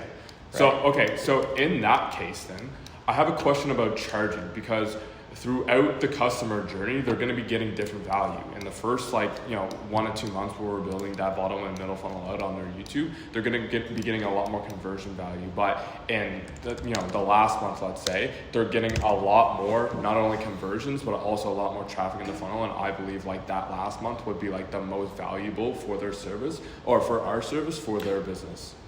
You think that you're at the highest value to the client during the third month? Yeah. Got it. Okay. In that case, we have there's a couple. You're asking about pricing. That's your basic. Exactly. To make it simple, that's your question. Okay, pricing. So you want to maintain people for 3 months. Yeah. Okay. What's a huge mistake that people make nowadays with pricing? I would say retainers are upfront. Yeah. Now, these in themselves are not bad, but them alone are bad. You can do upfront plus something else. You could do a retainer plus something else, but these just purely alone are not what you want to run. Mm-hmm. What you want to run is some sort of performance guarantee. So, for example, if you charge $4K per month or $6K per month, make someone feel like they're getting a deal. $14K, let's say it's $4K per month, and you'd get $12K in retainer after the 3 months. Instead of that, charge $10K up front. If that's too much, BNPL. If they can't do a BNPL because of their credit, then they're not your ICP because you do 50 to 100K per month. So fuck that. They should be able to do a BNPL. Now, additionally, you should do either a performance fee after they cash collect something, or you should do a rev share on top of it. And the most important part is that the upfront is paired with that. Because if you're just doing retainer, anyone can stop anytime. And you just said you're most valuable in the third month. But if they're not getting results in their first month with you and they're not happy, what's keeping them from staying? Truly nothing. Truly nothing is keeping them from staying. So when you get the 3 months up front, say, look, I'm going to be most valuable to you in your third month. You're going to save money. I'm not even going to do a retainer because I know how well this will work for you. I just need the time to do it. Boom. If it's too much, boom. What do you rationalize it as? So they would rather pay $4K per month over the 10K, right? You can get that scenario in your head. Hey, I don't want to pay the 10K up front. It's a lot of money. I'd rather pay the retainer. Okay, well, I mean, I have something called Klarna, Sezzle, Afterpay, Split It, Pava, whatever, that will actually, like, 10K divided by 12, that's $800 a month. So let's use our brains here. Which number is bigger, 4K a month or $800 a month? So now you're rationalizing them paying lower over time, but you're still getting more upfront, so you're happy. And you also don't have to risk them churning in the second or third month, and you're getting that money. And then boom, you're also allowing yourself to let them pay less than they were supposed to originally. Yeah. So their objection is gone. Yeah. It's impossible. I feel like that would be less LTV, at least for the retainer, though, because that 4K a month for 3 months is going to be a lot more than 10K. Yeah, but you just said you're worried about your client dropping on the second month of the third month. So you wouldn't. I didn't say that. You said that you're most valuable in the third. Yeah. And so, okay, you didn't say it, but maybe it's something you don't realize. If you're not valuable in the first month, why the fuck would they keep you? And I'm not saying you're not. Yeah. I'm saying if your words, you're most valuable third month. Yeah. First month, if they perceive you as not valuable because you're promising the 3 month thing, like you said, and they're on retainer, they don't have to stay with you, what happens? They can leave you. And if you fucking want to, just make this 12. Yeah, that's why don't I make it 15? Because that's more than 4K per month. How would you rationalize it? Okay, maybe 12 then, yeah. If you want to say, hey, I charge 6K per month and I'm doing 15, that's fine. But you don't want to say, hey, for 3 months it'll cost you 12K, and then for 3 months up front it'll cost you 15, because there's no value prop there. True. So just like, okay, let's say it's like the first 3 months, 12K, and then they're just doing BNPL. Yeah, because again, it's so easy to rationalize because they're paying less than the retainer. Yeah. And you're way more confident in giving them value, therefore your conviction's higher. Yeah. Because you know the third month they're going to do well. Okay. What about for 6 months? Like, I don't think I would want them to pay for 6 months up front, but do you think I should do the first 3 months and then if they want to keep running it on retainer and performance, or? I would say that after the upfront for 3 months and then you're going into the 4th, 5th, and 6th, you should do retainer, but you should do that they have to stay for X amount of time that you want them to. So how would that work? Just like they already have the value, they already have the funnel built, correct? Yeah. Like they're already kind of happy with the service. Yeah. So then so like this is 3 months, and then we're going to the next 4, 5, 6. These should be retainer, but they should be contractually obligated to stay with you for those 3 months. But like let them pay over retainer because they're going to be happier splitting the money up. Okay. If they want to pay up front through BNPL, sure, go for it. Yeah. But again, you want to give them the options and you want to have higher perceived value. So you're saying like still go with retainer month to month after they, because you said they're going to get best results third month. That's when they're hooked to you. So paying a retainer, then there's the risk is lowered because you're confident that they'll stay. So whereas before you weren't, but so now you have it built out, so it's okay. Retainer plus performance. It's all contextual, yeah. Does that make sense? Yeah. Okay, got it. That's what I would do. And I mean, BNPL makes everyone's life easier. Yeah. You have any questions? I mean, this is like, I'm just listening in because I'm just now getting into this. So like, I think what you're saying is like, it's making sense. Yeah. Thanks. Because I agree. W It'll analysis. take like 90 days to get people like really good results. Especially YouTube. It just takes long. Yeah. But if they stick it out, they'll get value. And because of that, they're likely to stay. So you're just forcing them to stay. Yeah. But you're also saying, hey, you have to stay for 3 months, but you get to pay less. Okay. So that first month, I'm just trying to bring this into like a logical thing for them so that I can understand it. So that first month, I'll walk you through the process. Yeah. You want me to? I'll sell you. In terms of numbers for them. Yeah, I know. Okay. In terms of this investment making more sense for them. Yeah. Okay, cool. And I'm pitching. Do you want me to pitch you the 15K or the 10K? 12. Bro, are you charging 4K per month retainer? Are you showing that, or are you showing 6K per month retainer? What was the second thing you said? I couldn't quite hear it. Are you pitch at, so basically this is the secondary thing that you say. You say, look, sometimes I do 6K per month retainer or 4K per month retainer, whatever you say. But with you, I know you'll get great results in the first 3 months, so I'll just give you a discount, and then boom. 4K times 3 months is 12K, Okay. but if they're paying 10K up front, they're saving money. So it's higher perceived value because everyone likes to feel special and get a discount. And then, I'd rather lower the risk. Okay, cool. Well, you can pay less than 4K a month. BNPL. You get the 10K up front. Wait, I have a question about this. If you're decreasing, like if you give someone a discount, shouldn't you always remove a piece of the value? Because doesn't that make it seem like that you can be like haggled? Like, unless you remove value with removing the money, doesn't seem like you could get haggled. Or I guess the removal is the fact that they have to pay up front, so that's like their downside is they pay up front. Well, so yes. Oh yeah, you think it's stop recording? Dude, it's been stopped recording for like probably 5 minutes. Yeah, so I was saying, don't you think if you lower the price, it can make you look Lower like perceived value. Perceived value, and also make you look like haggled. Like you can be haggled if you give a discount if you don't remove some other benefit alongside that discount. Yeah, good question. So what's interesting is, one, people will like you more because they're feeling more special because they're getting a lower price. So it has nothing to do with that. Because and again, this is all the sales process. They should be already sold on the offer by the time he pitches the price. So that shouldn't matter. And secondly, is if he really wants the 12K, cool. Say, I charge 5K per month retainer, but you know what, for you, I think 12K up front, you can BNPL it, which is again lower, because 5K times 3 is 15K. But he really wants to charge 4K per month and get 12K. Now he can charge 12K, the same price he wants, but make them feel special. So the value is not diminished, and he's getting paid up front. Does that make sense? Mm-hmm. Okay. Can you break down the numbers? Just one thing I want to mention before you do that, though. Can I just steal that mouse for a second? It's in text. Good job. For that first month with us, I know the first thing we can do is bring their sales up, their closing rate up by at least like 15 to 25%. So let's say they have like a 60% coming into this, and they want to bump that up without like changing their sales team there. They feel like they have a good sales team, they're just missing some stuff. I feel like I can bring that with their YouTube content, mid and bottom funnel content, to at least like an 85. This percentage is an increase in sales? Close rate. Or is this close rate? Close rate. Okay, well, first off, I don't know anyone who has 60% close rate, like honestly. So let's just say like industry standard, I think, is 24%. Yeah. It was just an example. Yeah, no, for sure. And let's say you can increase it to 30. So again, this is why it's important. Let's say that they're doing 50K per month. What's your client's, we're gonna really break this down.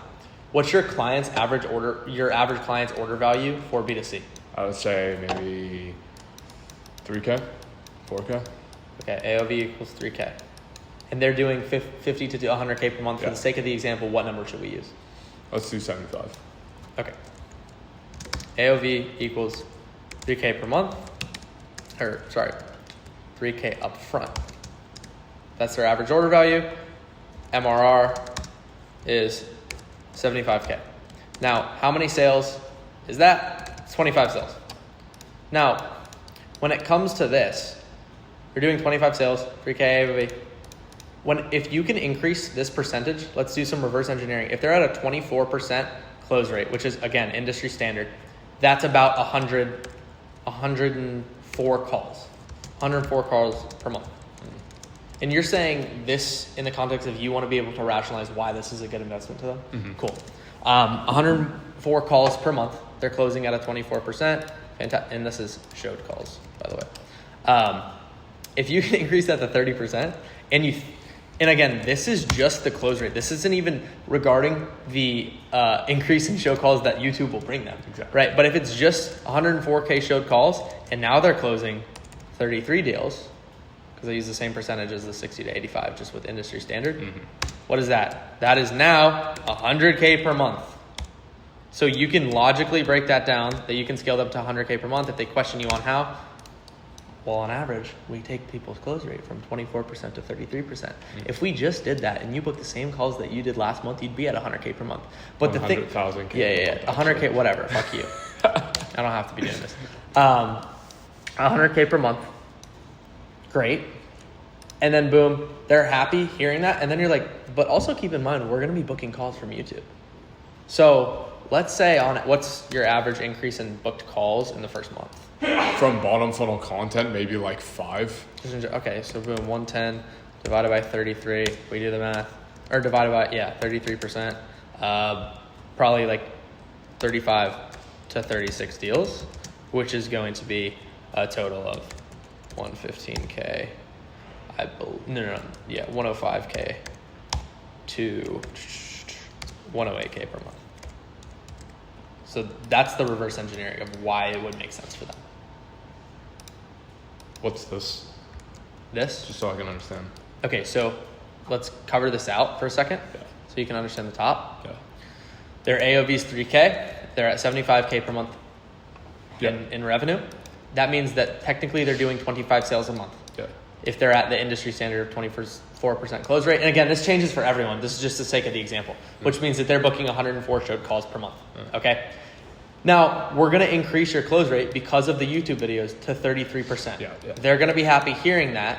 And that alone would get them to 100K per month. But with the calls that you're adding on from the YouTube funnel, you're going to be getting them, more calls, which will allow them to get to 105K to 108K per month. So this right here is with plus calls from you. And this is just from the close rate increase. Got it. Okay. Does that make sense? Yeah. Okay, cool. Yeah, that makes a lot of sense. Yeah. So you're more concerned with actually selling on the calls. That's your thing. I want to make sure they're getting the best thing they can get out of opting in with me. Of course. And you want to be able to rationalize it to them. Yeah. Also that, just break down the numbers as well. For sure. I mean, that would be it. Yeah. Okay. That actually makes a lot of sense. Cool. There's so much clarity there when you break it down with numbers.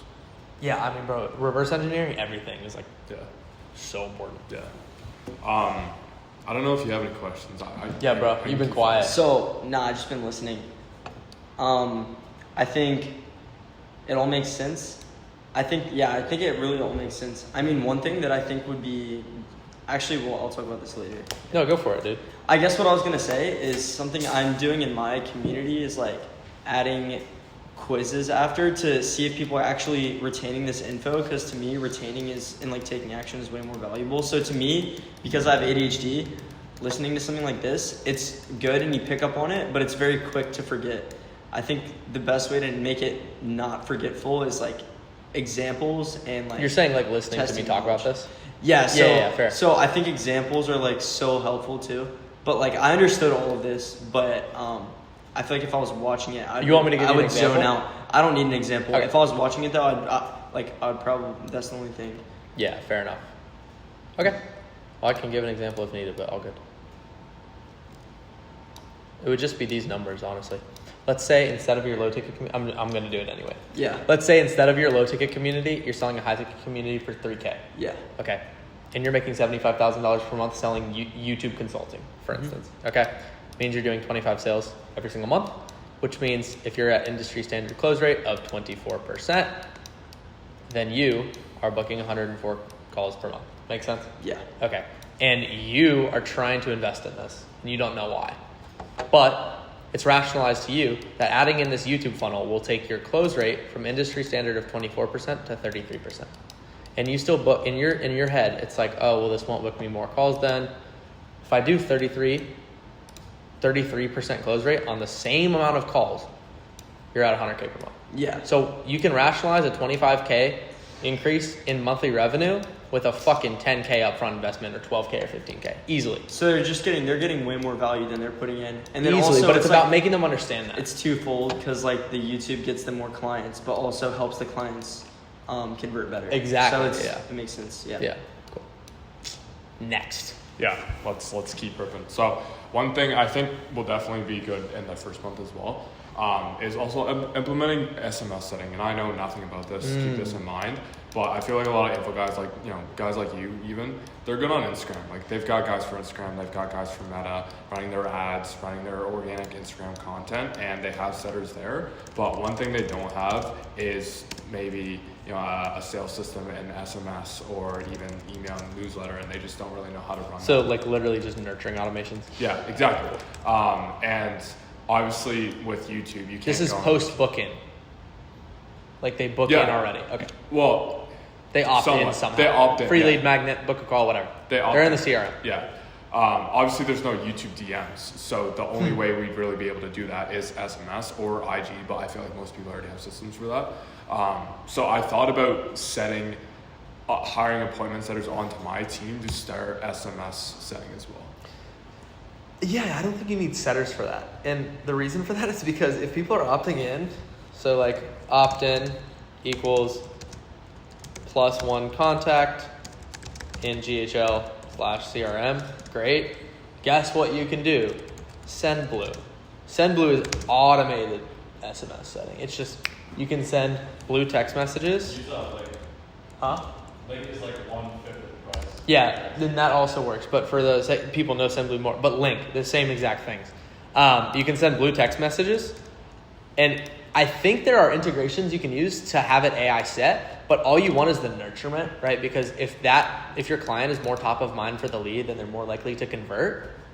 So you don't need to hire like full setters. All you need to do is build a GHL, not a GHL, but a GHL nurture snapshot. Like that's literally it. You don't need to do anything else. You can just fucking integrate this into someone's business. Obviously, you have to plug and play for like their ICP and their offer and like what the name is and all that stuff. But like build a GHL nurture snapshot and just implement it into their CRM, and that's it. That's problem solved. Okay. And they're always going to stay top of mind. Questions about that? Yeah. What is a GHL nurture? You know what Go High Level is? We use it for a search, but you just erased something. I forget what it was. Sorry. Nurture snapshot. Yeah, snapshot. What is snapshot? So you can basically, a snapshot is literally like, you can build an entire nurture funnel in GHL with like, hi name, it's Amias, and then you can put like, username, and then all you would do is just implement, literally, like there's a button in GHL where you can copy and then paste it into their fucking GHL, and then it's done for you. You don't have to hire setters and all this. Like you can literally just build it once or pay someone on Fiverr to build it for you, make sure it's good and converts well. And then just every time you get a new client, just add it into their GHL or the CRM. How do you feel? That's it. How do you feel about phone setting and then just cloning our client's voice? Okay, so FTC is coming out with where you have to, if it's an AI voice, you have to say that it's a robot, like within the first couple, 10, 15 seconds, right? Correct, Eric? Yeah. So FTC is coming out with that, so I would not recommend AI. But what you could do is dialers, but I think this is at like 100 to 250K per month is when you implement dialers. Okay. Dialers are literally just phone setters. Yeah. Okay, cool. And then there's also companies where you can hire like full call centers to just like do it for you. Yeah. Interesting. Does that answer your question? Yeah. So just one more time, just paraphrase. You want to, the goal is sending SMS. Yeah. Oh, SendBlue is literally like just SendBlue and Link, like Eric said. Yeah, Link is literally just where you, instead of sending like basic text messages on GHL, you can send blue text messages instead of green. So it comes off way more converting.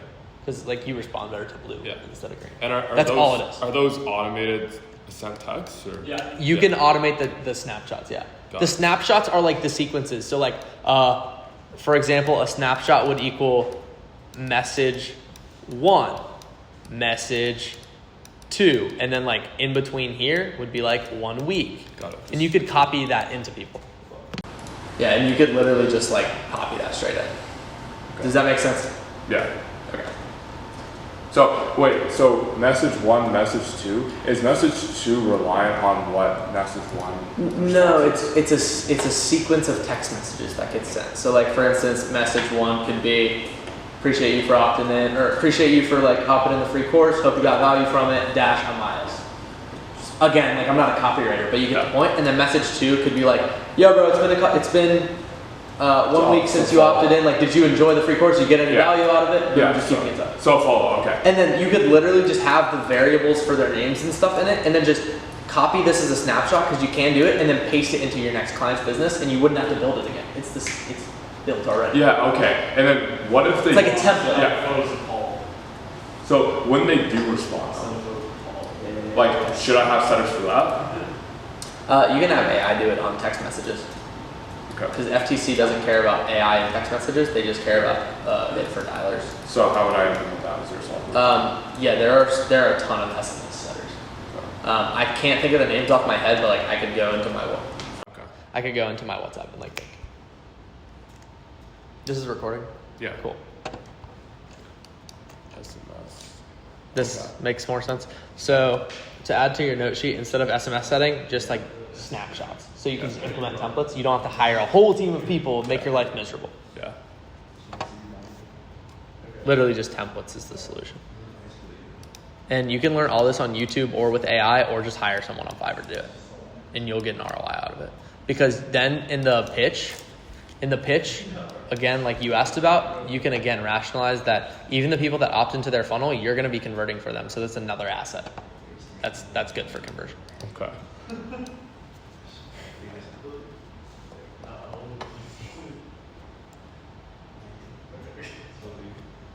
Okay, sweet. Do you have any questions? What else do you have to go over? Everything, brother. No, just keep going, because I'm sure a lot of the things I have to ask are going to be answered. Okay. So we've covered SMS, snapshots, templates, ads. So I want to know about webinars as well. I know my mentor, he does a lot of webbies with his clients, and they print. And I'm wondering if it's right for me to do this for my clients as well. Okay, with YouTube.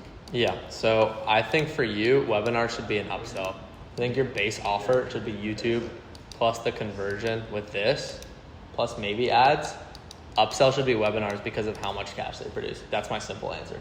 This should be an upsell. It shouldn't be included in your offer. Okay. And I think that when you sell someone on that, you should hire someone who's really freaking good at webinars to make sure you fulfill it correctly, to coach you on it. But not until you've gotten paid. Yeah, for sure. So who would be doing the webinars in that scenario? His clients. So your They'd clients... be hosting them. So the person you said to hire to do the webinars, would they be telling the guy how to do it? No, it'd be coaching him on how to do them, because he wants to learn more about it. Okay, Yeah. Got it, makes sense. But in my opinion, it's just you adding upsells plus conversion sequences, plus YouTube automation, plus all that, and plus YouTube ads all into one offer is crazy. Yeah. Just do the YouTube ads, organic, and the conversion snapshots, and then webinars are the upsell, which people will take on if they're making money from you. Got it. Okay.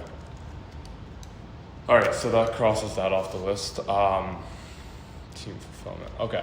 Yeah, I wanted to get into some fulfillment as well. I just want to make sure I'm running my team right, keeping the margins, somewhat lean, and overall just building a good culture and building a real team, not just To do more that's broad hiring. So I've got a list of things here, but we can start. I feel like I'm pretty decent at hiring and learning a lot of new stuff from people I'm talking to as well. So one thing I wanted to know is pricing for, let's say, video editors, thumbnail designers. Should I do bonuses? Should I be doing salaries? Like what do you think? I think what's your okay, so this is again what you have to look at, because that's an expense, correct? Yeah. And what determines how much you can spend on expenses? Revenue, correct? Revenue. Okay. So if you change this and now you're closing 12K deals, now you can pay him 3 months up front and you can get a premium on him, because you're saying, hey, I'm not just paying you one time for one deal.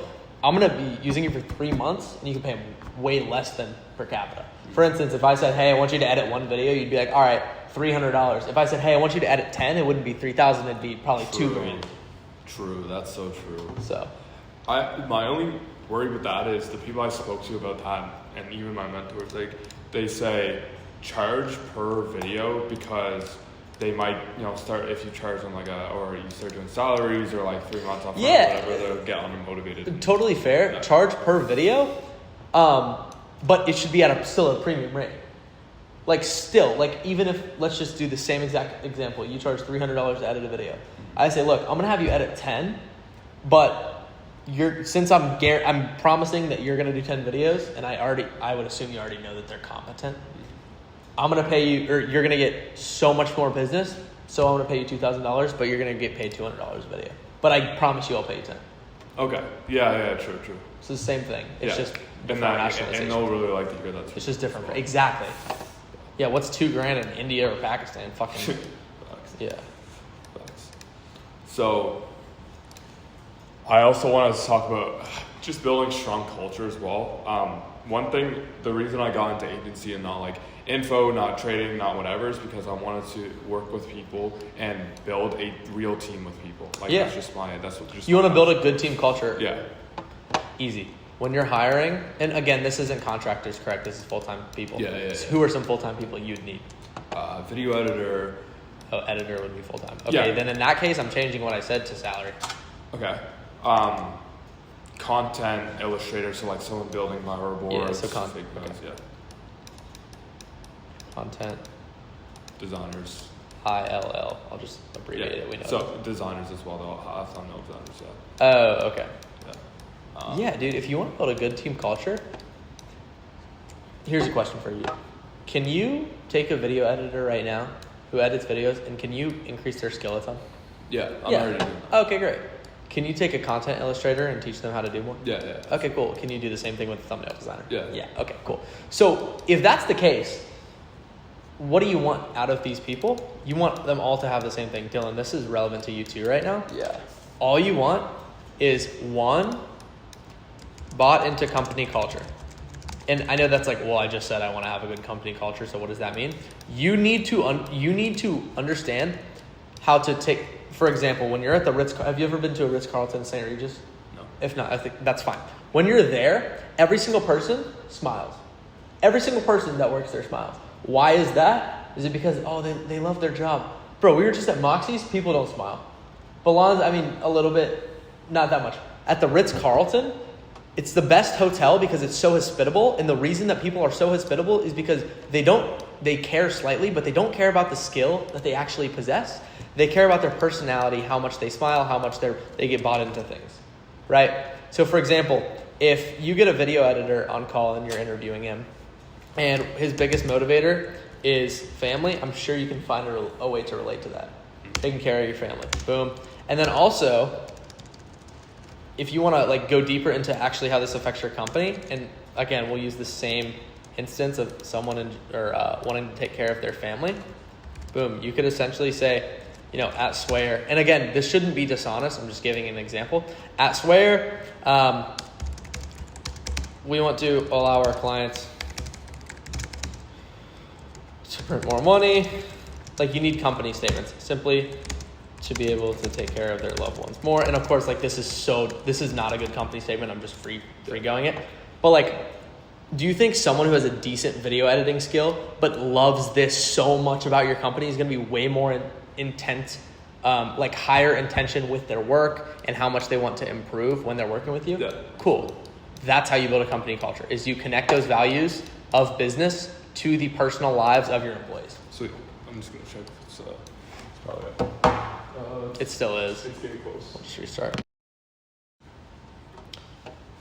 So to repeat that, because I think that was the best point in this, is if you want to build a strong company culture,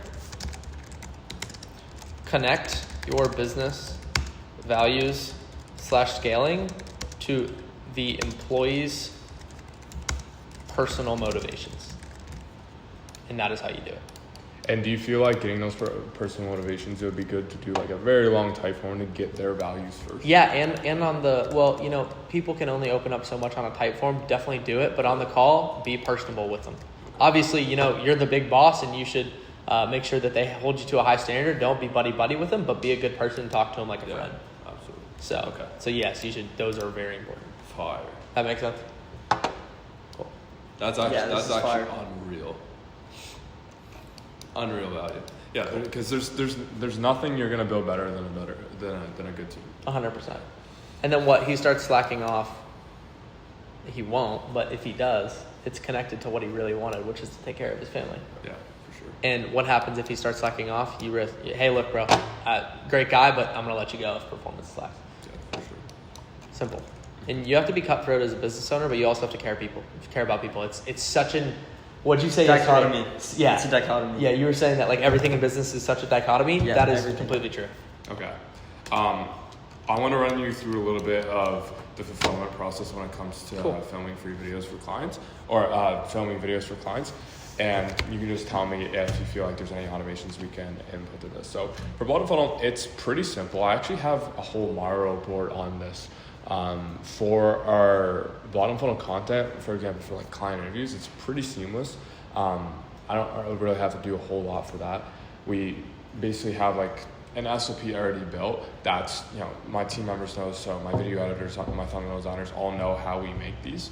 So it usually goes, okay, we get like the offer knowledge base from our client plus the ICP.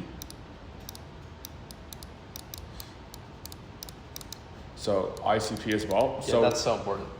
So we like know a psychographic sheet. Yeah, exactly. So we know exactly their ICP's desires, their motivators, their interests outside of business and everything like that, plus how we can tie this back to the offer so that when we go do those interviews and we also get data from clients, their clients, our clients' clients, we can go and target that as to exactly toward our ICP's pains and their motivators and stuff like that. So what we do is we have, we say we're gonna go get this client interview.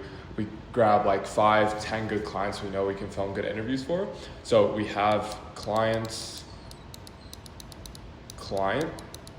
and we send them to a type form. And then you send your client's client to a type form, and the type form gives the information on why they work with them. That and their story as well. And then that gives story.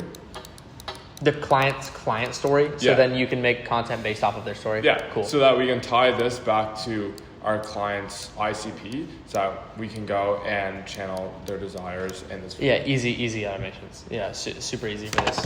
Literally, the type form needs to N8N connect to an AI that already is custom for this client. And again, you can just plug and play the different AIs. But like basically have you ever built a GPT? Yeah. Okay, cool. Literally, it's the same thing in N8N. You just build like a custom GPT with the client's offer knowledge base and their ICP psychographics. And you have the GPT with that context, and you say, hey, what do you want for this instance? What is it? It's a scripter? Mm-hmm. Okay, you're a professional YouTube scripter. You get the point. Make it an extensive and talk about like how you actually do YouTube. Make sure the AI knows your funnel.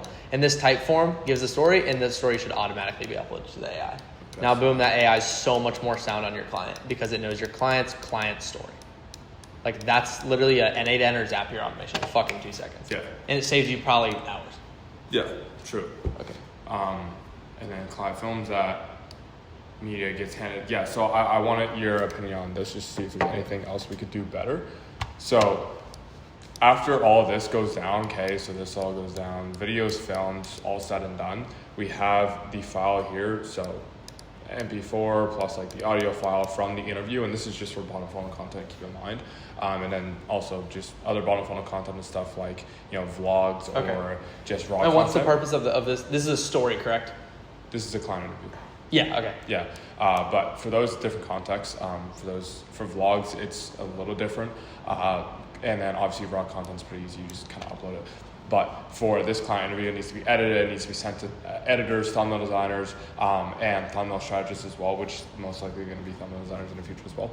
So this MP4 and these creative briefs as well, they need to be sent to the editor so that they understand exactly like all this context up here. So like who this client is, the type form on their story, this. Cool. Yeah. I have an answer. Okay. So all right. So this AI, the same AI, needs to have a doc that is at the beginning that every single person needs to read. If they don't read it, they're fired. They need to read the doc, because if they don't understand the context, how can they do it? Okay, doc with context. Simple.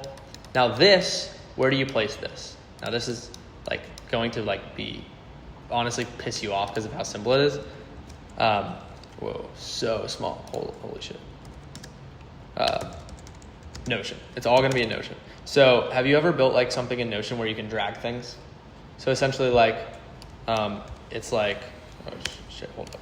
And you can put like note here, and then you can put a note here. And let's say this is like, this is the not the context doc. Give me a second. This is the context doc here. And then this note is going to be like a section, and it's going to be, what's the first step in the process? After like post-production or during post-production? So MP4 file, and the creative brief needs to be sent to the thumbnail designer and the editor. And they're two different creative briefs. And you don't want to write the creative briefs, or you're going to have to? I find that every creative brief I write, especially for this bottom funnel content, is kind of the same. So I just kind of want to automate it and send it to the editor. Yeah, that's so easy. GPT, like custom GPT, with like infinite examples of creative briefs you've wrote before. Okay. That's all the context you get. So it writes in your language, it understands it, and then you just connect that with this same AI up here that has the context of the video and all that stuff. And you said the MP4 like transcription file, add that in there, and then boom, that'll make the creative brief for both the thumbnail designer and the editor. Okay. And then all you do is in Notion, so you have, it's all should be in the same thing. There should be a, screw it, I'm just gonna build it in Notion right now. Add new. Let's just use like projects. So freaking simple. So boom, literally just, there should be, the way that you lay this out is thumbnail,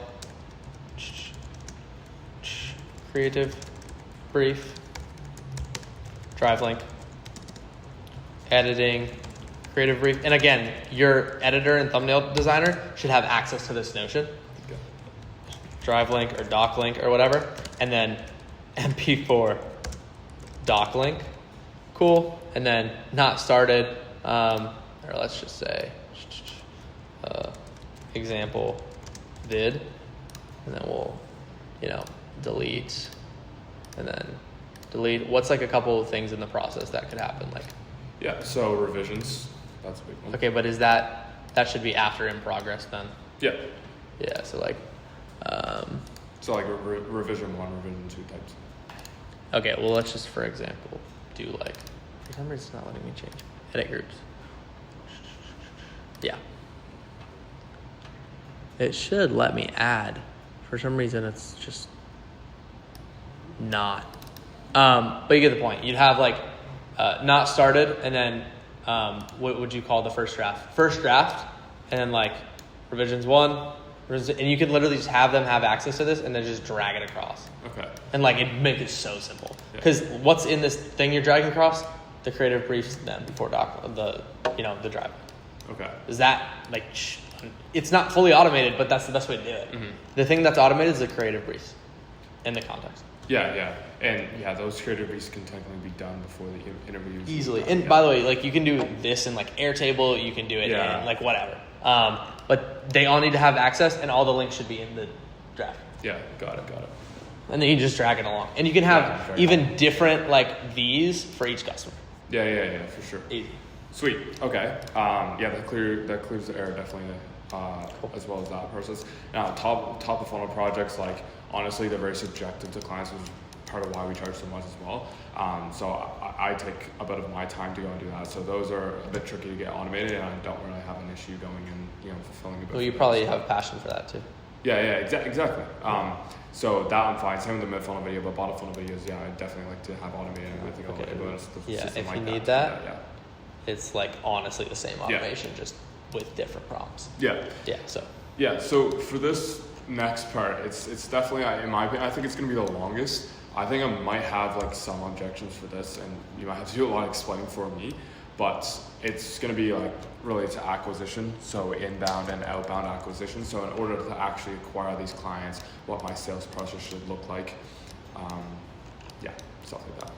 Yeah, this is gonna be long. What's your current sales process? Yeah, of course, but the thing about referrals is you can't fully rely on them. Exactly. So you need an actual system. Yeah. So, for the outbound system we were running before, it was basically just like a free Loom on social media.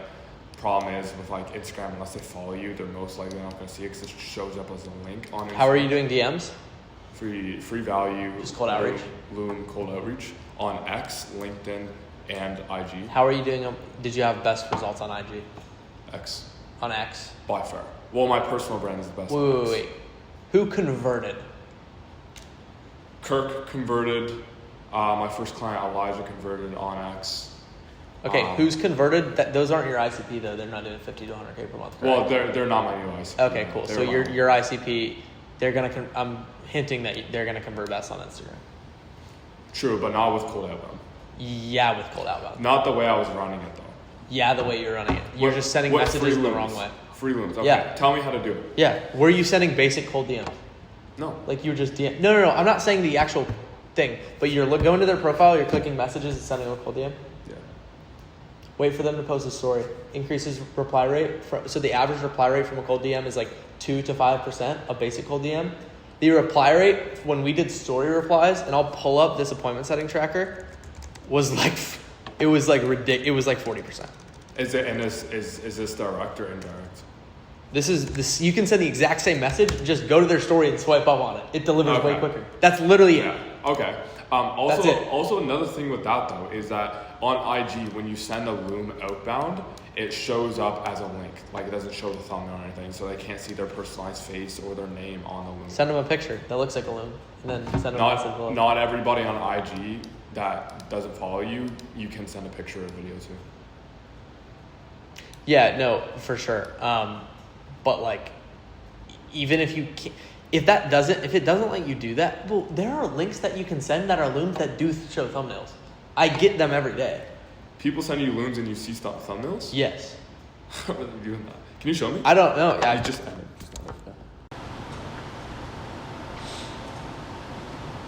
Or you could make custom private YouTube videos. Yeah, well, that's also what I do, but they're also not going to pop up with thumbnails if Loom does it. Bro, you've seen thumbnails in your DMs, correct? Like I know I have. When people send a link, I see the image attached. When people send in a separate image, I don't see it.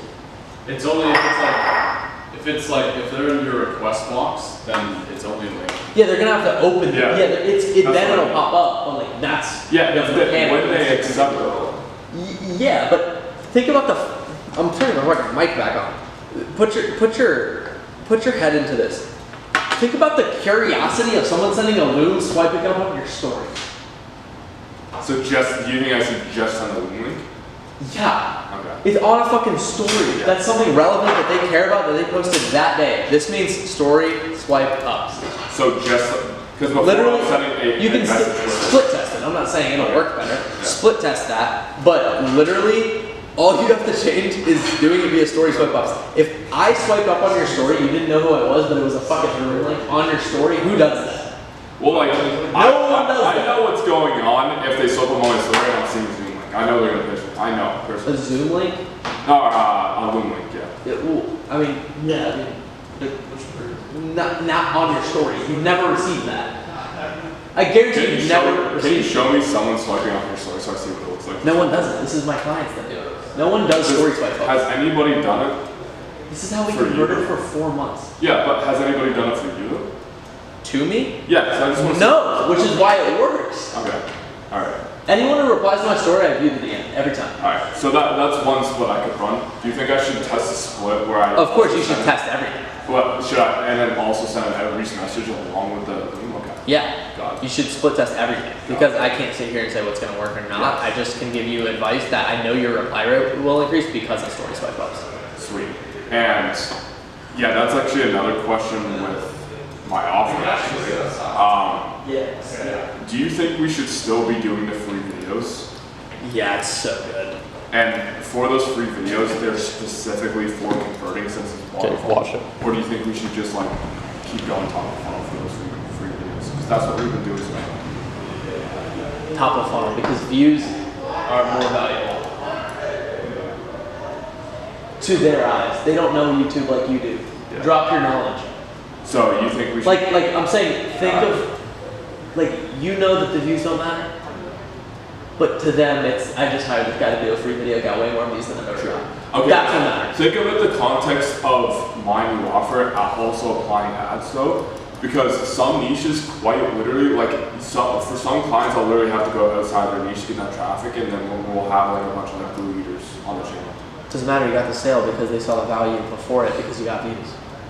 You won't get the sale if you do a bottom funnel video that gets no views. But they're gonna sense it. If we make a top funnel video, You think that because you know YouTube so well, but I bet you they wouldn't.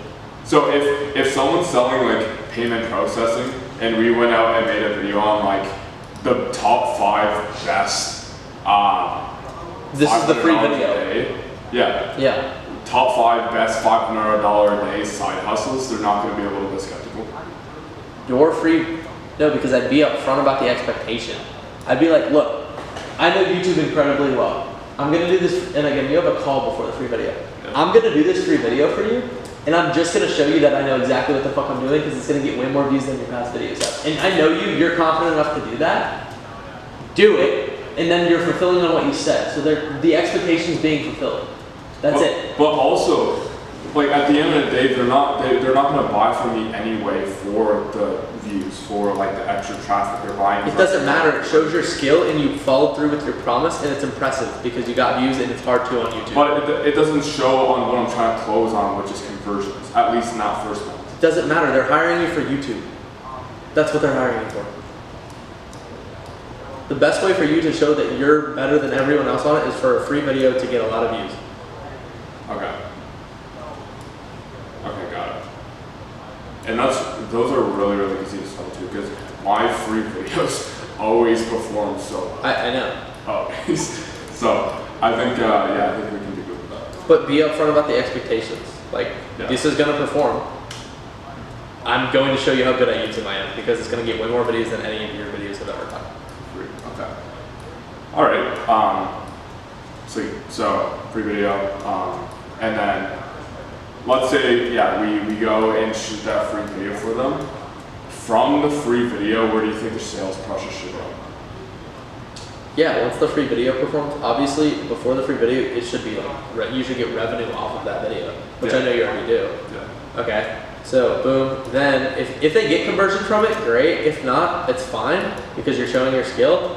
I mean, bro, I would literally just on the free video call be like, look, when this video performs, will you hop on a sales call with me? They're gonna be like, yeah. Who the fuck says no? Yeah. That's it. Like, bro, don't overthink it. Yeah. Okay. And then they're gonna hop on a sales call for you, and then boom, we go all the way back up to the offer structure, how to price it. Down here. Okay. So that's outbound. So you think I should just keep sending? You should never not do outbound, no matter where you are. Yeah. Bro, I got a DM from fucking Iman Gaji's business account the other day. It was like a month and a half ago, but that's Iman Gaji's doing fucking outreach. His team is. Like, got it. Bro. Got it. Okay.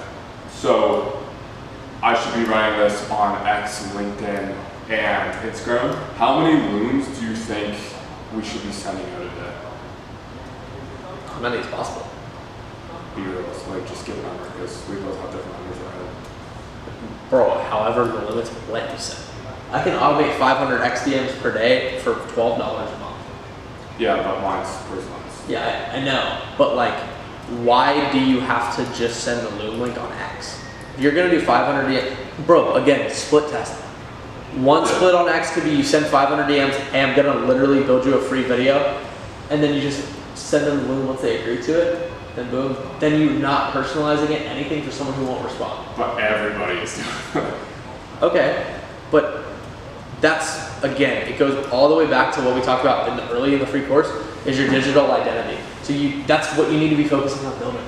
Because if you knocked on my door and you had 10 followers and no verification badge, which costs $3 a fucking month, and you didn't have social proof and you didn't have client testimonials on your page, of course I'm not going to respond. But if you have the verification, you've built a decent following, you show your authority, people are going to respond on it. That's all it's about. Okay. All right. So let's look at test app. Realistically, for Looms, I feel like I can send 15 a day.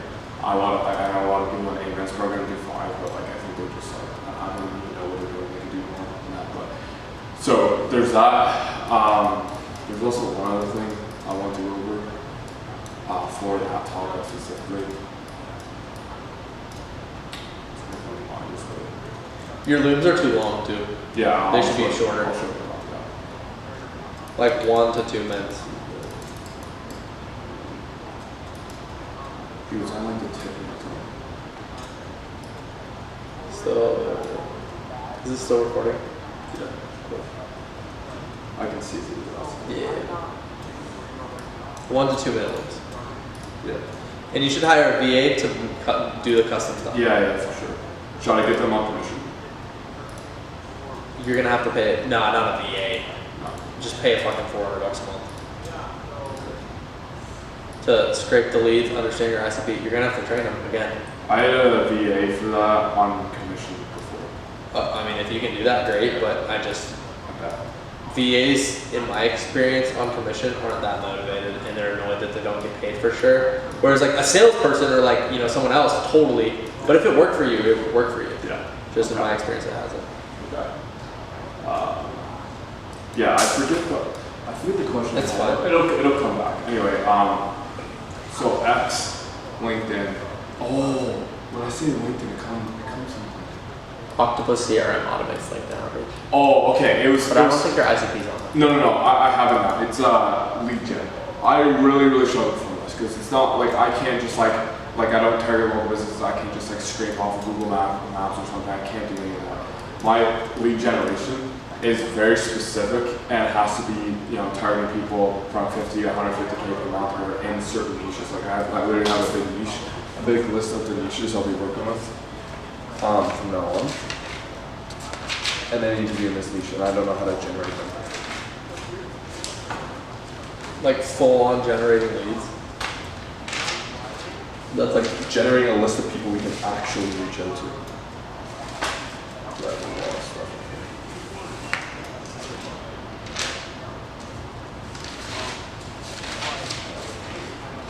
And I mean, Instagram custom audiences and retargeting and lookalike audience. Once you build you don't have to build a big following either. Because custom and retargeting are just based off interest of current viewers.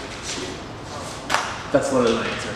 Sweet. I think it's on my other hopefully. Well, can you just remember it off the top of your? I mean, grab it if you can. There's like a big niche. But why do I have to know every single niche, to be honest? Yeah, so I need help generating leads from 50 to 150K per month who are in a list of like 10, 15 niches and don't run YouTube already. Don't run YouTube already. Ironically, they're probably going to be, again, same thing we talked about at the early part of the call. They're probably going to be on YouTube and IG. Okay, but it sucks. Like, it's the same thing. What do you mean? They don't close any deals from YouTube. Yeah. Yeah, 100%, but they're going to be on YouTube and IG. Yeah, sure. Okay, cool. So, you know what's funny is I don't even know if you run your own YouTube funnel. No. I run a lot of bottom funnel content. And has that generated you leads? No. It hasn't generated me leads, but it's converted. Okay, great, but your system works? For myself? Well, bottom funnel content. Does your system work in general for your clients? Yes. Okay, and your clients is someone selling, bro, I mean, have clients who are selling biz ops. I know, but are you not confident you could do your own offer with current YouTube? Because I could tell you Instagram all day, that's easy. I am. I do YouTube. I just record a YouTube video. But you just do bottom of funnel? Yeah, well, we can't go generate leads from YouTube for my offer. Why? Because, well, we could, but the amount of traffic we're getting and the amount of effort we have to go and get that, I'm much better just starting with Outbound and other acquisition funnels rather than Okay, cool. right now. Okay, cool. Yeah. But you also have to understand this, bro. Like, there are growth stages in your business, and I'll just, like, show you my program for this. So, like, I should not show that. Blur that out, please. Understanding business position. Let me go into like a whole different. It's a white mirror, so you probably don't want to. Understanding business position, bro.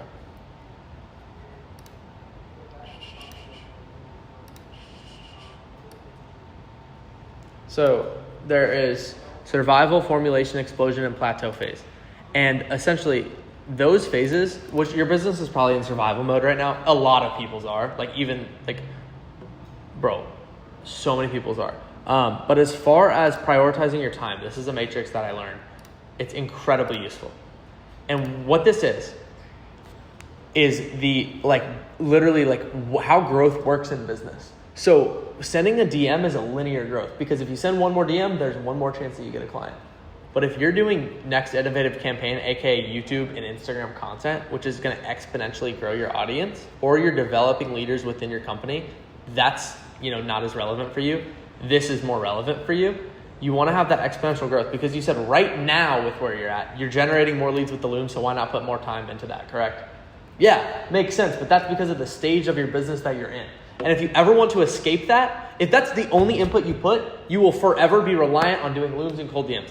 Until you start doing content on IG and YouTube and building that audience, that's when you will exponentially grow. But right now, you're literally just one step at a time with DMs. That's all you're doing. Whereas when you start doing the content, you're going to have small growth, more growth, and it's eventually just going to fucking skyrocket. So you are the business owner. You need to be doing the innovative campaigns and the leadership development, and the operating systems and biz dev / sales the linear actions should be done primarily by your team. Okay. Because you just said your problem is that, well, right now my time's better spent sending DMs. Yeah, it is, because you haven't built anything that will allow you exponential marketing growth. Because you don't want to start, because you're worried that when you start, it hasn't worked yet because you haven't built the audience. So you'd rather just spend the time doing the linear thing, but then you'll be stuck in it forever. True. That's my answer. Yeah. Okay. It works like this. Boom, boom, and then boom, boom. You're stuck. Yeah. But the only way to break out is that way. Yeah, for sure. And this little mark right here is audience and authority. Literally simple as that. Does that make sense? Yeah. I think it's just a thing of fulfillment. I think I just don't need to step out of fulfillment a bit. Yeah. And just build a better team to do that. Sweet. So I think that covers outbound. So just building that exponential. Well, this is exponential will generate inbound in the future. Yeah. Well, yeah. So specifically for solely inbound though, what are you? I know you're gonna say Instagram, and I'm already gonna do that. That's a given. How else do you think I should run anything else inbound or? I'm B2B, correct? Yeah. I make good money. Yeah. IG plus YouTube is all I do. Because people know me and they know my social proof and free value from IG, and they convert from YouTube sometimes. Sometimes they literally just straight convert from IG. Again, I'm B2B. This is the best B2B way to convert. It's just true. What is Charlie Morgan mostly on? He's mostly on YouTube, and he has a good Instagram audience. And he runs Instagram ads and YouTube ads. It's the same thing. Yeah.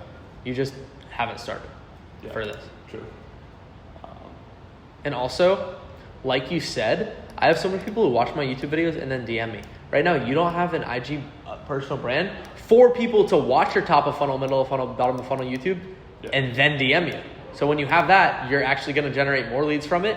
You're going to generate more leads from YouTube because you have an IG, guaranteed. Yeah. I think, it's about makes sense for sure.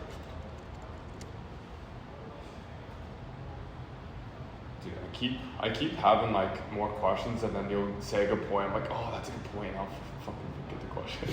But we'll just sit on it for a minute. Probably been an hour and a half, probably. This has been fun. Damn.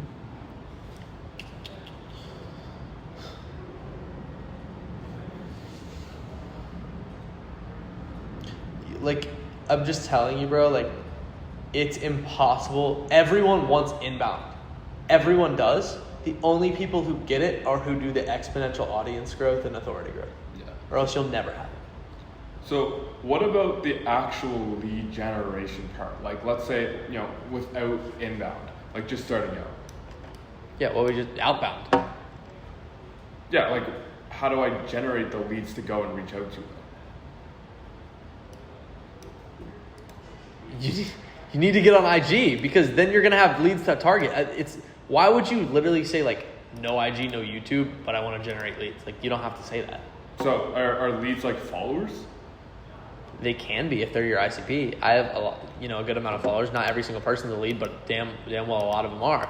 And all I do is run retargeting campaigns and custom lookalike audience campaigns. Those are inbound. Technically, they're inbound, but my setter still does outbound to them. Yeah. So he warm DMs them. What about people who are like actually cold? Like outbound lead generation for the time being while I'm building that Instagram funnel and YouTube funnel.